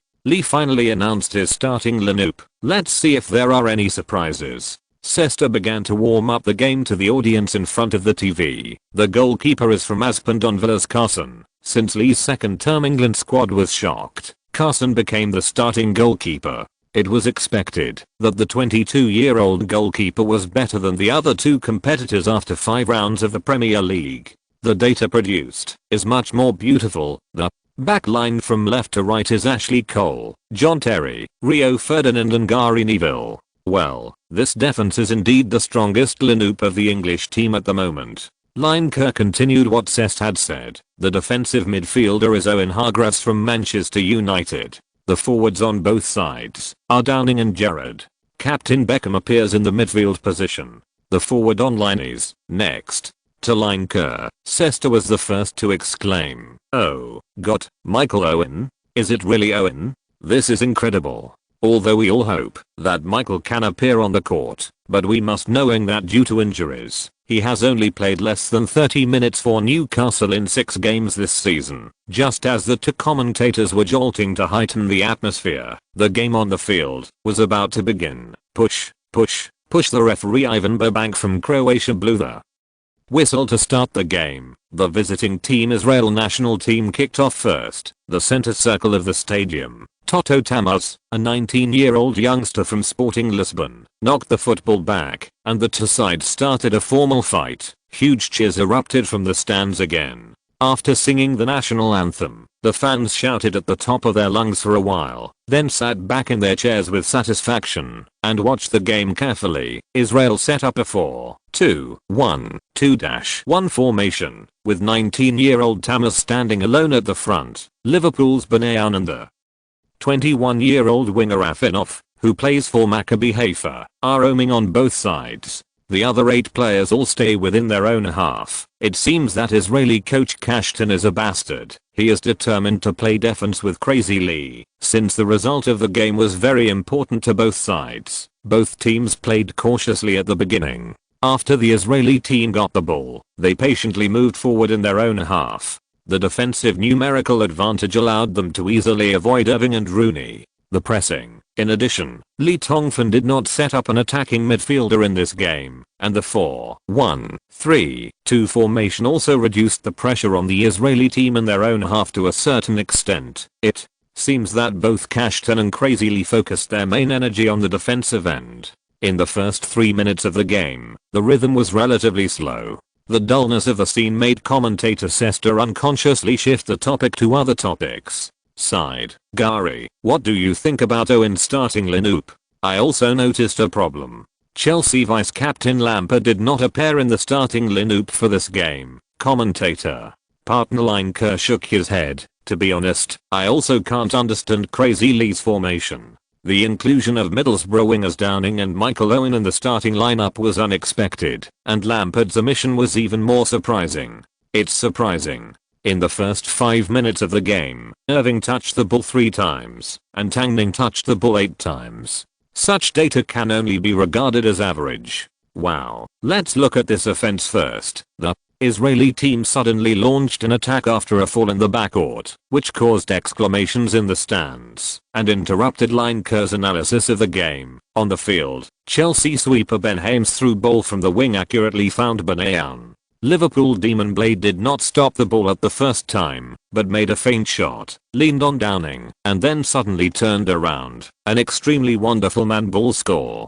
Too much torn apart the England team's defense. Benayoun's nickname is the Israeli Civet. Although this 1.73 meter tall wide player is thin, he has excellent footwork. His sudden stop and change of direction ability and high speed dribbling are first rate in the Premier League. Is the top star of the Israeli national team. After the ball passed and wiped out Downing, Benayoun stabilized the ball and slowly pressed forward. England team left back Ashley Cole and Benayoun have played against each other many times in the Premier League. They did not dare to neglect, quickly stepped forward to compress the space, and firmly blocked the breakthrough route of the Israeli Civet. Benayoun was not in a hurry to break through, but while observing his teammates' running positions, he pretended to pass the ball horizontally and cut into the middle of the court. Ashley Cole rushed to steal. Benayoun suddenly stepped on the ball and pulled it back, accelerated the ball, and broke through from the outside. Oops. If Benayoun broke through again, the left side of the England team would become a smooth road. Ashley Cole had to reach out and grab Benayoun's jersey and pulled it hard.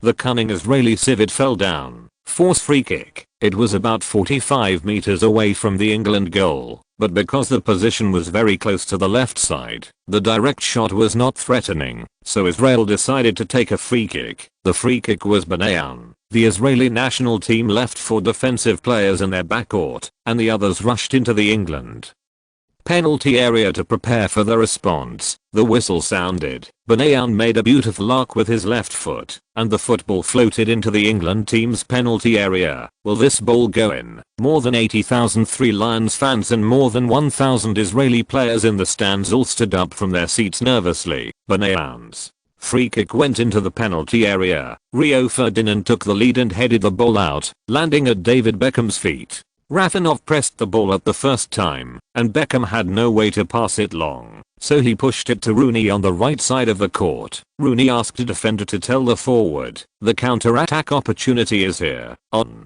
the court, Rooney took the ball and moved forward at high speed along the left sideline of the court before Benayoun took the free kick. The 4 defenders of the Israeli national team who stayed in the backcourt played a role. After Rooney crossed the center line, someone immediately came to block his forward route. Rooney looked up and observed his teammates running routes. On the left side of the court, the former wine-chasing boy Owen rushed up like lightning. Unfortunately, there were 2 Israeli defenders over 1.9 meters tall in front of him, ready to fight. It was not a good opportunity, but besides that, because Rooney's forward speed was too fast, no other teammates followed. Beckham in the midfield was not the kind of player Lampard would advance in the first counter-attack. After hesitating for a while, Rooney chose to pass the ball. The football was like a white arrow, cutting through the sky from Rooney's feet, crossing most of the stadium, and flying towards Michael Owen's running route. However, at this time, Owen had been trapped in the double team of 2 tall Israeli players. Rooney chose to pass the ball. In this case, he could actually continue to dribble and break through. With his ability, he might even find a chance to shoot. What a pity. The commentator Line Kerr was obviously a little disappointed. Owen was trapped in the Israeli muscle forest. If it was the previous Michael Owen, maybe. Oh, God, he flew up, Sester. And Line Kerr were stunned by the scene in front of them. The more than 80,000 fans in the stands were also shocked by what happened on the court, so that the fanatical fans did not send out the applause and cheers that they were bested at the first time. What happened on the court, in the eyes of Ben Haim, the core of Israel's defense, who was in disbelief. A stubborn figure that flew off the ground was clearly imprinted. Michael Owen, while running at lightning speed. Owen suddenly jumped up, as if a pair of invisible huge wings were inserted behind him. With the huge momentum of running, he jumped into the air and gently tapped the football over the heads of 2 Israeli defenders who were 20 centimeters taller than him. Then, he gently slid forward about 1 meter. Terrible air staying ability. Is this still the Michael Owen who has been injured frequently and hobbled in the past 2 seasons? The whole audience was petrified. Oh. Unbelievable. Michael Owen. The golden boy took off at Wembley Stadium. The commentator Sester, who finally reacted, opened his chin with his hands and shouted. The defenders of the Israeli team had no time to chase back. Got the terrifying speed. This is the real lightning killer. The former him is back. He broke into the penalty area. Only 1 defender was left. Rooney was asking for the ball on the other side. Boom until this moment. Wembley Stadium was like a volcano that had been brewing for a long time and finally erupted. Owen's wonderful performance made the fans' enthusiasm instantly enveloped every corner of the stadium. On the court, Owen saw Rooney raising his hand to ask for the ball, but at this moment he chose to do it alone because a long-lost majestic power filled his limbs. In 2 years, this was the first time that Owen was so confident. When facing a defender, his body was extremely flexible, and his knees, which were stiff due to injuries, also regained their youth. It was a simple fake move, but Irving performed it while running at high speed, easily shaking off the center of gravity of the last Israeli player. During this series of processes, Irving's feet didn't even touch the football, whether it was the opponent in front of him or the fans in the stands. There was only one feeling: fast. Too fast. Incredibly fast. So fast that there was no time to react. Looking at the defender in front of him staggering and falling in the penalty area like a drunk, Owen had no expression on his face and concentrated all his strength on his right foot. Boom. The instep hit the football. In a trance, it was as if something had broken out of its cocoon and was reborn, shocking the soul. The football turned into a white lightning, whizzed past the ear of Israeli goalkeeper Awat, and rushed into the goal. This kick shot away the humiliation and ridicule of 2 years, 3 months, 6 days, 18 hours and 53 minutes. This kick announced the return of a long-lost king. At 19:08 on the evening of September 8, 2007.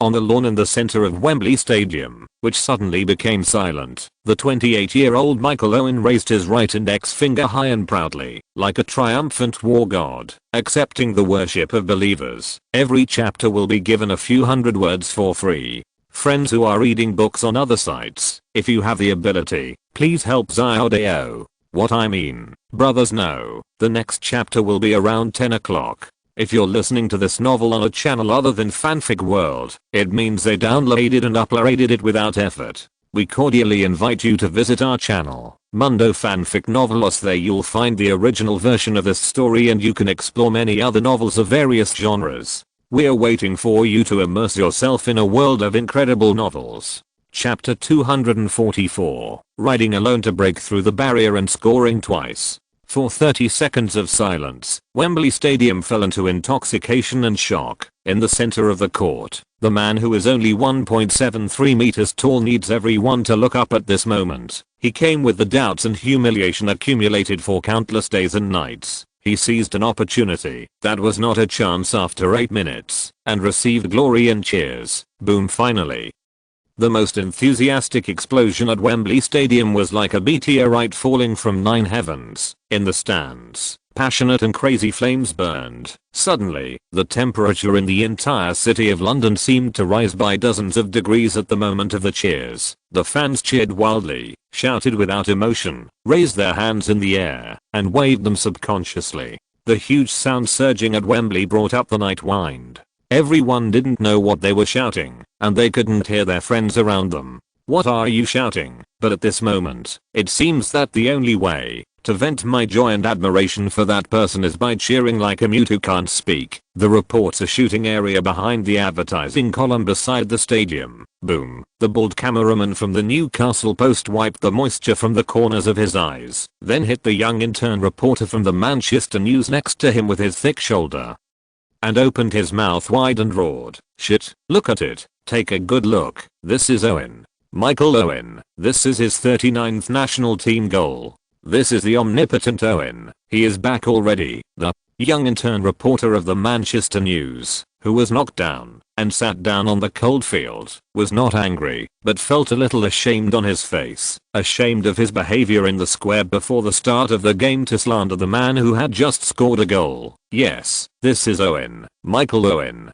The young man got up silently and looked at Owen, who was celebrating the goal with his teammates on the court. He firmly engraved that figure in his heart. He seemed to be even better than Rooney, while everyone was still recalling the incredible goal seen just now. The game on the field has continued. The Israeli national team, which was stunned by Irving's stunning blow, was a little distracted. Coach Cashton stood on the sidelines and roared angrily, but the uncle roared his throat and was helpless because the roar of more than 80,000 England fans in the stands easily drowned out his voice. For the Israeli players on the green field, they could only see the coach jumping up and down like an angry monkey, but they couldn't hear what he was saying. It's like watching Chaplin's silent comedy again. The England team, in line with the momentum of Owen's shot and the cheers of the Three Lions fans in the stands, launched wave after wave of attacks against Israel's goal, like a violent storm. Every time Michael Owen touches the ball on the court,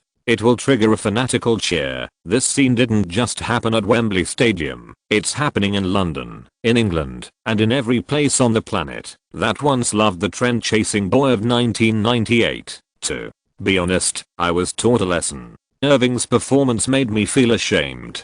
Lineker, as the commentator, finally recovered from the shock. This is the most beautiful thing I have ever seen in my life. A goal. It's hard to believe that a player who has been inactive for more than half a year due to injury can have such a wonderful performance. Actually, what shocked me even more was why Crazy Lee knew that Irving broke out in this game. Just now, Michael was the first to run to the sidelines and hugged Crazy Lee after scoring a goal. Sester asked with a smile, "Partner, Gary, don't you think this scene is a bit familiar?" "You mean that on August 22nd, David Beckham immediately chose to hug Crazy Lee after scoring a goal against the German team? It seems that Crazy Lee is a coach who is deeply loved by the players." "You are right, but not entirely right." Sester shook his head mysteriously and then began to explain to himself, Since last season, I have explained all the Champions League games that crazily led Real Madrid to participate in. During the game, many players would hug crazily immediately after scoring a goal. Ronaldo, Juan Mata, Guti, Raul, Joel Luca, Modric, almost everyone would do it. Do this. Crazily has a magical power that makes the disciples worship him willingly. Gary. Line curse side. Indeed, there are many underestimated players who will miraculously survive under Crazyly's account. He is a miracle maker. On the field, the game continues. In the 15th minute, England midfielder Hargreaves brought down Rafinov, who was running with the ball. The 21-year-old Maccabi Haifa winger is very fast, and like Benayoun, he is knocked down at the first touch. Hargreaves suffered a hidden loss. Israel got another free kick opportunity more than 50 meters away from the goal! 7 minutes ago, the Three Lions seized the Israeli team's free kick opportunity and launched a quick counter-attack. Therefore, this time Israeli coach Kashtan did not invest heavily in the attack, but carefully arranged as many as 5 players to huddle up in his own half and wait. The tragic Benayoun once again stood in front of football. Push the whistle blows and the arc begins again. What's even more tragic is that this free kick opportunity turned into another disaster for the Israeli national team. Benayoun's arc was easily pushed out by Rio Ferdinand at the edge of the small penalty area. To use the standard commentary in FM 2008 to describe it, that is, today's high-altitude balls were all taken care of by Rio Ferdinand. The second spot fell at the feet of one of the most deadly players for Israel, David Beckham. Then long pass again. Beckham's large-scale and precisely guided long passes are a nightmare that no team is willing to face. When Israeli head coach Kashtan followed the trajectory of the football, a figure that almost stopped his heart appeared in his sight. Hurry, stop him, shovel him, damn. What was completely different from Kashtan's performance was that the cheers of the English fans in the stands once again reached their peak at this moment. Everyone stood up from their seats and shouted, Gio, Gio, Gio, Gio, Michael, go, go, go, Michael, Lee. Tongfan stood on the sidelines and clenched his fists tightly. In countless bars in London, fans with St. George's cross paint patterns on their faces held the beer glasses in their hands and watched the TV screen intently. They didn't even notice that the brown beer slowly flowed down the walls of the glasses onto their sleeves and trousers. Find Gio, Gio, Gio, Gio. On the field, the white football is flying in the dark night sky. Michael Owen wearing a white jersey running on the green lawn. Up and down, 2 white bolts of lightning pierce the Israeli goal like sharp swords. The running speed of the son of the wind made it too late for the panicked Israeli defenders to use foul tactics. It was like a gust of wind. When they reacted, they could only turn their heads and look back at the figure wearing number 10 uniform. Beckham's pass was precise and comfortable. After Irving got rid of 2 Israeli players while running without the ball, he took the lead and unloaded the football near the penalty arc in the penalty area. Defense is coming. Facing the Israeli defender Damalal, who was flying fiercely towards him, Irving lightly tipped his toes and leaped over like an eagle with spread wings. The last defensive player left, Benhaim, hit him like a wall, trying to intercept the wind. This sweeper from Chelsea vowed to keep Irving, even if he committed a foul. If this guy scores another goal, the Israeli national team's defense will be nailed to the pillar of shame forever. But fouls can hardly stop a strong heart that longs for honor and recognition. Owen, who was running at high speed, suddenly poked his toe, and the football passed from Benhaim's left side. Just when the sweeper was slightly distracted, Owen made a gust of wind and roared from his right side. Pass wonderful. The ball passed. Only goalkeeper Awat is left. It was too late to stop the football. The powerful goalkeeper from La Liga team Deportivo lowered his center of gravity and spread his arms to expand the defensive area as much as he could, hoping to prevent Irving from scoring. At this moment, both the Israelis and the English had their hearts in their throats. Come in! Exclamation mark. Lee Tongfan waved his arms. Can't enter. Kashtan roared in despair. On the field, Irving touched the ball for the last time. A tap of his toes. The football drew a white rainbow line on the green lawn under the dark night sky. Near the penalty spot, Israeli goalkeeper Awat made a subconscious gesture of raising his hands in surrender. turned his head, and watched the football leisurely and slowly fall into the goal! 2:0 in the 15th minute of the game. Michael Owen scored twice. This time, even the Israeli fans in the stands couldn't help but stand up and applaud this strong man. No one doubted whether England's old golden boy was still qualified to be selected for the national team, and whether he was qualified to enter the starting lineup. The slogan "There is only one Michael Owen in the stands" attracted the attention of broadcast cameras and fans. Before that, maybe this banner was just an elegy used by a sentimental old fan who couldn't forget the glorious days,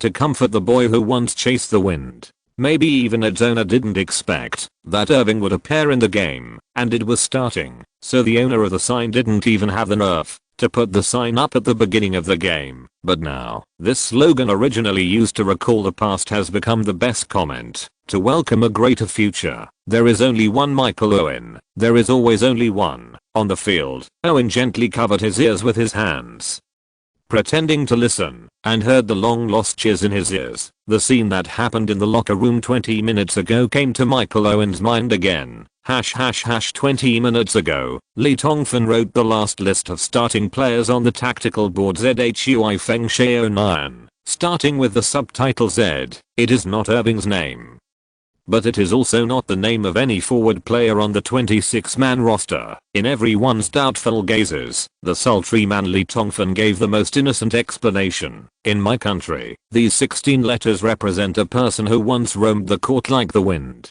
He defeated Argentina with one sword in the 1998 World Cup, and humiliated the Lion King Can with 3 goals in the England-Germany war. He is the idol of countless Chinese fans, and also my idol. Everyone turned their attention to Irving. Of course the Hammers understood who the boss was talking about, but Irving himself sat on the chair and pinched his knuckles so hard that his knuckles turned white. He has not played in the national team for 1 year, and has not played for a wealthy club for 2 years. Some people say that he is no longer good. In my opinion, that is all fucking nonsense. A truly great player will not. He has become decadent and mediocre just because of injuries, so I'm willing to give him another chance. Lee Tongfan's trusting eyes stared at Owen unabashedly. Give him one more chance to prove it to the world. My own chance.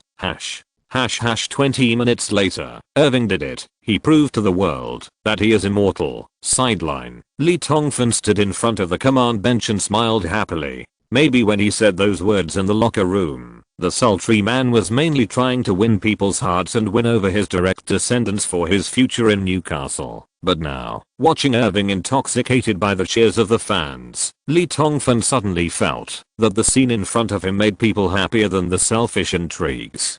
It's almost 4,000. Please recommend me! Chapter 245 Perfect match. To counter-attacks, 2 goals, a free kick in the front court, turned into a nightmare for the Israeli national team. It was obviously our own opportunity, and the free kick taken by Captain Benayoun had a good arc speed, but it was the opponent England who scored in the end. Faced with this situation, Israeli head coach Kashtan could only ask the sky with tears streaming down his face, and in front of the plasma digital high-definition TV. In the living room of a villa somewhere in London, there was also a person with tears streaming down his face. When Michael Owen scored the second goal, the former head coach of the Three Lions, McLaren, slumped into the sofa. The stubborn uncle clearly understood that he had completely lost. Crazy Lee would not only win the game, but also his idol Owen. His recovery will make countless England fans worship him forever. At this moment, McLaren realized that he was really far away from Crazy Lee. TWO goals behind. The Israeli national team is forced into a desperate situation. They also urgently needed to score points in this game, and had no choice but to risk their lives to play against England. However, the huge gap in strength made the game completely on the path of the Three Lions. In the 21st minute of the game, the England team expanded the score. Owen's breakthrough long-range shot was held up by Israel's goalkeeper Awat with one hand, and England won a corner kick. David Beckham's penalty kick accurately found Manchester United centre-back Rio Ferdinand near the penalty spot in the penalty area. The England star was as ferocious as eating seafood today. After arranging all the high altitude balls in his own half and twice directing Benayoun's free kicks to indirectly assist Owen to score, Rio Ferdinand took advantage of the corner kick opportunity to make Mera directly. Benhaim's header hit the goal at a very fast angle, and Israeli goalkeeper Awad had no time to react. The ball hit the goal directly above his head. 3:0 exclamation point quote point goal. Ferdinand. He scored England's third goal in this game. So perfect. Sesta's voice had become a little hoarse from shouting for Rowan just now, but still couldn't help but slap the table and shout, "This is a perfect game." Captain Beckham made 2 assists, and the England team beat the opponent head on. His commentary partner Lineker was much calmer, but there was also pride in his tone that could not be concealed. Cashton was dying under the tactical arrangement of Crazily. Less than a quarter of the game was going on. The boys of the England team have already booked victory in advance. I have to admit that this is the best game the England team has played in recent years. On the field, Rio Ferdinand and his teammates began to celebrate, while the Israeli players around him looked confused. More than 20 minutes ago, head coach Cashton contemptuously called his opponents a group of hyped up stars and an arrogant coach, but such a group of people defeated them effortless. Push Croatian referee Ivan Bibank blew the whistle to continue the game. The Israeli team's nightmare continues. In the England team, another player who unexpectedly entered the starting lineup began to break out. Downing, the winger from Middlesbrough, played more and more relaxed after his team took a big lead. This 22-year-old young player with a medium speed value and a low explosive power value in FM 2008 has technical attributes that stand out among English players. Free kick 17, pass 17, cross 17. Dribbling technology, double 18, long shot 18, corner kick 16 with a relaxed mind. This fringe international player in the McLaren era burst out with tremendous energy, spinning the burly Israeli defenders around. In the 26th minute, after receiving a pass from Ashley Cole on the left wing, Downing used his skillful personal skills to erase Benayoun, who was not good at defending, and then sprinted down the sideline. Unlike Michael Owen, who was extremely fast, Tangning's dribbling movements were neither urgent nor slow, giving people a smooth and fluid feeling. Israeli right back Adandagari tried his best, but Tangning used a very simple spike. Get away, keep walking along the sideline. The Israeli team's defense has been torn apart. Downing quickly rushed to the edge of the Israeli team's penalty area, and centre-back Kenan panicked and rushed to cover. She moved the ball to the outside with her left foot. Tangning suddenly accelerated and continued to rush toward the baseline. Beautiful pass. Downing's dribbling skills are among the best in this England team. Wonderful. He easily passed Kenan and continued to the baseline. This will lose the passing angle. Lineker explained this attack from a very professional perspective. Oh, it really started to cut in, but the angle was blocked by another defender. Kenan had already chased back, attacking from both sides. On the field, Tangning is about to become the mooncake filling for the Mid-Autumn Festival, and is about to be wrapped in it, but after 0.01 seconds, the cheers in the stands suddenly became enthusiastic, because the middle winger actually beat his opponent head-on. Kenan, the Israeli player who rushed over fiercely, collided with his centre-back partner. At this moment, Tangning finally chose to pass the ball. Unexpectedly, the ball was knocked back to the sideline of the penalty area. David Beckham, who had made a forward run, won the ball and shot. The ball turned into white lightning again, and blasted into the upper right corner of the Israeli goal like an angry cannonball! 4:0! The first half was not over yet, and the Israeli team had already entered the abyss of despair, but the England team did not seem to want to let the opponent go. After scoring, Beckham and his teammates celebrated briefly and quickly returned to the center circle to wait for the opponent to kick off. This is a team with high morale. Crazily has given the Three Lions something special: fighting spirit, confidence, and never satisfied. This is the foundation of the team's strength. In the 34th minute of the first half, the goal continued. David Beckham's corner kick from the right was headed out of the penalty area by Chelsea sweeper Benhaim. A white figure quickly retreated from the penalty area before everyone else, controlled the ball under his feet, turned his back to the goal, and flicked the ball to the left side of his body, then suddenly turned around and shot an unreasonable long shot. Swoosh. A gust of wind sounded. Israeli goalkeeper Awat once again became the focus of all cameras. This was the third time in this game that he subconsciously raised his hands to make an embarrassing surrender because the ball was still whizzing over his head. A world wave from Owen Hargreaves. Goal. England players exploded collectively today.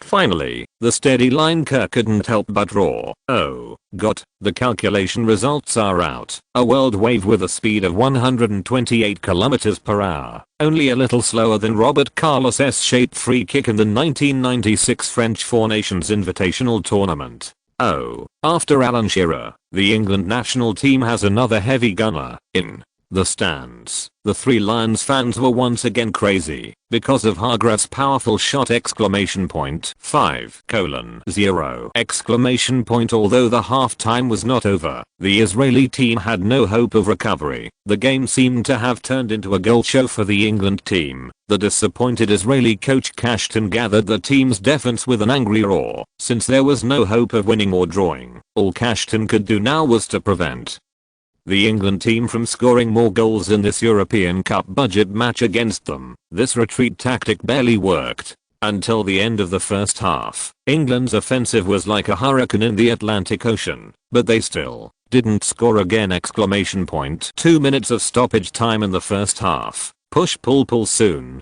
Croatian referee Ivan Bibank blew the whistle to end the first half. Amid the cheers of the players from both sides entered the player tunnel. The 15 minutes of halftime became a happy paradise for English fans, even though the game was suspended. In the stands, the shirtless and hairy English strongmen and the beautiful women who twisted their bodies hard without caring about the exposure of their spring light still released their endless enthusiasm. Under the starlight, the loud melody of God Save the Queen floated in the night sky of Wembley and London. Soon the game continued. Israel continued to set up a solid defense without any sense of honor, except for the young striker Toto Tamás from Sporting Lisbon. Everyone else returned to their own half to participate in defense, and Benayoun, who had super attacking ability, was no exception. However, Kashtan's conservatism did not defend the Israeli team's goal. In the 49th minute of the game, the sixth goal came. England got a free kick near the center circle.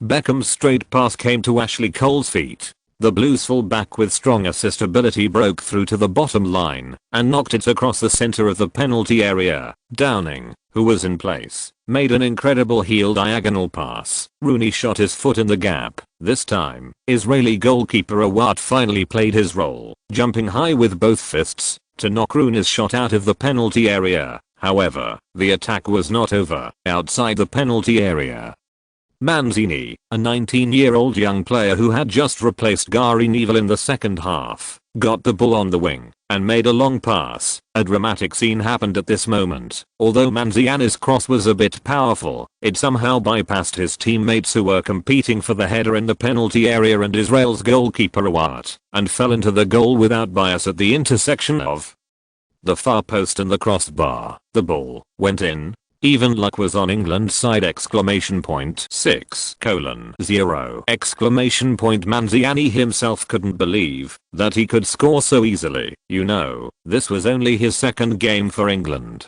As a defender, he scored his first goal for the national team so quickly. The great happiness made him feel dizzy and floated in the clouds. In the 65th minute of the game, the angry Israeli defensive core Ben Haim used the big move whirlwind sweepingly flag in the penalty area, and as he wished, he let Downing, who was dancing happily because the Middlesbrough winger used his superb little skills to play tricks on 3 Israeli players in a row. He almost got a chance to shoot. Force! The referee's whistle sounded without hesitation. Red card. Penalty. The Israeli team lost the game and lost face. At this time, the entire Wembley Stadium resounded with the name Michael Owen. 1 more goal, and the hard-working lightning killer can once again perform a hat-trick for the Three Lions. Everyone hopes that this penalty kick will be taken by Owen. David Beckham, the first penalty shooter selected by Lee Tongfan, put the ball on the penalty spot, then stepped out of the penalty area and patted Owen on the shoulder. These two former England golden partners are in sync. Amid cheers, Owen easily deceived a Watt and pushed the ball into the middle. Hat trick ! 7:0! The fans in the stands were so happy that they almost fainted. At this moment, England won a big victory. Michael Owen, who made magical efforts, performed a hat trick, and Captain David Beckham assisted a goal twice. No script can be more perfect than this. If there is a regret, it is that another starting striker of the England team, Manchester United's Little Meat, has not scored a goal in the game. So, after shouting Michael Owen's name, Wayne Rooney's name began to resound in Wembley Stadium. The fans blindly believed that as long as they expressed their wishes, the Chinese standing in front of the England team's command seat would be able to help them realize it, because he is a god on the football field. The game continues. The England players began to consciously pass the ball to Wayne Rooney. With the overall situation of the game already decided, the players began to play more and more relaxed, and were happy to help others. In the 79th minute, Lee Tongfan replaced Michael Owen with Aston Villa's young player Luke Moore, allowing this lightning killer who returned 2 years later and conquered the world with 3 goals to enjoy the cheers and applause of more than 80,000 fans. The applause in the stands was like the waves of the English Channel, and it lasted for 4 or 5 minutes. On the sidelines, Owen hugged Crazy Lee again. At this moment, Jin Tong even felt a sense of gratitude for his friend.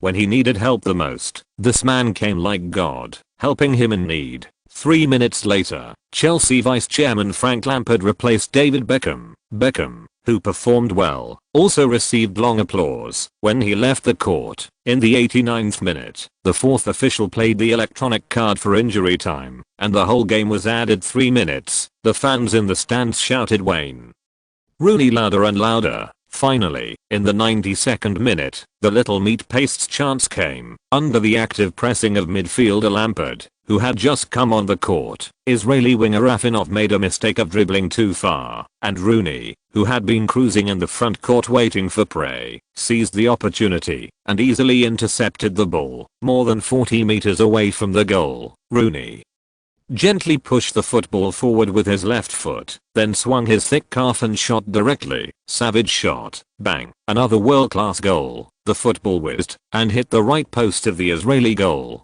then bounced into the net. Awad jumped up in the air and felt a burning sensation on his fingertips as he stretched them as far as he could. The football had already flown over! 8:0!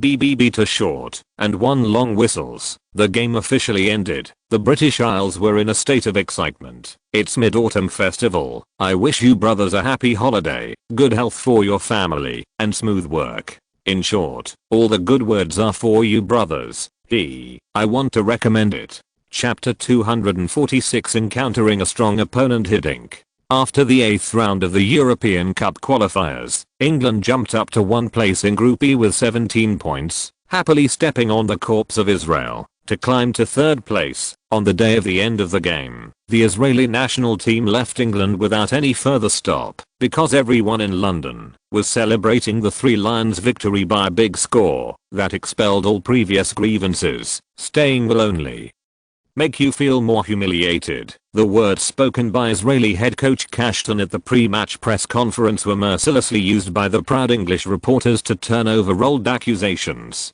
The media statements were so cunning and mean that Uncle Kashtan was so ashamed that he almost hit him.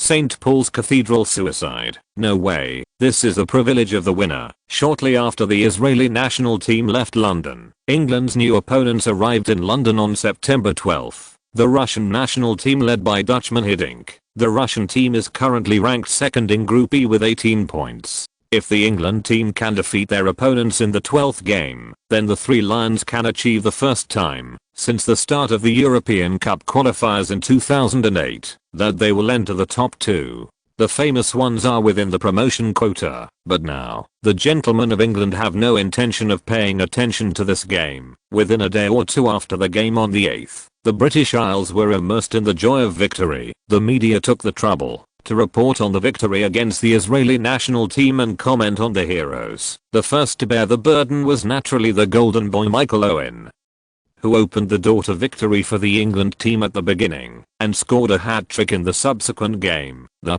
former hero returns with the trust of Madman Lee. Michael Owen, the former pride of the England team. The emergence of the 1998 World Cup made the whole world remember this handsome lightning killer. But the road to legend is always full of thorns. Joining Real Madrid was the worst decision in this talented shooter's career, and then the superstar began to sink. It was Crazy Lee who changed everything, taking great pressure to summon Irving, who had only played more than 30 minutes in 6 games this season, and writing him into the starting lineup against all odds. And Michael Irving also conquered the critical and skeptical fans with another miraculous performance, and repaid Crazy Lee's trust in him. The slogan "There is only one Michael Owen in the stands of Wembley Stadium" became a picture that major newspapers rushed to reprint. Overnight, the son of the wind, who had almost disappeared from the world of mainstream stars for 2 years, became famous with his sudden burst in the national team. The limelight completely overshadowed the rising stars Rooney, Defoe, Darren Bent. What followed was various transfer rumors. Red Devils godfather Ferguson loves Owen. Magic Michael may join Manchester United during the winter break. Irving, please return to a top club. John Terry hopes to be teammates with Owen at the club. Thousands of Liverpool fans gathered at Anfield to petition, strongly demanding that the club bring back their former favorite. Benitez regrets it so much. Rafa, selling Irving was a mistake. Laporta, Owen may consider changing the environment. Messi is his best partner. Michael Owen, who had been ignored by no one for 2 years, became a hot commodity that everyone was vying for overnight. Although many of them were exaggerated by the media, Irving's agent Dow Jolson did receive inquiries from several clubs. However, since Irving is still training with the national team, everything must wait until after the game against the Russian team on September 12th, because Crazy Lee has clearly promulgated the 3-ban policy: no alcohol, no sex, and no all-nighters. Of course, it is also strictly prohibited to bring club matters to the national team. Michael Owen, who is grateful to Lee Tongbiam, put aside all trivial matters and went all out to prepare for the game on the 12th. After more than 2 years of accumulation, the current golden boy has become a lot more mature, both in terms of his playing style on the field and the way he thinks and handles problems off the field. Of course, in addition to Michael Owen's miraculous comeback, there are many people in the second phase of Lee's England team list who are worthy of the English media's bragging. Forget about Beckham. If the British don't brag about it themselves, the Spanish media will brag for them. The focus of the media is on those young players who were born because of Crazy Lee's discerning eye. Crazy Lee was very good at discovering the potential of young players. When he was in Spain, Marcelo and Juan Mata were the representatives he promoted. What makes all England fans delighted is that Crazy Lee's an ability that was further developed after he took charge of the Three Lions. In the game against Israel, Manziani used a magical lob to justify his mistakes in the England-Germany war. Owen Hagley-Jeffs scored his first goal for the national team, and winger Downing from Middlesbrough made everyone's eyes shine. If he can maintain such performance at the club, then England will gain a world-class player, the winger. At the same time, the players also offered flattering when being interviewed by the media. Michael Owen, the hottest player in the British Isles. Mr. Foolish gave me a second chance in football. Although I knew he was a magical person long ago, when you really work with him, you will find that he is a guy who can help and surprise you at every moment. Yes, playing under him is a pleasure. Carson.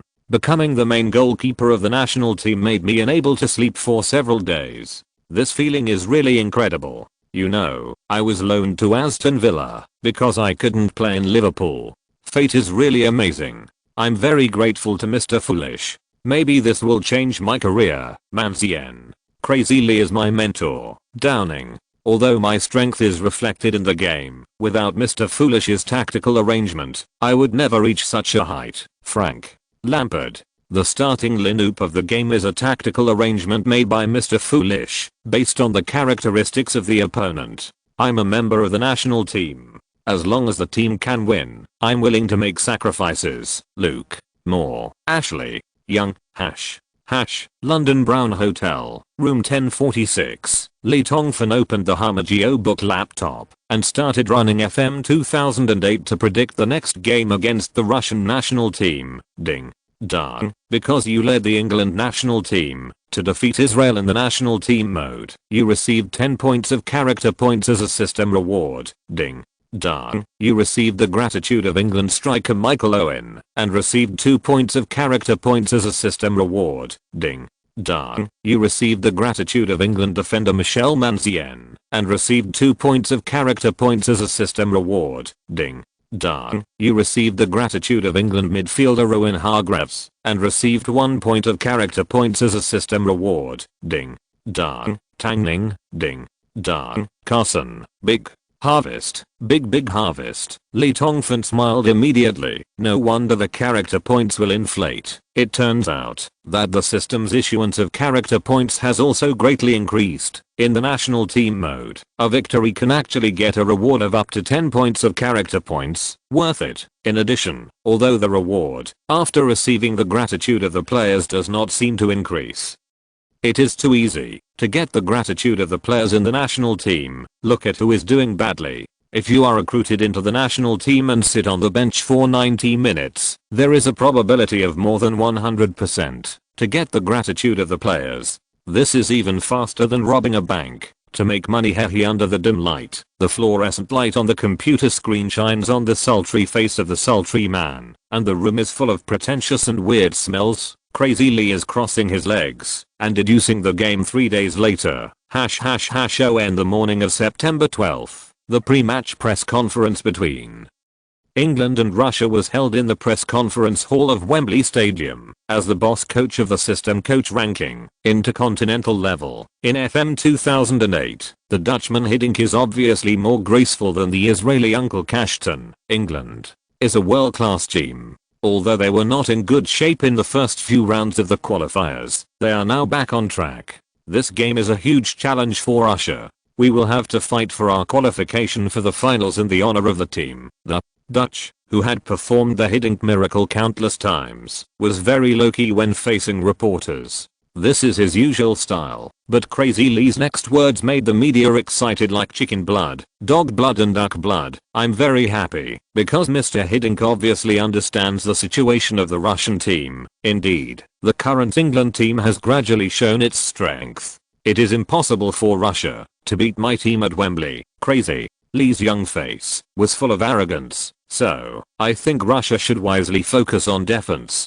or simply giving up the game is also a good choice. At least they can retain more energy to deal with other weaker opponents, such as Croatia. More than 200 reporters took a breath of cold air together. What a Crazy Lee. He is so bold. In one breath, he offended the first and second place teams of Group E, Russia and Croatia. In this way, the Russian strongmen from the Siberian wilderness will have to fight to the death with the England team in the game. In the past 2 or 3 months, the English reporters thought that the madman Lee had become honest after leaving Real Madrid. Today, the fox's tail was finally exposed. This is the true nature of madman. The previous madman Lee is almost a good boy. More than 200 pairs of eyes turned to Hiddink's face after Lee Tongfan finished speaking.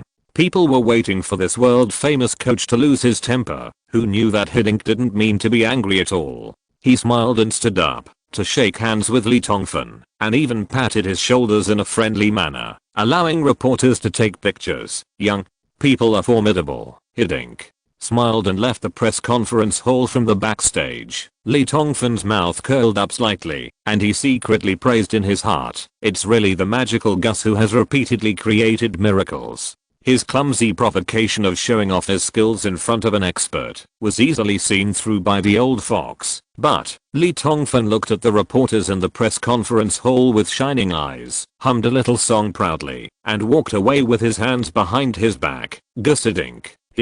With these reporters who can praise sesame seeds as the earth, even if you don't fall for it, will those vigorous stars in the Russian team who drink vodka as plain water swallow this breath? No more today. I owe you more than 2,000 words, and I will add 1,000 words tomorrow and the day after tomorrow, and I will definitely make up for it. The moon is out, brothers. Sip wine, enjoy the moon, and eat moon cakes. Happy holidays. Chapter 247. 3 consecutive wins.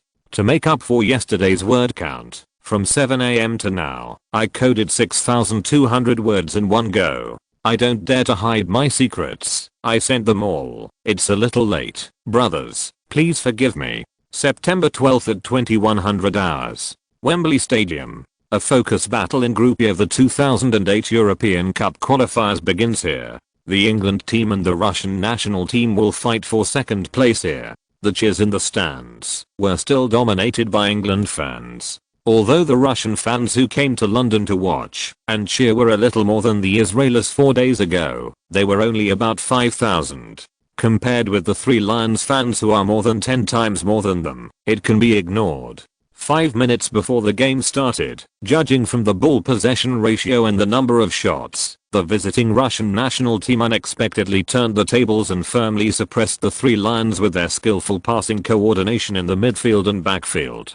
This is obviously the result of Crazy Lee's arrogant words at the pre-match press conference. The strong Russian men from the cold Siberian wasteland seemed to have taken gunpowder collectively. Their nostrils were puffing with white air and their eyes were as wide as bells. When the referee on duty from Spain, Darragh Davila, blew the first whistle to start the game, at the beginning of the second, he used 200% of his energy to show off to the arrogant lunatic Lee and his disciples. Just like what they said in their last interview with local reporters before the game. Football is not played by mouth. We will let the arrogant English people know what real men's football is. Yes, the strong men in Russia are playing men's football now. Pressing hard regardless of physical strength, tackling regardless of the cost, vicious roars and stares, long distance shots. It seemed that even the entire Wembley Stadium lawn was filled with the pungent smell of strong vodka, turning the England team's superstars into weak drunkards. In the first 5 minutes, Ashley Cole, who is known as the best left back in the world, well, no, according to the media in the British Isles, was actually played by the little known right winger of the Russian team. Basnov, a 23-year-old youngster from Spartak Moscow, was beaten. Ashley Cole's defense. Oh, God, the young player Basnov broke through him as easily as he was lying to a child, and there was a fatal gap on the right side of the England team. The famous mouthpiece Sturt was sitting on pins and needles in the commentary box. Basnov's cross, Sanko header. God.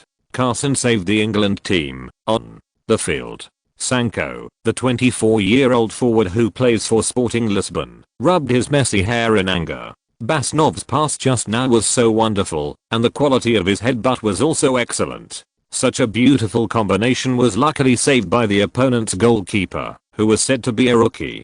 Sanko roared at England goalkeeper Carson, turned around and prepared to receive the corner kick from his teammate.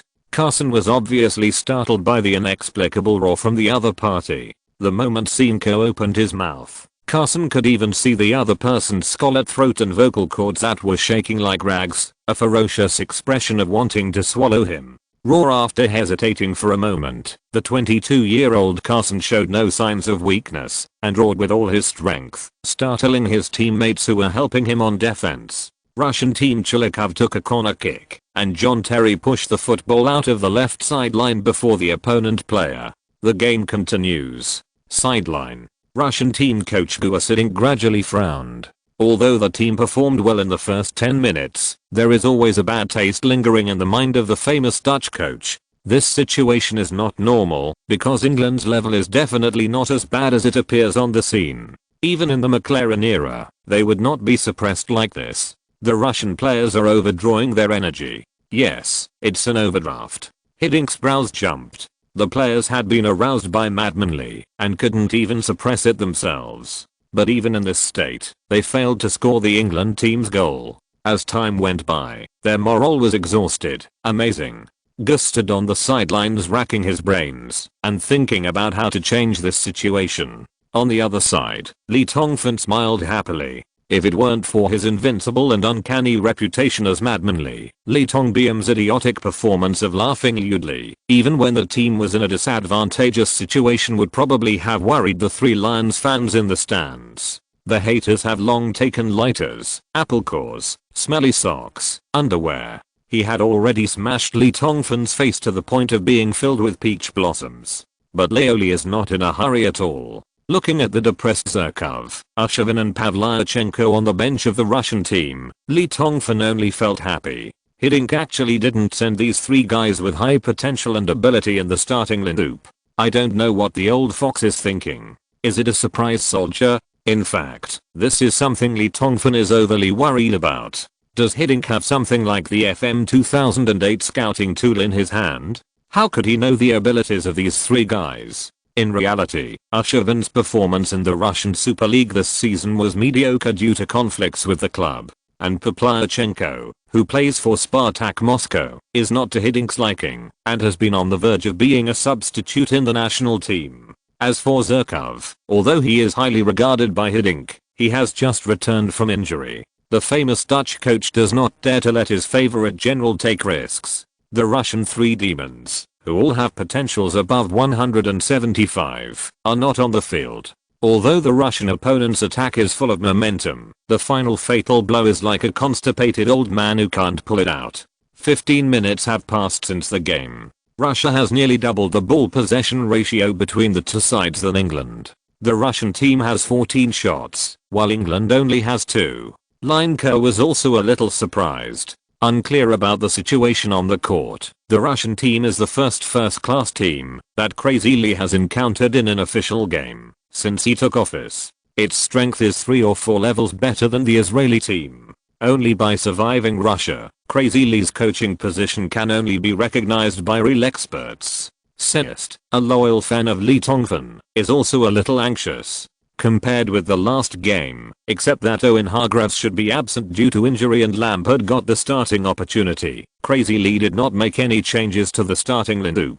Adjustments have been made, but it seems that the 2-forward partnership of Owen and Rooney is not in shape, needs to change. Although the English fans singing in the stands was high-pitched, the anxiety contained in it was very obvious. Some anxious fans were already slightly dissatisfied. We need to score goals, Lee. We need to score goals. You can truly prove yourself by defeating a strong team, Lee. Show us your skills. However, the concerns of fans and commentators did not change Lee Tongbam's strategy. When everyone was eagerly looking at the command seat on the sidelines, waiting for the magical Chinese to raise his middle finger to score a goal, just like he did in Real Madrid, Crazy Lee did not make any sign.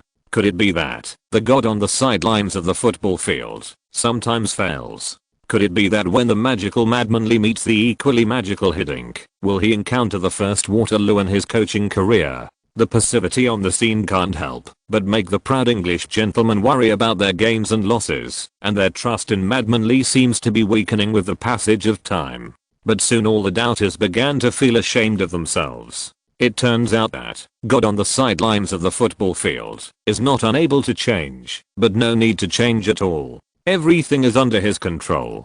Because England scored a goal. Like a spring that was compressed to the extreme, it suddenly exploded. On the field, the cross from the Russian winger Machikhanov was unreasonably cleared by England's vice-captain John Terry and blasted out of the penalty area. All the Russian players thought this was a hasty passive defensive move, but earth-shattering cheers came from the stands. Because Terry's clearance ball was high and fast, flying towards the Russian team's goal. Of course, this is not the main reason why fans exclaimed. The most fatal thing for the Russian national team is that a white lightning followed closely on the lawn below the football Michael Owen inserted into the Russian team's half like a high-speed maglev train. Then, getting rid of Russia's 3 defenders without the ball, unloading the ball, dial horizontally, shot. After completing this series in less than 5 seconds, Michael Owen stopped looking at the goal and turned around gracefully to accept the cheers and applause of the English fans.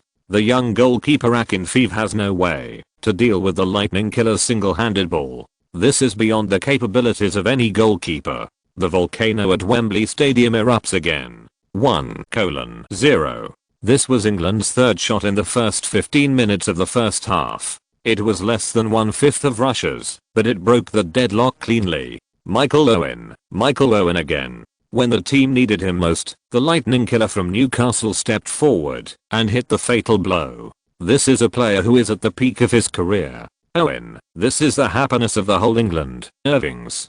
Goal not only gave reassurance to all fans worried about gains and losses, but was more like a bomb that exploded on the reservoir dam, releasing all the flood at once. The advantage that the Russians had worked so hard to maintain suddenly collapsed after 15 minutes. In the 20th minute, Hiddink and his disciples suffered another blow. Another quick counter-attack. Michael Owen and Beckham passed the ball back and forth in the midfield and passed the Russian captain, the 32-year-old defensive midfielder Smertin, who plays for Middlesbrough in the Premier League. The football came to the wing. At the feet of Tongfan. The show begins. Tongfan once again showed his superb dribbling and footwork skills to the supporters, who stood up from their seats and cheered. After playing with the Russian right-wing players Basnov and Byrazetsky, he halfway near the sideline. Powerful high ball cross. The Middlesbrough winger's ability in crossing 18 in FM 2008 was fully demonstrated at this moment. The powerful half-high ball made the two central defenders of the Russian team wary. After a little hesitation, Manchester United forward Wayne Rooney seized the opportunity. The little fat man, who was surrounded by three strong Russian men, jumped into the air, stretched out the arch of his left foot, and gently touched it. Boom. The white football was like a frightened bird, panicking and rushing into the goal behind goalkeeper Akinfeev. The distance is too close and the ball speed is too fast. The goalkeeper has no way to react. Akinfeev, who is known as the best goalkeeper in Russian history after Lev Yashin, picked up the football from the goal with a look of annoyance after being hit by England with two shots that were beyond the goalkeeper's ability. Kicked hard towards the center circle, point to colon 0 exclamation point. This is England's fourth shot of the game. This conceded goal woke up the Russian team. Sideline. Hiddink made a gesture with a murderous look on his face, asking the players to pay attention to defense and retract the defense line appropriately. Keep calm, don't be fooled by the opponent, keep a cool head. Retract the defense line, pay attention to assisting defense, and improve the efficiency of attacks. Even in anger, Hiddink still used the most concise words when deploying tactics. The prophecy expressed its own meaning without any dirty words in the words. On the field, the 32-year-old Russian captain Smertin finally realized that he and his teammates had been fooled. The cunning Chinese succeeded in irritating himself with the help of reporters' mouths. Think about it. Before the game, head coach Hiddink repeatedly asked the team to stay calm and play in a peaceful mental state, but he failed to succeed and failed. Before kickoff, he encouraged his teammates with a murderous look on his face to give the arrogant Chinese take a look at some color. Now, the color is there, but it was given to him by the other party. Defend, Varatinal, chicken off, recycle, pay attention to your behind. Smertin tried to calm down and then began to instruct his teammates to play according to the requirements of head coach Hiddink. Exclamation mark.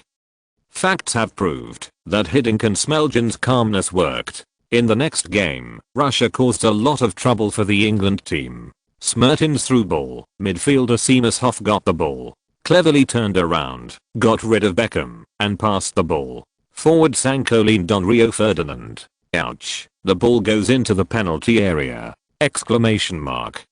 A chance for the Russian team.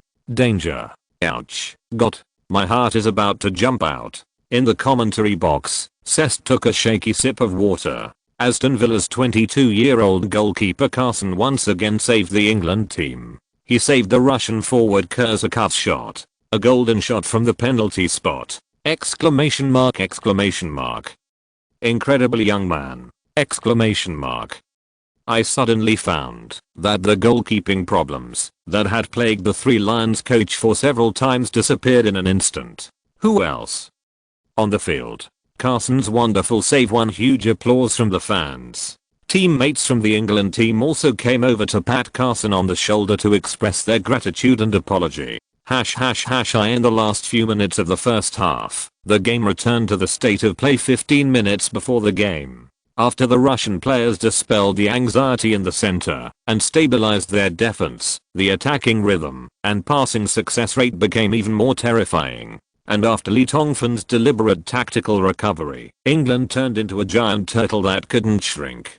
Occasionally, it would extend its sharp teeth to fight back, and then quickly retract its turtle shell. In the 35th minute, England's quick counter-attack was destroyed by the opponent, and the Russian team took the opportunity to organize the most threatening offensive in the first half. After receiving the ball, Synko sprinted along the wing. After attracting the attention of Terry, Gary Neville and Rio Ferdinand, the high-altitude ball was passed directly to the center. Korsakov suddenly shot his foot 45 meters away from the goal. This was a world-beating shot of extremely high quality.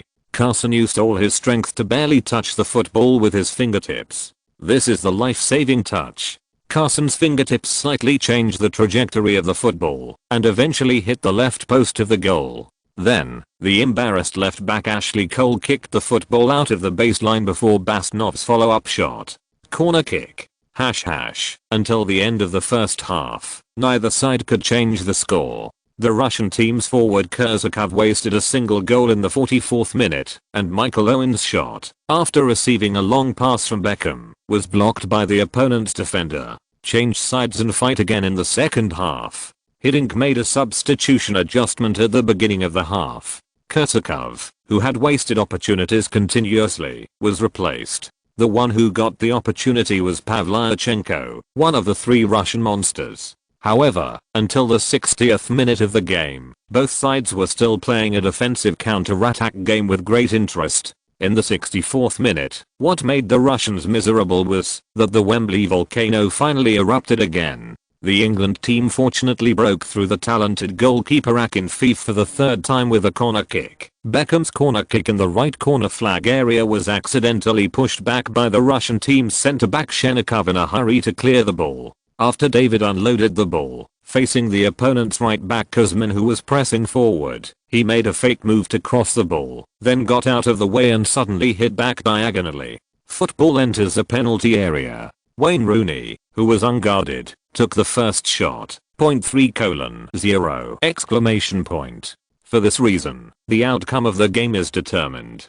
Hiddink shook his head in front of the coaching bench on the sidelines, replaced several main players, and began to save energy for the next game. Arshavin and Yuri Zhirkov finally got the chance to play. In the 84th minute, the Russian team got a goal back with Arshavin's magical performance. The 26-year-old short winger took advantage of his low center of gravity and high speed to break through the double teams of Rio Ferdinand and John Terry, and went to the meeting alone to score. 0.3:1! More than 5,000 Russian fans in the stands burst into tears. More than 60% of the ball possession rate, more than 30 shots, finally broke through Carson's goal. Before that, they thought that the 22-year-old rookie goalkeeper who was loaned to Aston Villa because he couldn't play in Liverpool was possessed by the spirit of God. Arshavin's goal gave the Russian team a glimmer of hope, but someone quickly made them despair. In the 91st minute, Villa winger Ashley Young came on as substitute for Downing and made a pass. Lampard received the ball in the penalty area and then hit the goal from a small angle. Although Akinfeev miraculously saved the shot, that was close at hand. But Michael Owen's ghostly follow-up shot at the first moment forced the talented goalkeeper to pick up the ball from behind for the fourth time. 0.4:1! England secured victory. This score was maintained until the end of the game! 4:2 victory over Germany. Sweep Israel 8:0! Defeat Russia 4:1. Push when the Spanish referee David Davira blew to short and one long whistles to end the game. The hearts of all those watching the game jumped. The powerful players on the Europa continent had vaguely seen the Three Lions conquer. The Iron Hooves are coming. Who will be the next loser? Croatia? Or Spain? France? The coaches of the teams that are expected to advance to the 2008 European Cup are sweating on their backs on this not so cold autumn night. Many days have passed since the game on September 12th, and the British Isles' worship of Crazy Lee has never ended. To be honest, when Crazy Lee became the coach of the Three Lions, England fans did not expect that the national team's record would have such an immediate effect. After McLaren stepped down, the proud English gentleman only hoped that the team could break through in Group E as long as they could qualify for the 2008 European Cup. That would be a great blessing. But God on the sidelines of the football field brought them a surprise beyond their expectations. Since defeating Germany in the friendly match, Three Lions fans have been like being hit by a pie falling from the sky, falling into a dream that they never want to wake up from. Facing the German team of master tactician Low. Win. Israel versus the arrogant Uncle Cashton. Big win. Russia encountering Magic Gusted Inc. Or win. What makes fans even more happy than winning the game is that under the leadership of Crazy Lee, England's geniuses are like leaks in the fields, popping up one after another. Joe Hart, Manziani, Sturridge, Carson, Ben Foster, Downing, Ashley Young. These young players who either have never heard of it before, or who have heard of it, but seem to think it is nothing more than that, and have little development potential. Once they enter the Three Lions, they are like saplings that have been sprayed with chemical fertilizer after the rain. Same. It sprouted out suddenly and instantly turned into a towering tree that fans can rely on. There are so many talents in England that they are almost like carrots. And old players like Michael Owen, who could only rely on their previous reputation and capital to struggle on the green field due to injuries, unexpectedly had an incredible second spring. This is not the most famous England team in history.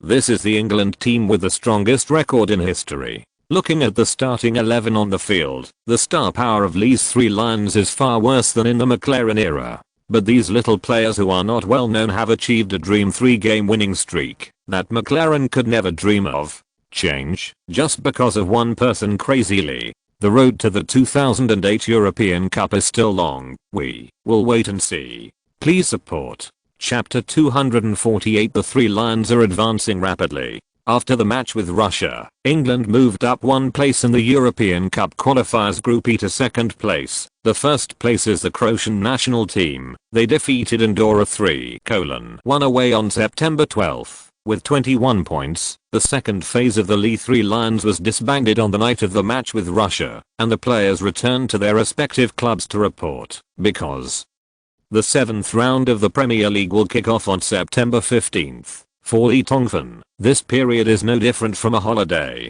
England's next match day will not be until mid-October, first at home against Estonia, and then 4 days later to Russia in the snow and ice, to meet Hiddink and his disciples again. Later, on November 16th, the English Football Association arranged a friendly match against Austria, and 5 days later, on November 21st, England will welcome their last opponent in the 2008 European Cup qualifiers at Wembley Stadium, Croatia, which ranks first in the group. Therefore, from September 12th, for more than a month, Lee Tongfan had plenty of time to carry out his koala plan, and took his parents to travel and shop in major cities in Europe, and had a lot of fun. Crazy Lee plays in Paris! Crazy Lee appears in Rome. Three Lions coach takes a day trip to the Vatican. Every day, there will be gossip about Crazy Lee appearing in a certain place at a certain time, and doing something in newspapers and magazines all over the British Isles. In addition to playing, Lee Tongfan shot a lot of commercials according to the sponsorship contract signed by Shining Red Star in China, London, England, and even Madrid, Spain. Basically all cities that can be related to Crazy Lee. The streets are full of posters of sultry men posing for the camera. For a while, Lee Tongfan's exposure rate actually exceeded the most popular superstars in Europe. Advertisers approached Lee, sponsors approached Lee, player agents recommended their own players, and best-selling authors volunteered to write autobiographies for Lee. There were even American Hollywood directors and producers with a strong business sense who contacted Shining Red Star, like sharks that smelled blood, asking if Lee Tongfan was interested in joining a certain blockbuster movie. England fans have always been tolerant enough of Lee's incompetent performance. As long as this man can bring victory to the Three Lions, no one will blame him for his private life, and people will even tease this young guy in a very kind way. Such a situation is simply unbelievable in China. If a Chinese coach dared to do this, no matter how good his record was, he would have been denounced as a national scum by fans and leaders, and scolded to death. It is worth mentioning that The Sun conducted a very interesting survey in the British Isles! 67% of English people actually think that Madley is the sexiest man of the year. This figure is 5 times that of the last sexiest man David Beckham, and more than 3 times the sum of the ratios of other superstar players such as Wayne Rooney, Steven Gerrard and Michael Owen. What's even crazier is that 80% of English girls are willing to have a one-night stand with Madley. The beauties said without any shyness that Madley's invincibility on the court will definitely continue. In bed, so Leoli became the best sexual fantasy object for ladies in the British Isles. For a time, in the UK, Madley's influence exceeded that of any head coach. Ferguson, Wenger and Mourinho had to stand aside. The Lee whirlwind is gradually heating up. September 20, 2007. Outside the field of football, something far-reaching happened in England. The early subprime mortgage crisis quietly sprouted in Europe. The mainstream bank in the UK, Northern Rock, suffered a crazy run on its bank because it could not borrow additional funds to repay the maturing debts in mid-September 2007 due to the lack of continuous cash injection. A week later, Northern Rock was unable to support its high-leverage housing credit business and was eventually taken over by the British government. This is a dangerous signal. Such things are not only happening in the UK. The United States and France have also experienced investors running on maturing bonds. An invisible crisis has gradually enveloped the European continent. This is just the beginning. What no one expected was that in the next year or so, the resulting financial crisis would sweep the world overnight, and countless high-ranking multinational companies would go bankrupt, and the Premier League, which has always appeared in front of the world with the most developed commercial image, has also been affected invisibly. The news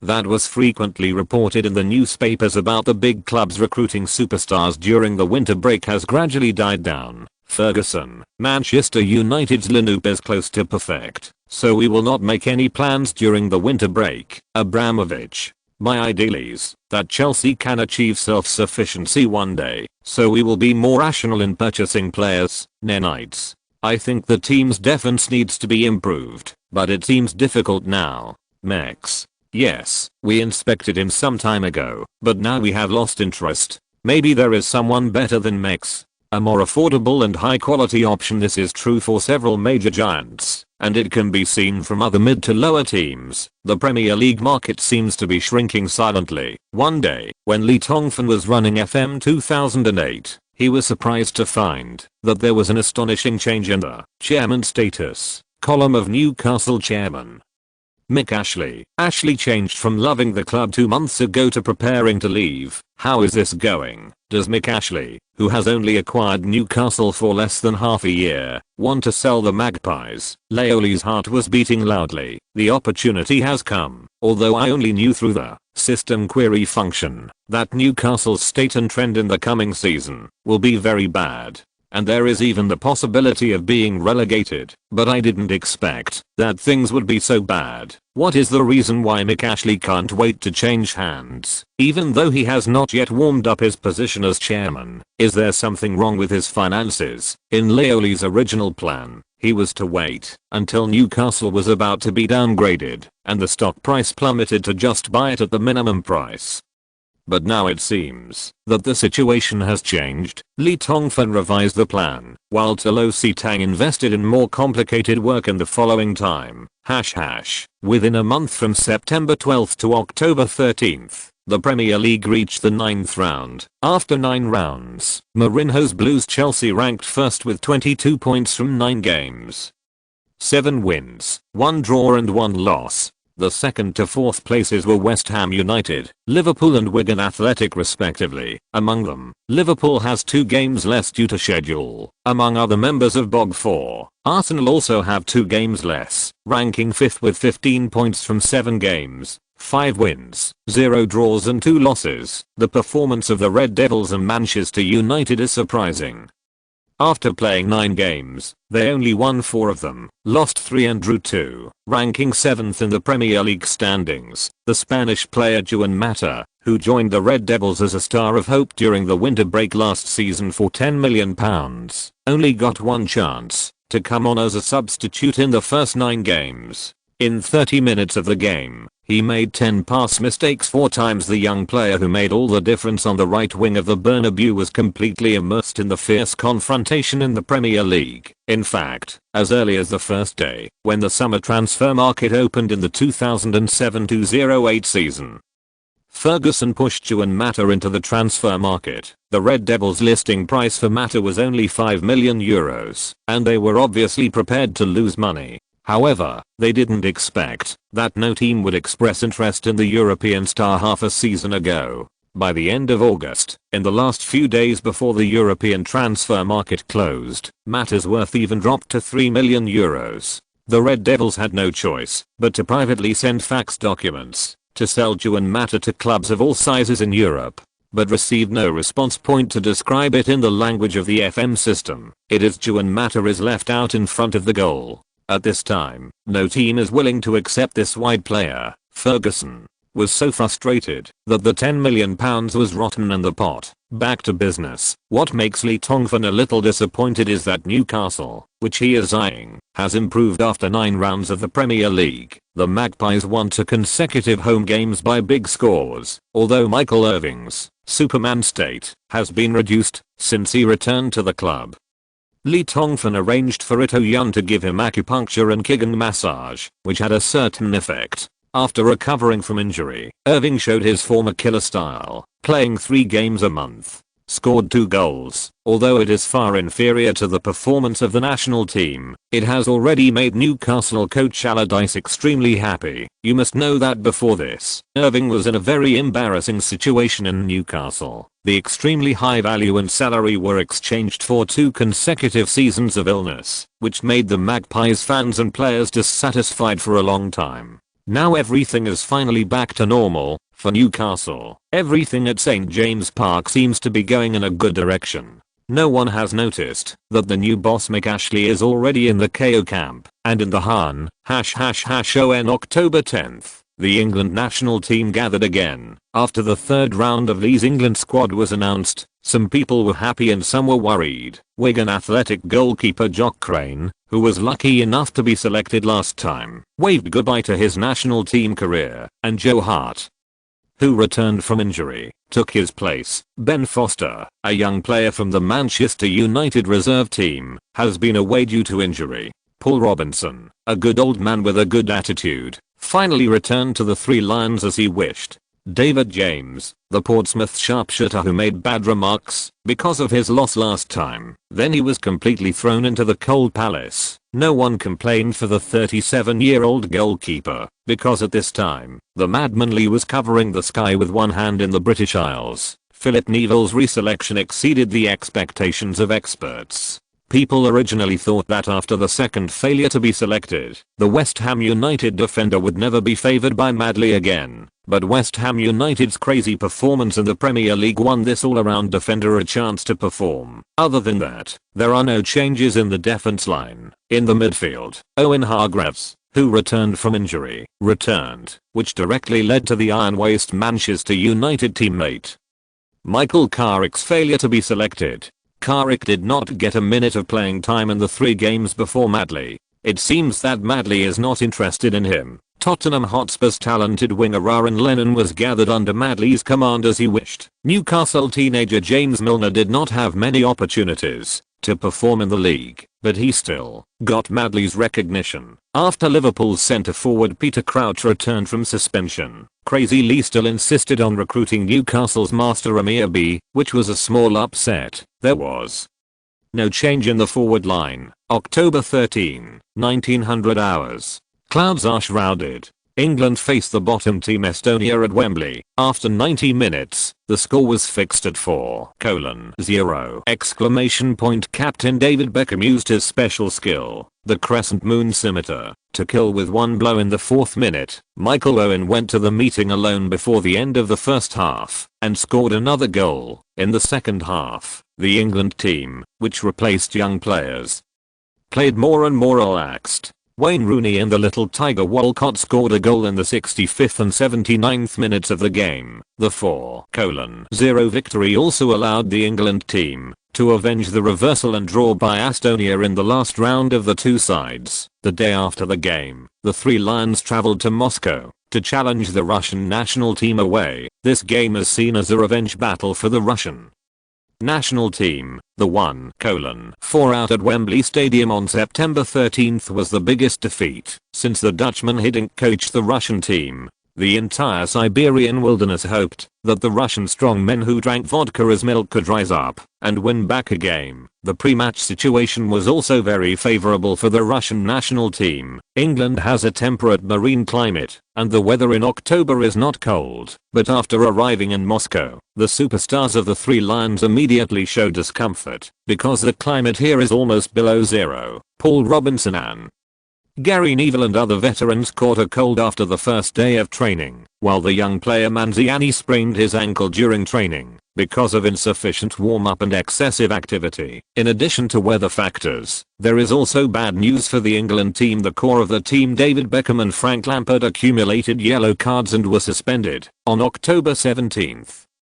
The Russian national team will face an England team whose strength is greatly reduced due to the lack of soldiers and generals. This is why the Russians are full of confidence today. There are more than 10,000 words, which is a compensation for yesterday's word count. I hope Ziodeo's character has not dropped. Attached is the third list of players of the Three Lions. This part is free. 3 goalkeepers: Carson, 22 years old, Liverpool, on loan at Aston Villa; Paul Robinson, 28 years old, Tottenham Hotspur; Joe Hart, 20 years old, Manchester City; 7 defenders: Michel Mancini, 19 years old, Chelsea, on loan at Queen's Park Rangers; Michelle Dawson, 23 years old, Tottenham Hotspur; Lescott, 24 years old, Everton; John Terry, 27 years old, Chelsea; Gary Neville, 32 years old, Manchester United; Rio Ferdinand,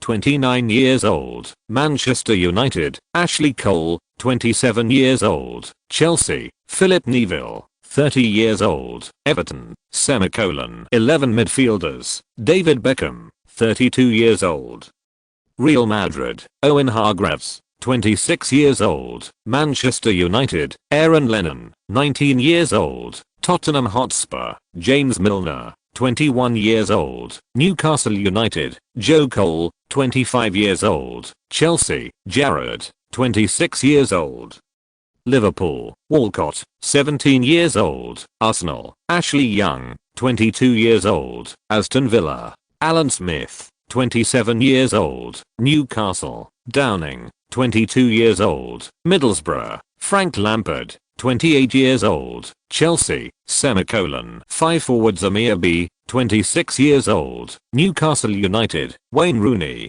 21 years old, Manchester United; Michael Owen, 28 years old, Newcastle United; Luke Moore, 21 years old, Aston Villa; Agbonlaha, 20 years old, Aston Villa. Chapter 249: Moscow bloodshed. October 17th at 1900 hours. The temperature is 2 degrees Celsius above zero. Moscow Lokomotiv Center Stadium. The 2008 European Cup qualifiers Group E England team away challenge Russia team game was held here. Although the score is still 0:0, Crazy Lee and his disciples are in trouble here. Big trouble. In the 25th minute of the first half, the hot-tempered England team's main striker Wayne Rooney struck when it was time to strike. Rushing through the 9 states boxing Russian midfielder Simashov, the referee from Scotland, Mick McCarry, showed him the Ruby God of War card without hesitation. Deported, and Russian midfielder Simashov left the field for treatment due to tooth loss. But then again,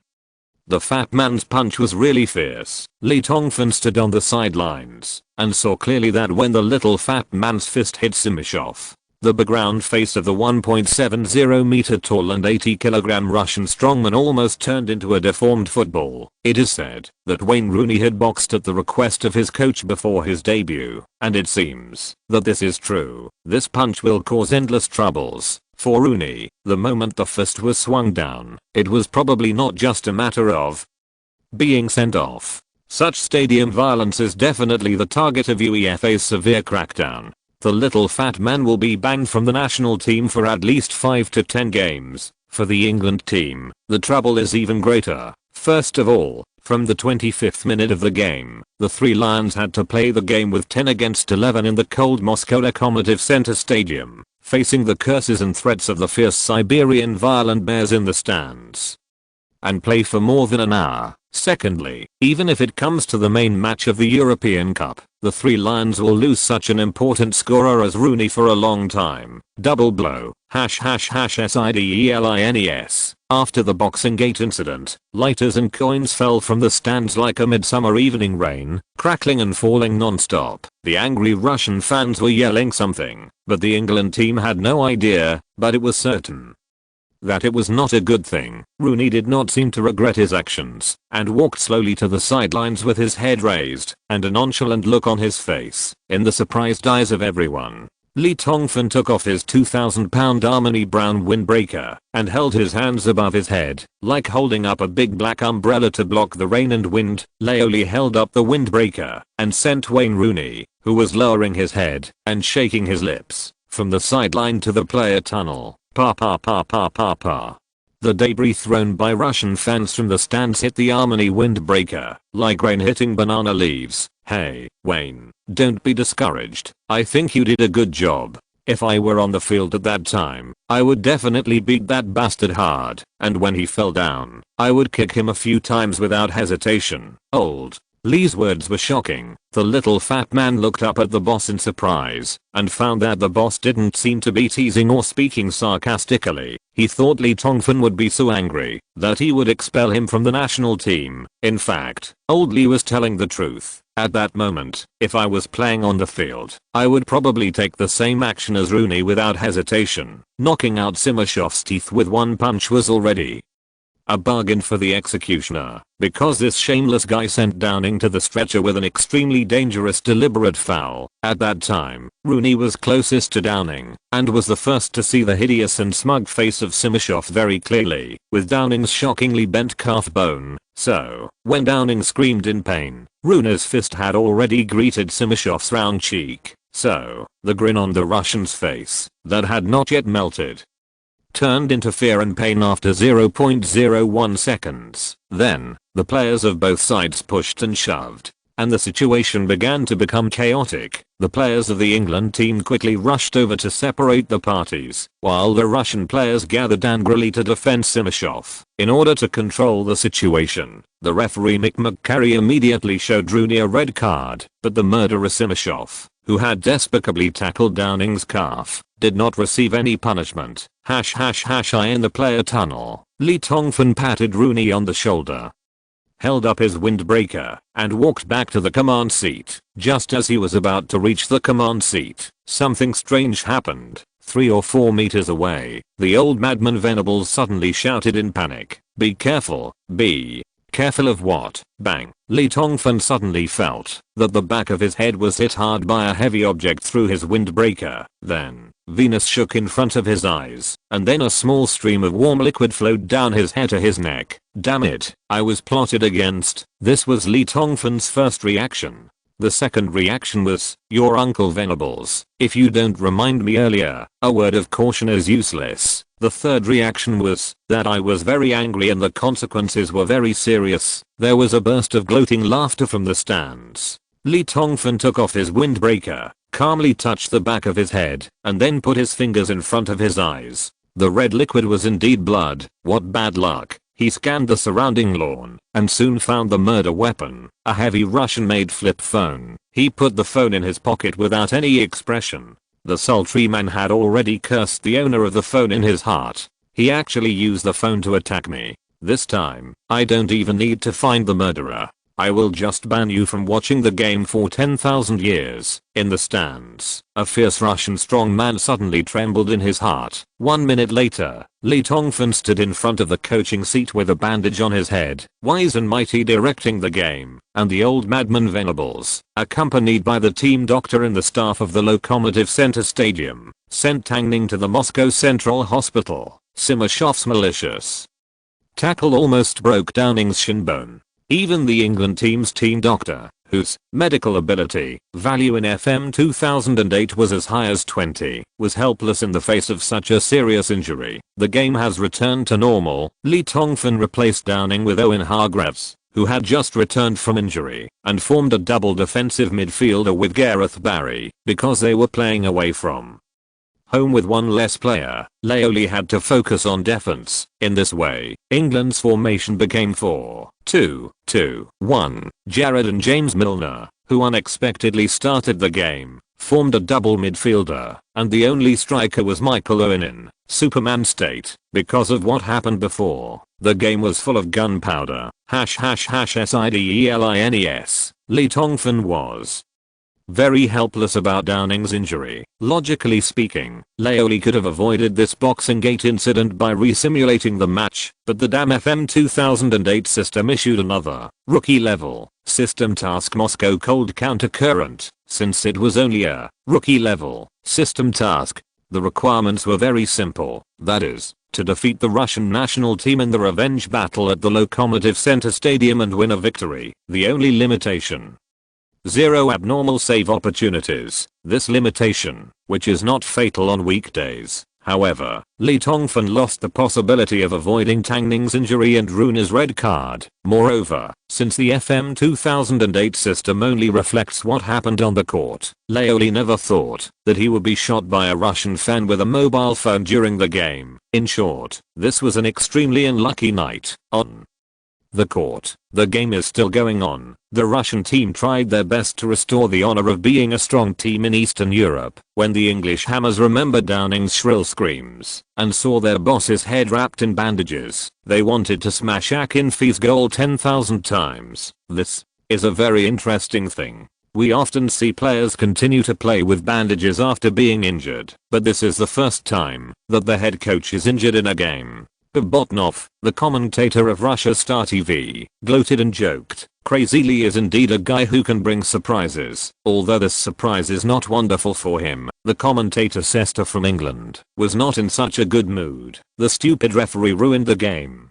Simashov's shameless foul was the root cause of all this chaos. McCarry didn't say anything. Russian fans should be banned from watching home games for a year. Their behavior has brought a lot of damage to football game smear. Although Rooney had previously been sent off for a stupid red card due to rough play, this time, I think all English fans will regard the Manchester United striker as a hero who bravely protects his teammates, and the performance of Madley holding up his windbreaker to shield his disciples from debris is even more touching. Looking at the strong figure standing on the sidelines with bandages, I think after this game Madley's influence in the British Isles may surpass Her Majesty the Queen. As time went on into the night, the climate at the Lokomotiv Center Stadium became colder and colder, but even colder than the climate were the hearts of the 28,548 Russian fans. The Russians in the stands could no longer laugh. Even the commentator of the Russian Star TV station, Botnov, who was teasing Madley not long ago, could only mutter in a timid manner, "Oh, this is really bad, terrible." Because the 10-man England team relied on a defense that was tougher than a tortoise shell and 3 lucky corner kicks to incredibly change the score to 3:0. Exclamation point in the 53rd minute, the corner kick from young player James Milner went straight to the near post. England captain John Terry jumped high and headed the ball into the goal, knocking Akinfeev's fingers. In the 67th minute, it was another corner kick from James Milner, outside the penalty area. Liverpool's sole Steven Gerrard volleyed the ball into the goal without waiting for it to land. In the 88th minute, it was still a corner kick from James Milner, the Newcastle youngster, who almost became the nightmare of the Russian team, once again sent the ball to the front point. This time, the Manchester United defensive Rio Ferdinand scored with a header. The game ended in a hustle and bustle. The tears of Russian fans froze into hail in the cold Lokomotiv Central Stadium and sprinkled on the seats in the stands.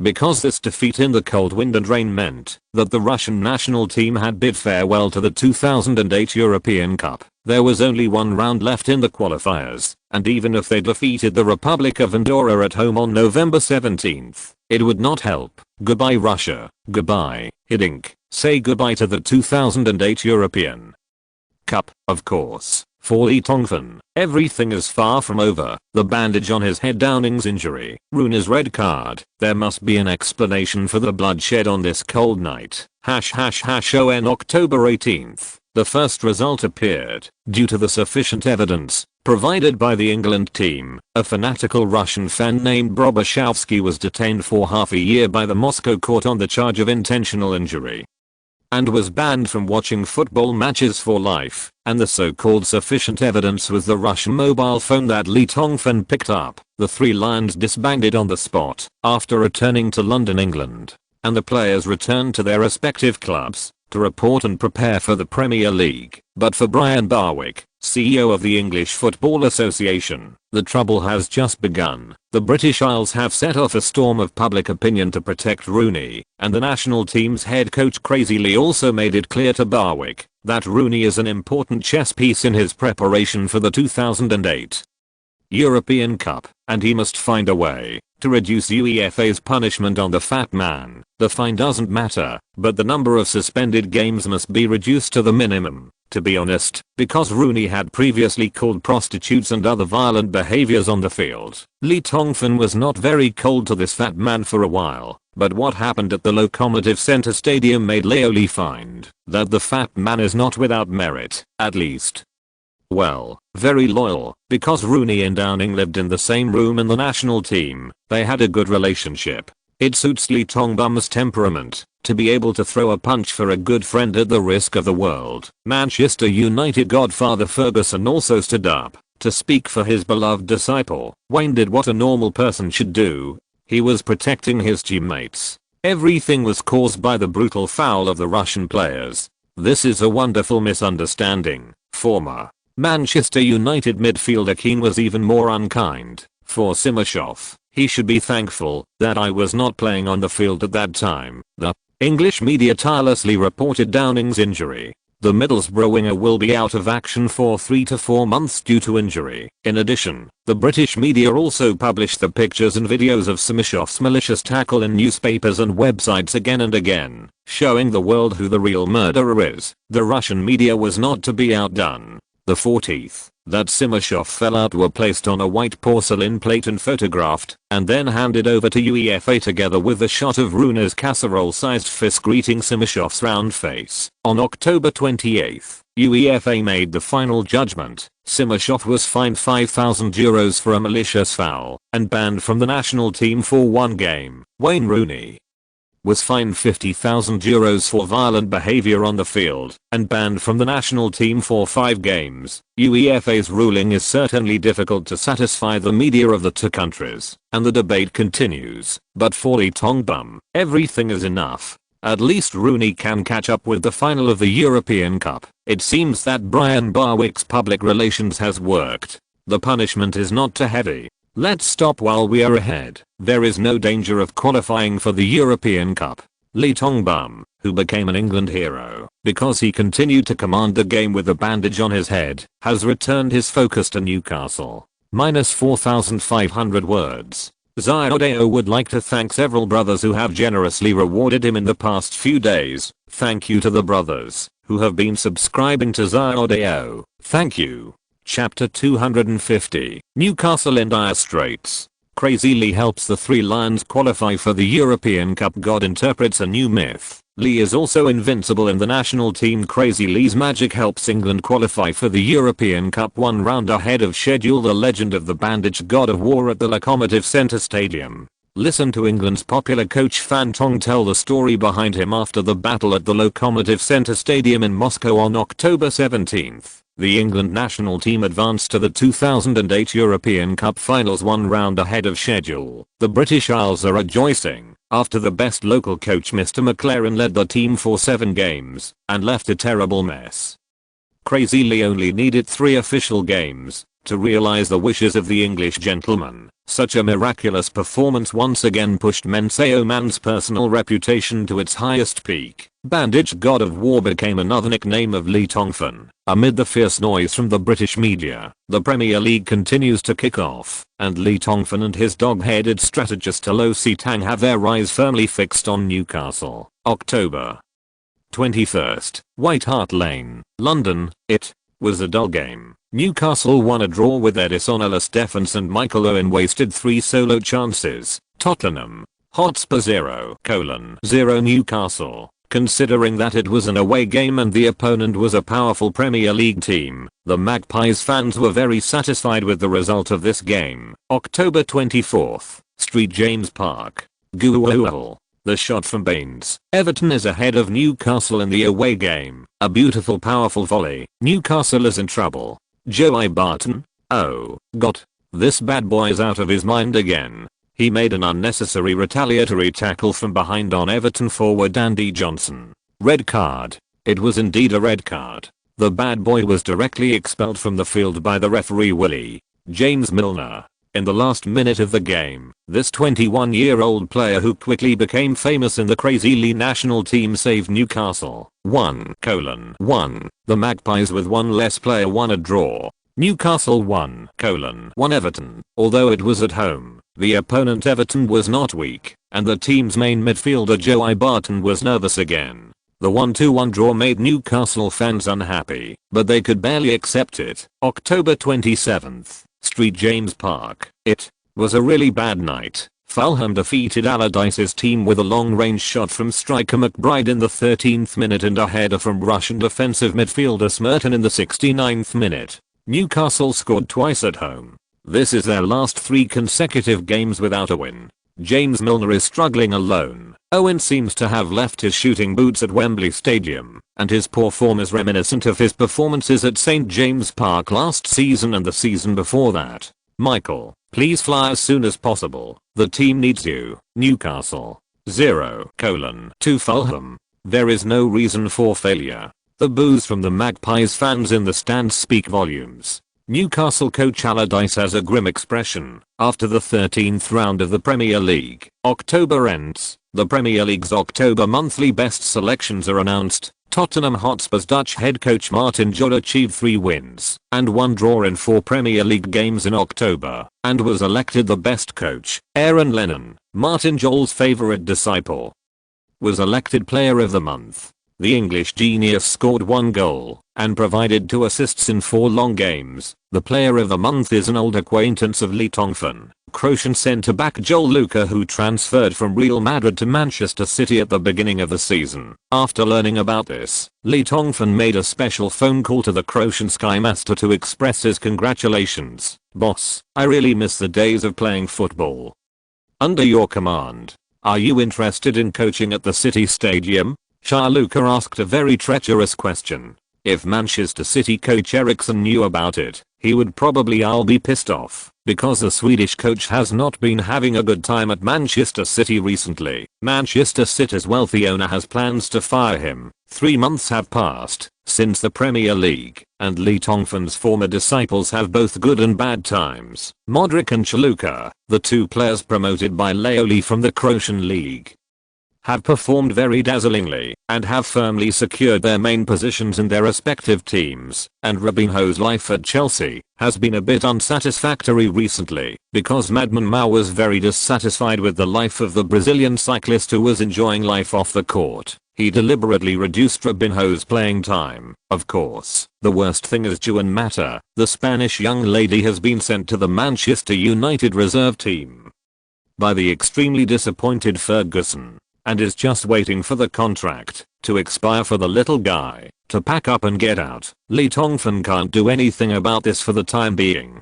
He just keeps in touch with his disciples as much as possible. Maybe he will use it again in the future. In November, the Premier League matches continue. November 4th, Upton Park Stadium, West Ham United beat Newcastle easily. Poor Mr. Joey Barton, a professional red card player, was once again sent off early. Newcastle has not won 4 consecutive games. Allardyce's face is full of confusion. What is the problem? West Ham United 2:0 Newcastle. The tears of the Magpies fans are flying. November 11th, Pride Park Stadium. Newcastle finally saw the light at the end of the tunnel. With goals from Owen, Bowyer and James Milner, they defeated Derby County 3:1 away. The victory in this game has brought the Magpies league ranking up to 15th, although this ranking is far from the team's ambitious goal of entering the European League at the beginning of the season. Newcastle fans finally slept a peaceful weekend. Everyone is hoping that the Magpies can rebound.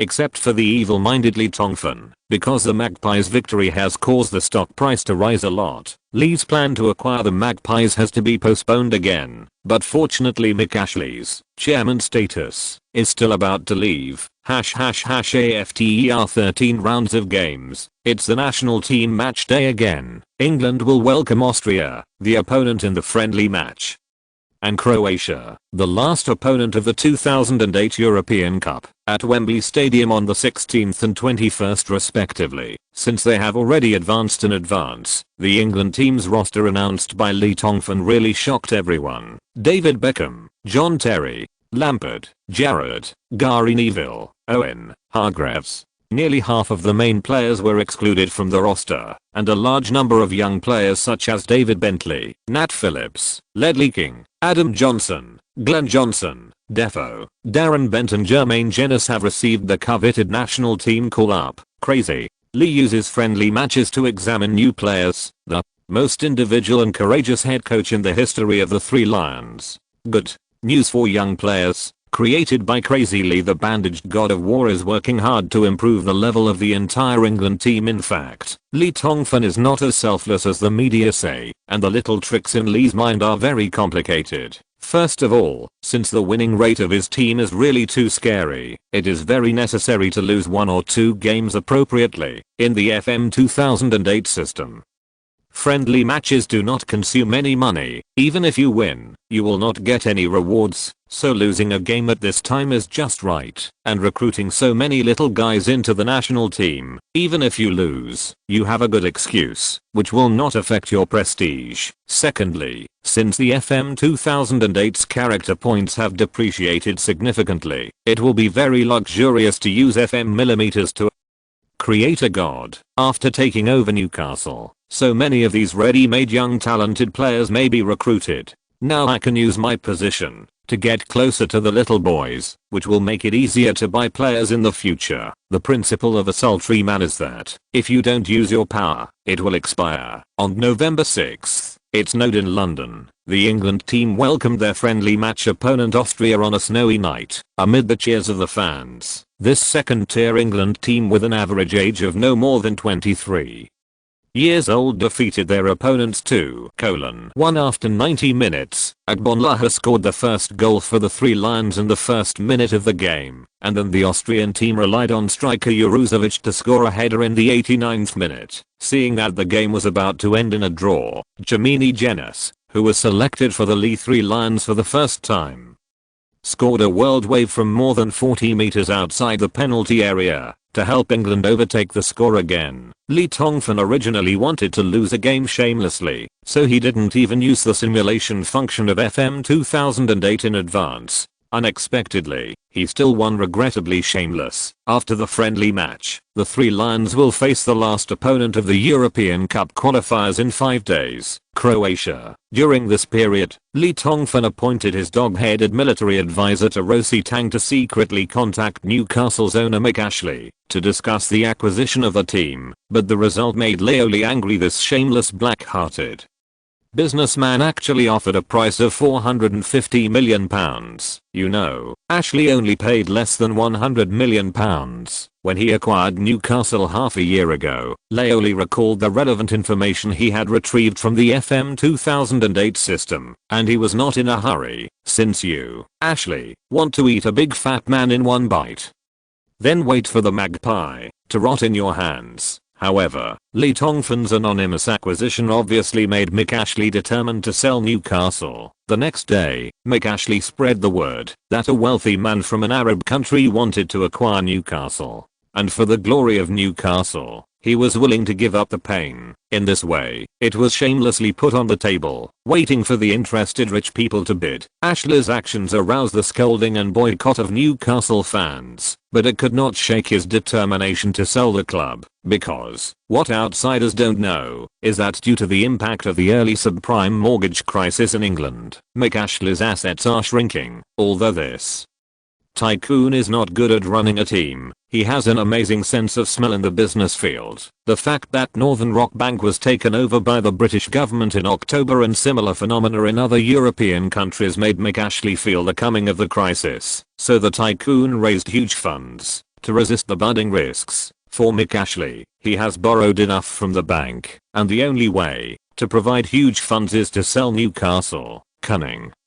Businessmen are like auctioning items, sharpening their knives, and waiting to slaughter the big heads. Transition chapter. It is very difficult to code. It is simply unsustainable. Lay more groundwork for taking over. Try to code another chapter today, but it will be very late, and AOZ has to go to cook for himself first. Swordsmen who are used to going to bed early can wait until tomorrow to read it, because the next chapter, it will also involve transition, the devil's Christmas schedule. The magpies will be miserable. Finally, I would like to recommend a book by a friend, The Great Era of Science and Technology, with the book number 1,662,590. It was put on the shelves 2 weeks ago, and is still in the top 10 of the New Book Monthly ticket list. Brothers who like science and technology articles can go and take a look. End of this chapter. Thank you very much for reaching the end. Don't forget to like. Looking for more exclusive content and immediate access?